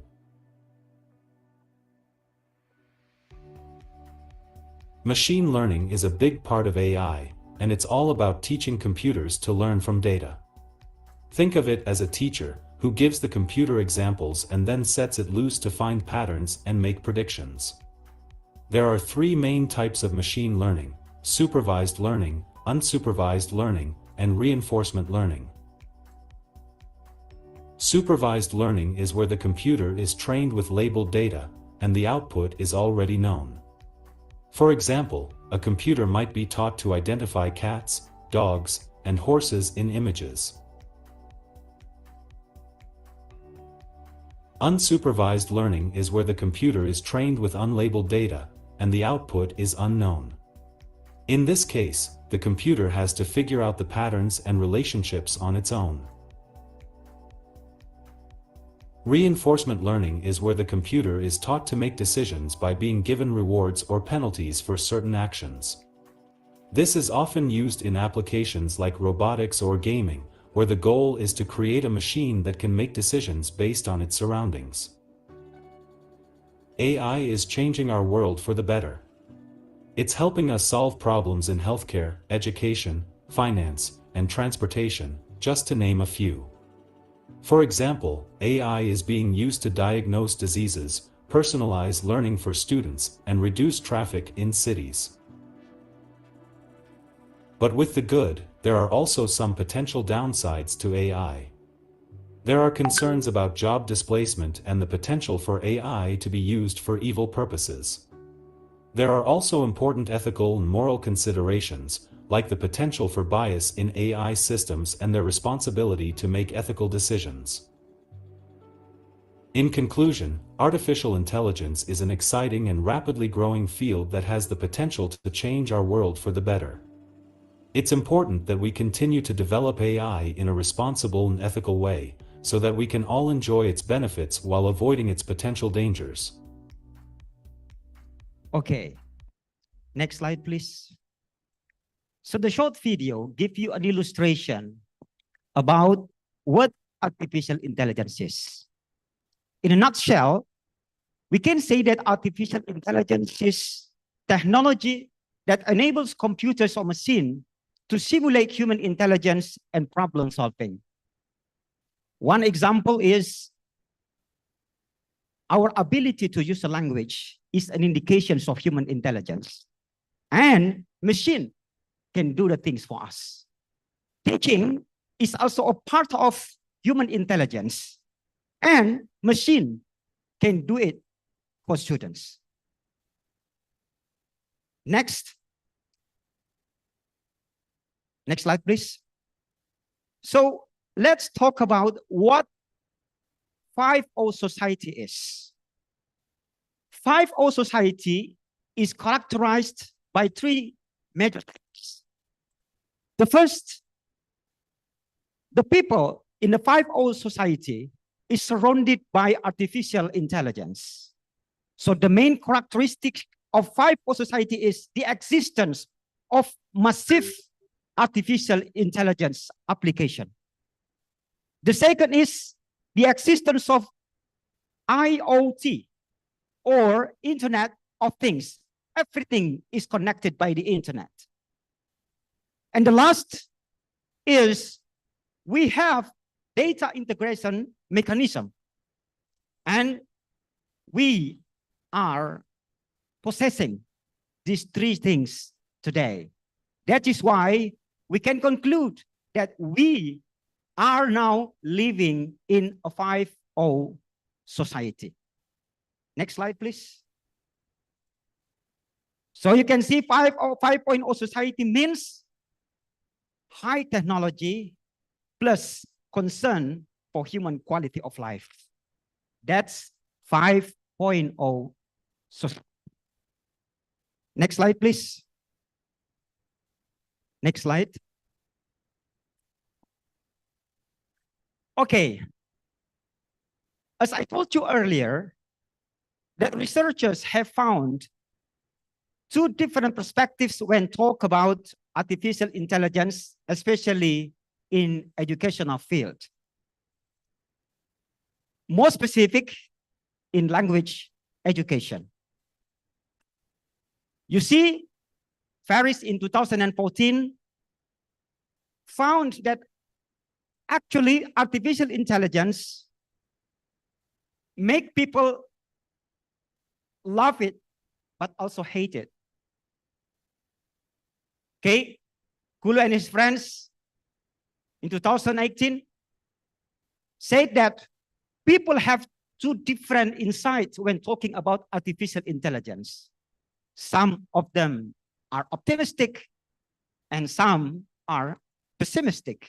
Some people accept, but some people complain about artificial intelligence.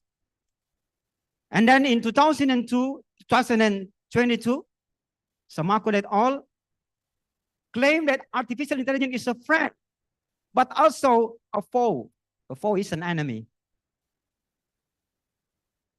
In 2003, as quoted, say that artificial intelligence presents both opportunity and potential peril in education. Peril means danger. And the last was Kurt et al. 2030. AI brings two possible scenarios, positive and negative scenario. So what the researchers have found can be a warning for us that artificial intelligence has actually two sides. It has a bright side and also it has dark side. The bright side, love relationship, optimism insight, considers a friend, considers an opportunity, consider a scenario. That's what I mean by the positive thing about the artificial intelligence. And hate relationship, pessimism, a foe, potential peril, a negative scenario, those things are what I mean by threat. Next slide, please. Now, let's take a look at in detail what I mean by a promise view. So as for promise view, artificial intelligence is viewed as a valuable tools that can support the achievement of teaching and learning objective, improve the students and teachers' motivation, efficiency, accessibility in teaching and learning. So this is the statement of the Gusija in 2024. According to him, there are three, at least, possibilities which make artificial intelligence beneficial for teaching and learning. The first, it can personalize learning experience.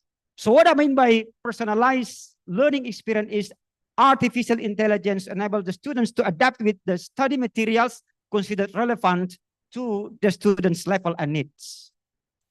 The second, artificial intelligence can help continuous assessment.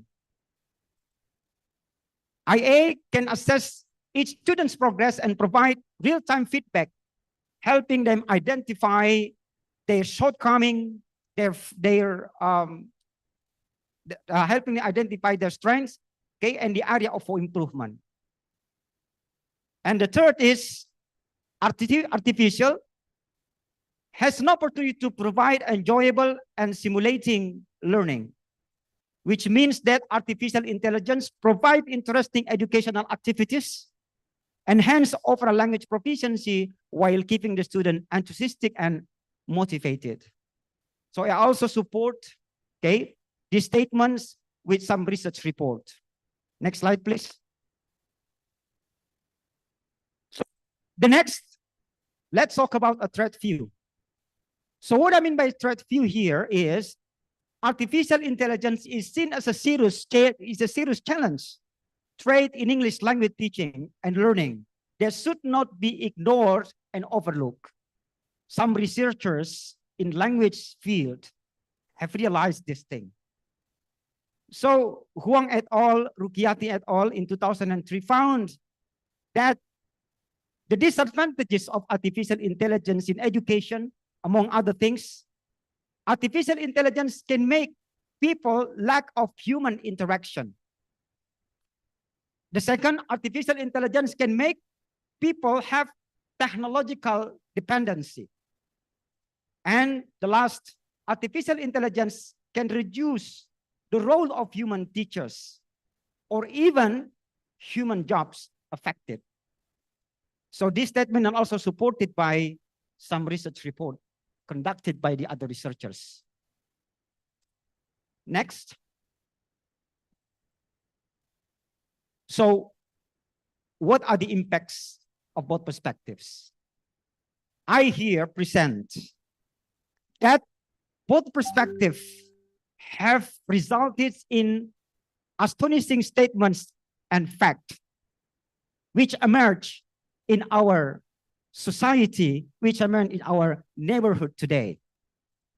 The first, there is an astonishing statement saying that artificial intelligence might ruin language learning. People will not interested in learning language anymore because speak in a foreign language can be replaced by the machine. And the second, the fact from World of Economic Forum in 2003 saying that as a global economy weakens and companies adopt technologies such as artificial intelligence, millions of jobs will become extinct. I also enclose the sources if you would like to find more detailed information about it. Next slide, please. We should not underestimate this fact. As a consideration, watch the video again. The first video, please. Yeah. Do you think AI can make language learning redundant? Can AI eliminate the need for language learning? Think about it. In the future, there's probably going to be a tool, highly effective, widely available, that can translate spoken language in real time straight away into whatever language you're listening in. And then vice versa. You're speaking back to me in Japanese, but it's getting translated into English straight away. At that point, will people still want to go through the arduous, the laborious process of learning a language for many years and struggling if they can just use a tool to speak to anyone they want? I don't think so. But in a way, that's kind of sad, isn't it? And these are the questions we need to be asking, because this is a pivotal point in the history of our species as we know it. These are the decisions we need to be making. Will I stay a human, or will I become a robot? Will I allow myself to be turned into a humanoid? You know, these are crucial elements of things that make us human. Language learning. What do you think? Will you keep learning languages? Yeah, next video, please. Hey, ChatGPT. I'm here with my coworker today. We'd like you to act as our translator for us. So every time I say something in English, can you repeat it back in Spanish? And every time he says something in Spanish, can you repeat it back in English? Sure, I can do that. Let's get this translation train rolling. Hey, how's it been going? Have you been up to anything interesting recently? Hola, ¿cómo te ha ido? ¿Has hecho algo interesante últimamente? Hola, bien. Sí, un poco ocupado aquí preparando un evento para la semana que viene. Hey, I've been good. Just a bit busy here preparing for an event next week. Can you tell me anything about it? That sounds really interesting. ¿Me puedes contar algo sobre eso? Suena realmente interesante. No, no puedo decir mucho, pero creo que el resto del mundo lo verá dentro de poco. I can't say much, but I think the rest of the world will see it soon enough. Oh, well, I can't wait to see what it is as well. Okay, next video, please. Do you want to be a polyglot? Here are 3 AI tools essential for language learning. To practice your conversations, use Quazzle. Quazzle acts like a friend. It will ask you conversational questions and encourage you to respond to them. Then they will analyze your answers and give suggestions for improving your language skills. To practice your speaking skills, use Gliglish. You can choose the teacher mode, where it will talk to you and make suggestions to improve your speaking skills, or the role-play mode, where it can simulate a situation from a daily life, such as at the coffee shop, at the doctor, in a taxi, and many more. To have more accurate translations, use DeepL Translator. DeepL Translator is based on a vast database of human-translated sentences. It includes a lot of idioms and natural speech, which makes the translations feel more human compared to other translation services. Now, language learning can be a lot more convenient. Follow for more insights. What does the first video reflect? What does it mean? The first video means that we do not need to learn any foreign languages at all anymore. Why? Because artificial intelligence can speak in a foreign language for us. What does the second video mean? What does the second video mean? It means that we do not need any interpreter. We do not need any translators anymore, because ChatGPT, the machines can do it for us. And the last, what does the third video mean? It means that we don't need any English teachers anymore, because the artificial intelligence can teach us speaking, can teach us grammar, can teach us about writing, and many other skills concerned in language activity. Next slide, please. Yeah. So what might those things mean to us as the English language education practitioners? Be aware that there will be a situation that people are not interested in learning English anymore. The second, English teachers are not needed anymore. So the last question that I leave to you all, what about us? Think about it. That's all my explanations about this topic. Thank you very much for listening. Assalamualaikum warahmatullahi wabarakatuh. Okay, let's give one more time a big applause for our presenters. So I invite once again Ibu Dr. Nila to have a seat on the stage.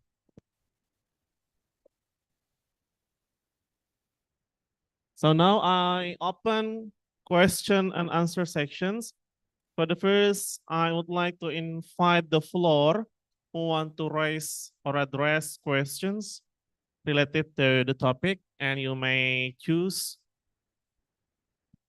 the speaker.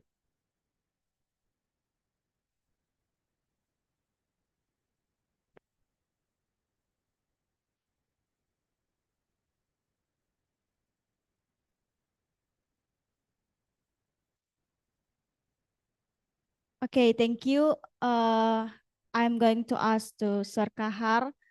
After your explanation, I realized that it's so scarred. So what I'm going to ask is, so far we have known books, reading activities, and the knowledge that results from reading a book. then this AI technology comes to our life and replace these activities. So will this AI really replace books and reading activities or the role of books? Thank you. Okay, I invite the second questions. After this, I give it back to the speakers. Ada lagi?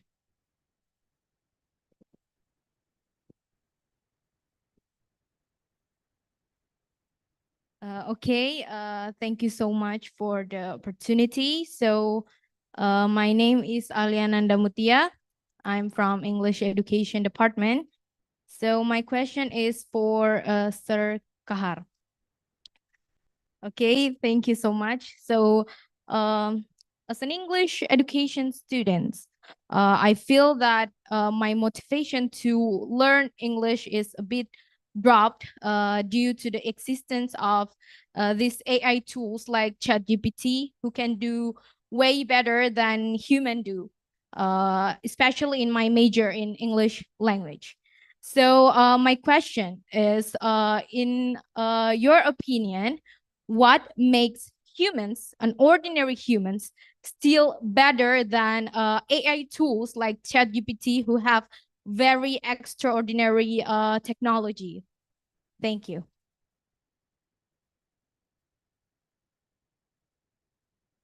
Who else?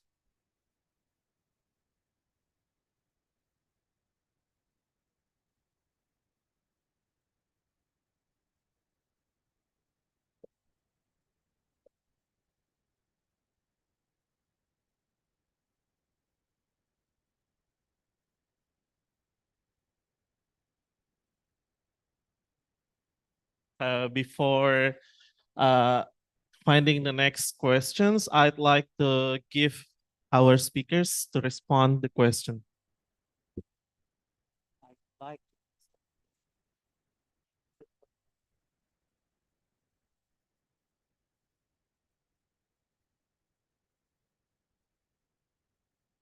So I repeat once again,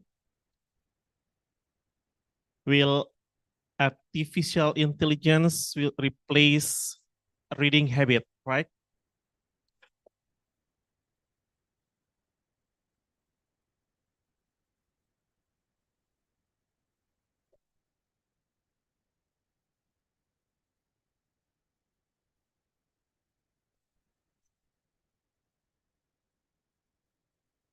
Thank you for giving me this, opportunity to reply this answer.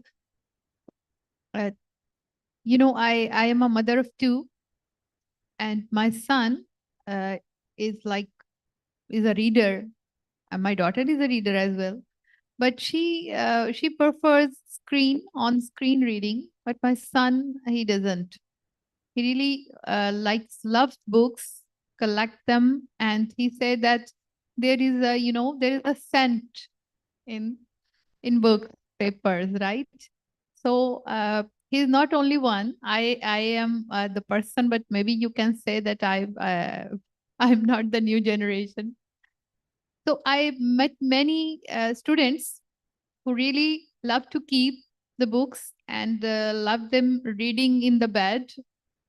So what I perceive, because we can see that the world is coming back. First, there was industrial revolution, and people, they just got apart, and joint family system. People got sick of each other and they moved in, various places. But now people are turning back. So what I think, being an optimist, that books will remain here, but yes, their use will be very limited, and only people who love them or who have this, romance, like my son have mentioned. So maybe, but books will there, because we are human.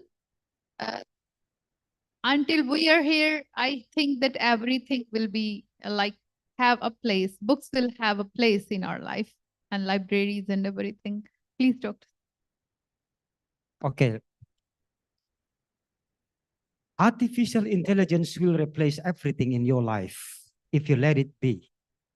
That's the point.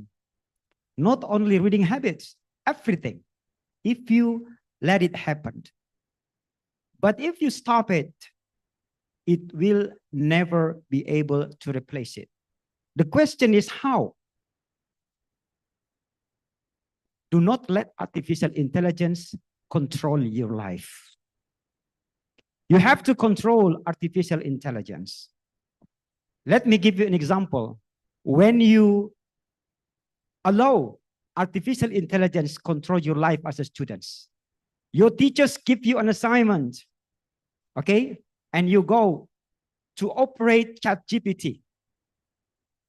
Your teacher gives you question to answer at home, and you ask ChatGPT. And then you let ChatGPT answer the question and you copy paste the answer from ChatGPT, and then you submit the answer to your teacher. That's an example where you allow artificial intelligence control you. And it will replace you as a student. But if you control artificial intelligence, it will never be able to replace you. How? Use it as your assistance. Use it as your supporting media to develop your ideas, to develop your point of view. So when you get an assignment from your teacher, you need artificial intelligence, ChatGPT, but you do not rely on it as the main sources. You still rely on your mind. You still rely on your knowledge. You still rely on your own experience. ChatGPT, artificial intelligence, all its application can only support us. Let me tell you something. I write 15 books. And the last book that I write about psycholinguistics in language pedagogy. To tell you the truth, I use artificial intelligence to help me to complete that books. I try to control artificial intelligence, and it will never replace anything from me. That's all my answer. What's the second question? From our students. Yeah.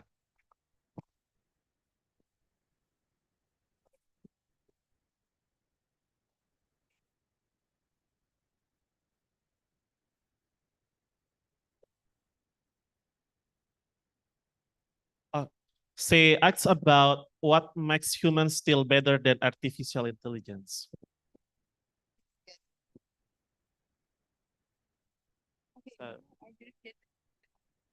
Well, artificial intelligence is a great facility for human life.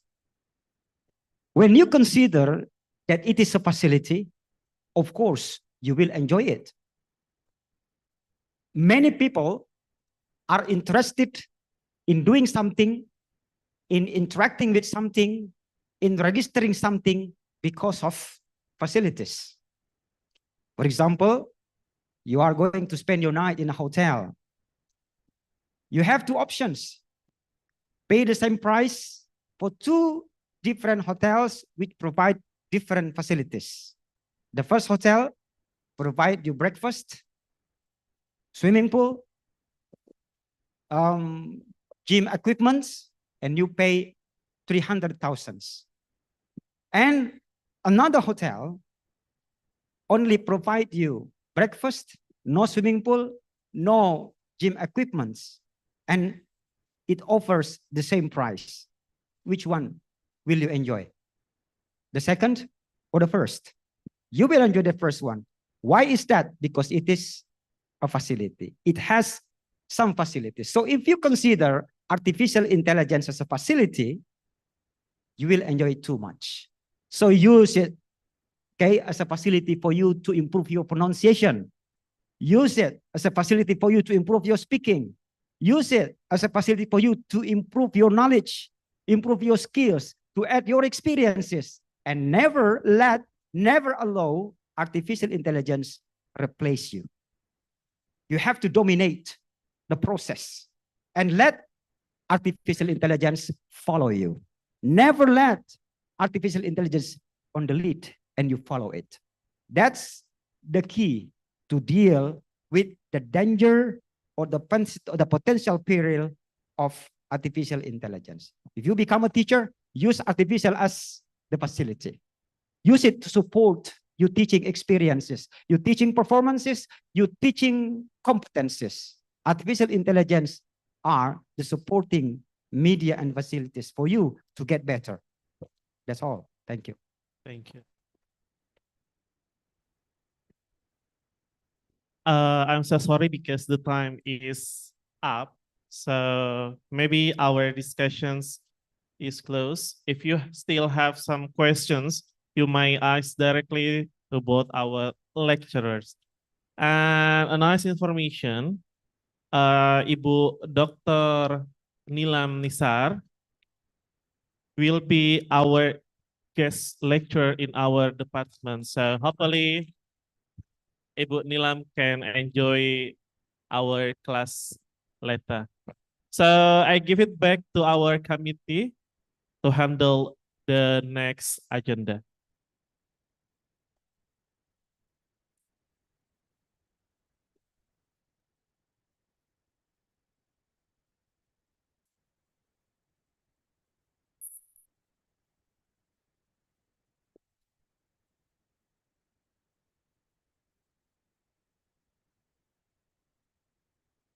Ladies and gentlemen, distinguished guests and esteemed participants, Assalamualaikum warahmatullahi wabarakatuh.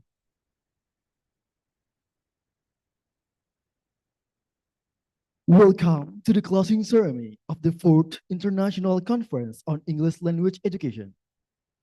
On behalf of the organizing committee, we extend our heartfelt gratitude for your active participation throughout this event.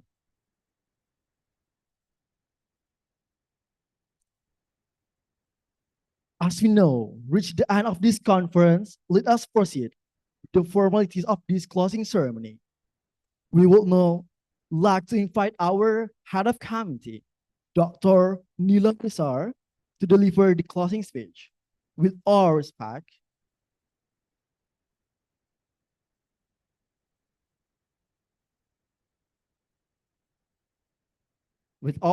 the place belongs to you.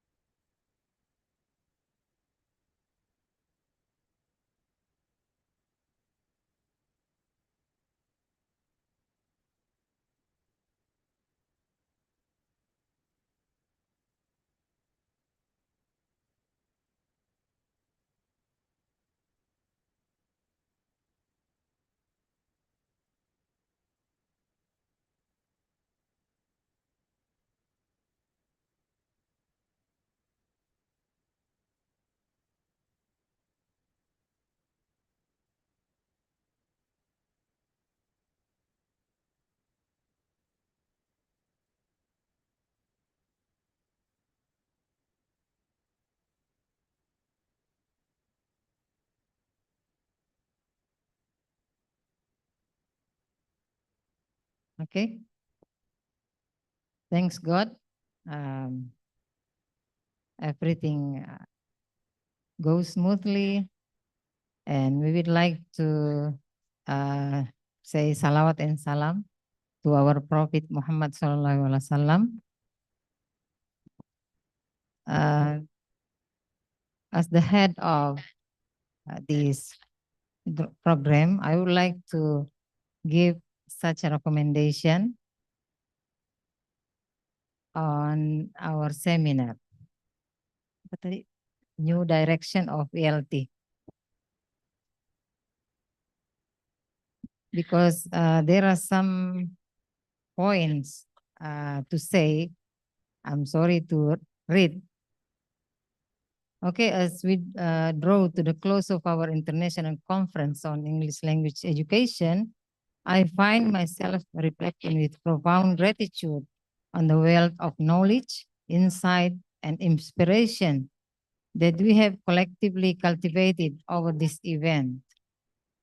Today, we have had the privilege of engaging in rigorous and stimulating discussions, exchanging innovative and transformative ideas, and exploring the latest developments and trends in the realm of English language teaching, particularly within the context of EFL learners. The unwavering dedication demonstrated to all participants to the advancement of English language education is not only commendable, but also a source of inspiration for all of us. I would like to extend my deepest and most sincere thanks to our distinguished speakers, Professor Dr. Muhammad Kamarul Kabilan, Professor Tariq Ilyas from Saudi Arabia, Jonathan Charles Mason from Australia, Dr. Nilam Nisar from Pakistan, Professor Dr. Luis Miguel Cardoso from Portuguese, and Dr. Kaharuddin SIPM Home from Indonesia. Yeah. Your scholarly contributions have significantly deepened our understanding of the rapidly evolving landscape of ELT, from critically examining the transformative impact of digital technologies on language acquisition and learning, to highlighting the imperative of fostering cultural competence in our pedagogical practice. Your presentations have provided us with invaluable insights. The diversity and depth of perspective shared by all our presenters and participants from various universities have enriched the discourse and underscoring the complexity and dynamism of the field of English language education. Ladies and gentlemen, I would also like to take this opportunity to express my heartfelt appreciation to our dedicated organizers, tireless volunteers, and generous sponsors. Give an applause. Your meticulous planning, unwavering commitment, and steadfast support have been instrumental in ensuring the success of this conference. You have created an intellectually stimulating and collaborative environment that has fostered meaningful dialogue, learning, and professional growth. Ladies and gentlemen, as we reflect on the rich discussions and key takeaways from this conference, several critical themes have emerged. We have delved deeply into the processes by which children acquire language through digital exposure and the significant implications of this phenomenon for educators and researchers alike. Our exploration of how to advance English language teaching by effectively integrating tradition, innovation, and technology has provided us with a framework for remaining enhancing our pedagogical approaches. Moreover, the discussions on current trends in ELT research and the role of artificial intelligence in English language education within the context of Society 5.0 have illuminated the possibilities and challenges that lie ahead in our field. Moving forward, it is imperative that we continue to build on the knowledge that insights gained from this conference. Let us commit ourselves to fostering learning environments that are dynamic, inclusive, and responsive to the diverse needs of our students. By remaining at the forefront of new trends and developments, by continuously seeking to refine and improve our pedagogical practices, we can ensure that our learners receive the highest quality of education, one that equips them with the skills, knowledge, and cultural competencies necessary to thrive in an increasingly interconnected and complex world. Ladies and gentlemen, in closing, I would like to reiterate my profound gratitude to everyone who has contributed to the success of this conference. Your passion, dedication, and commitment to the field of English language teaching are truly inspiring. I am confident that the connections we have forged and the ideas we have exchanged during this conference will serve a catalyst for continued innovation and progress in our field. As we part ways today, I encourage you to carry forward the moment and enthusiasm generated during this conference into your future work.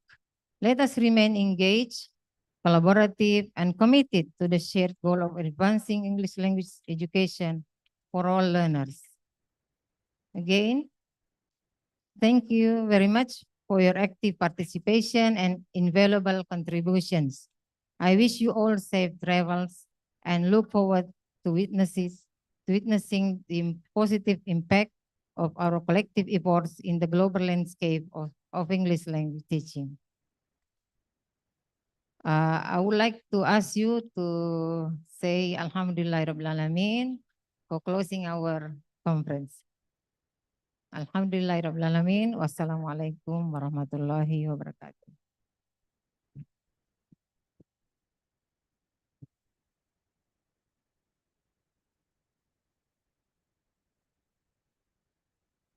Ladies and gentlemen, this brings us to the official conclusion of the Fourth International Conference on English Language Education. Thank you for making this conference a success, and we look forward to welcoming you at future events. And we apologize for any shortcomings during the organization of this event. Wassalamualaikum warahmatullahi wabarakatuh.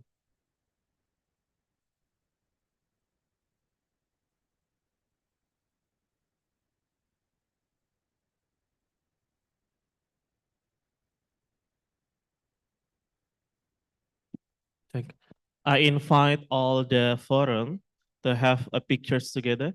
So stand up, please, and please move forward here.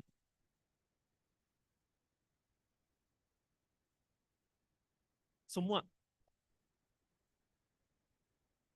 Silakan semuanya.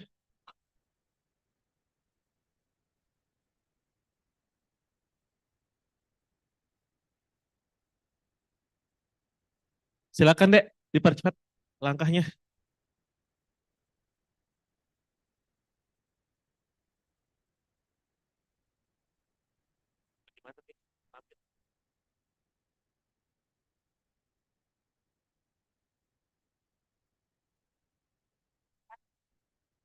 Yang laki-laki boleh mungkin naik yang di atas panggung itu sedikit.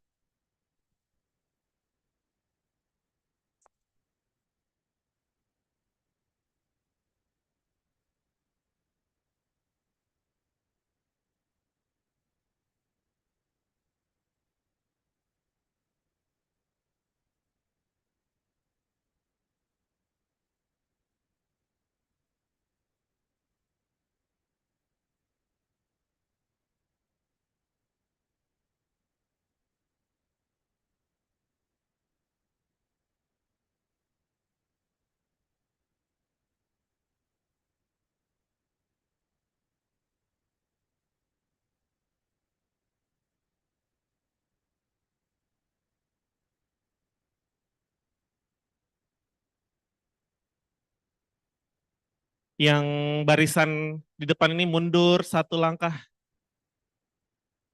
Mundur satu langkah lagi.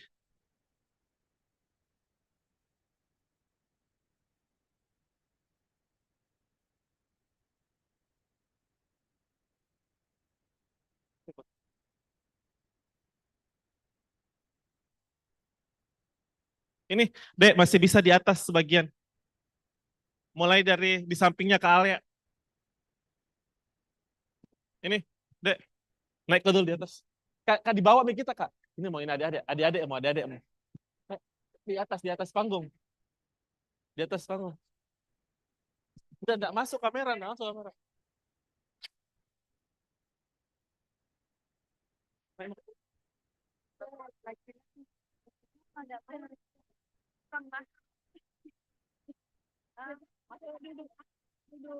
Kelihatan.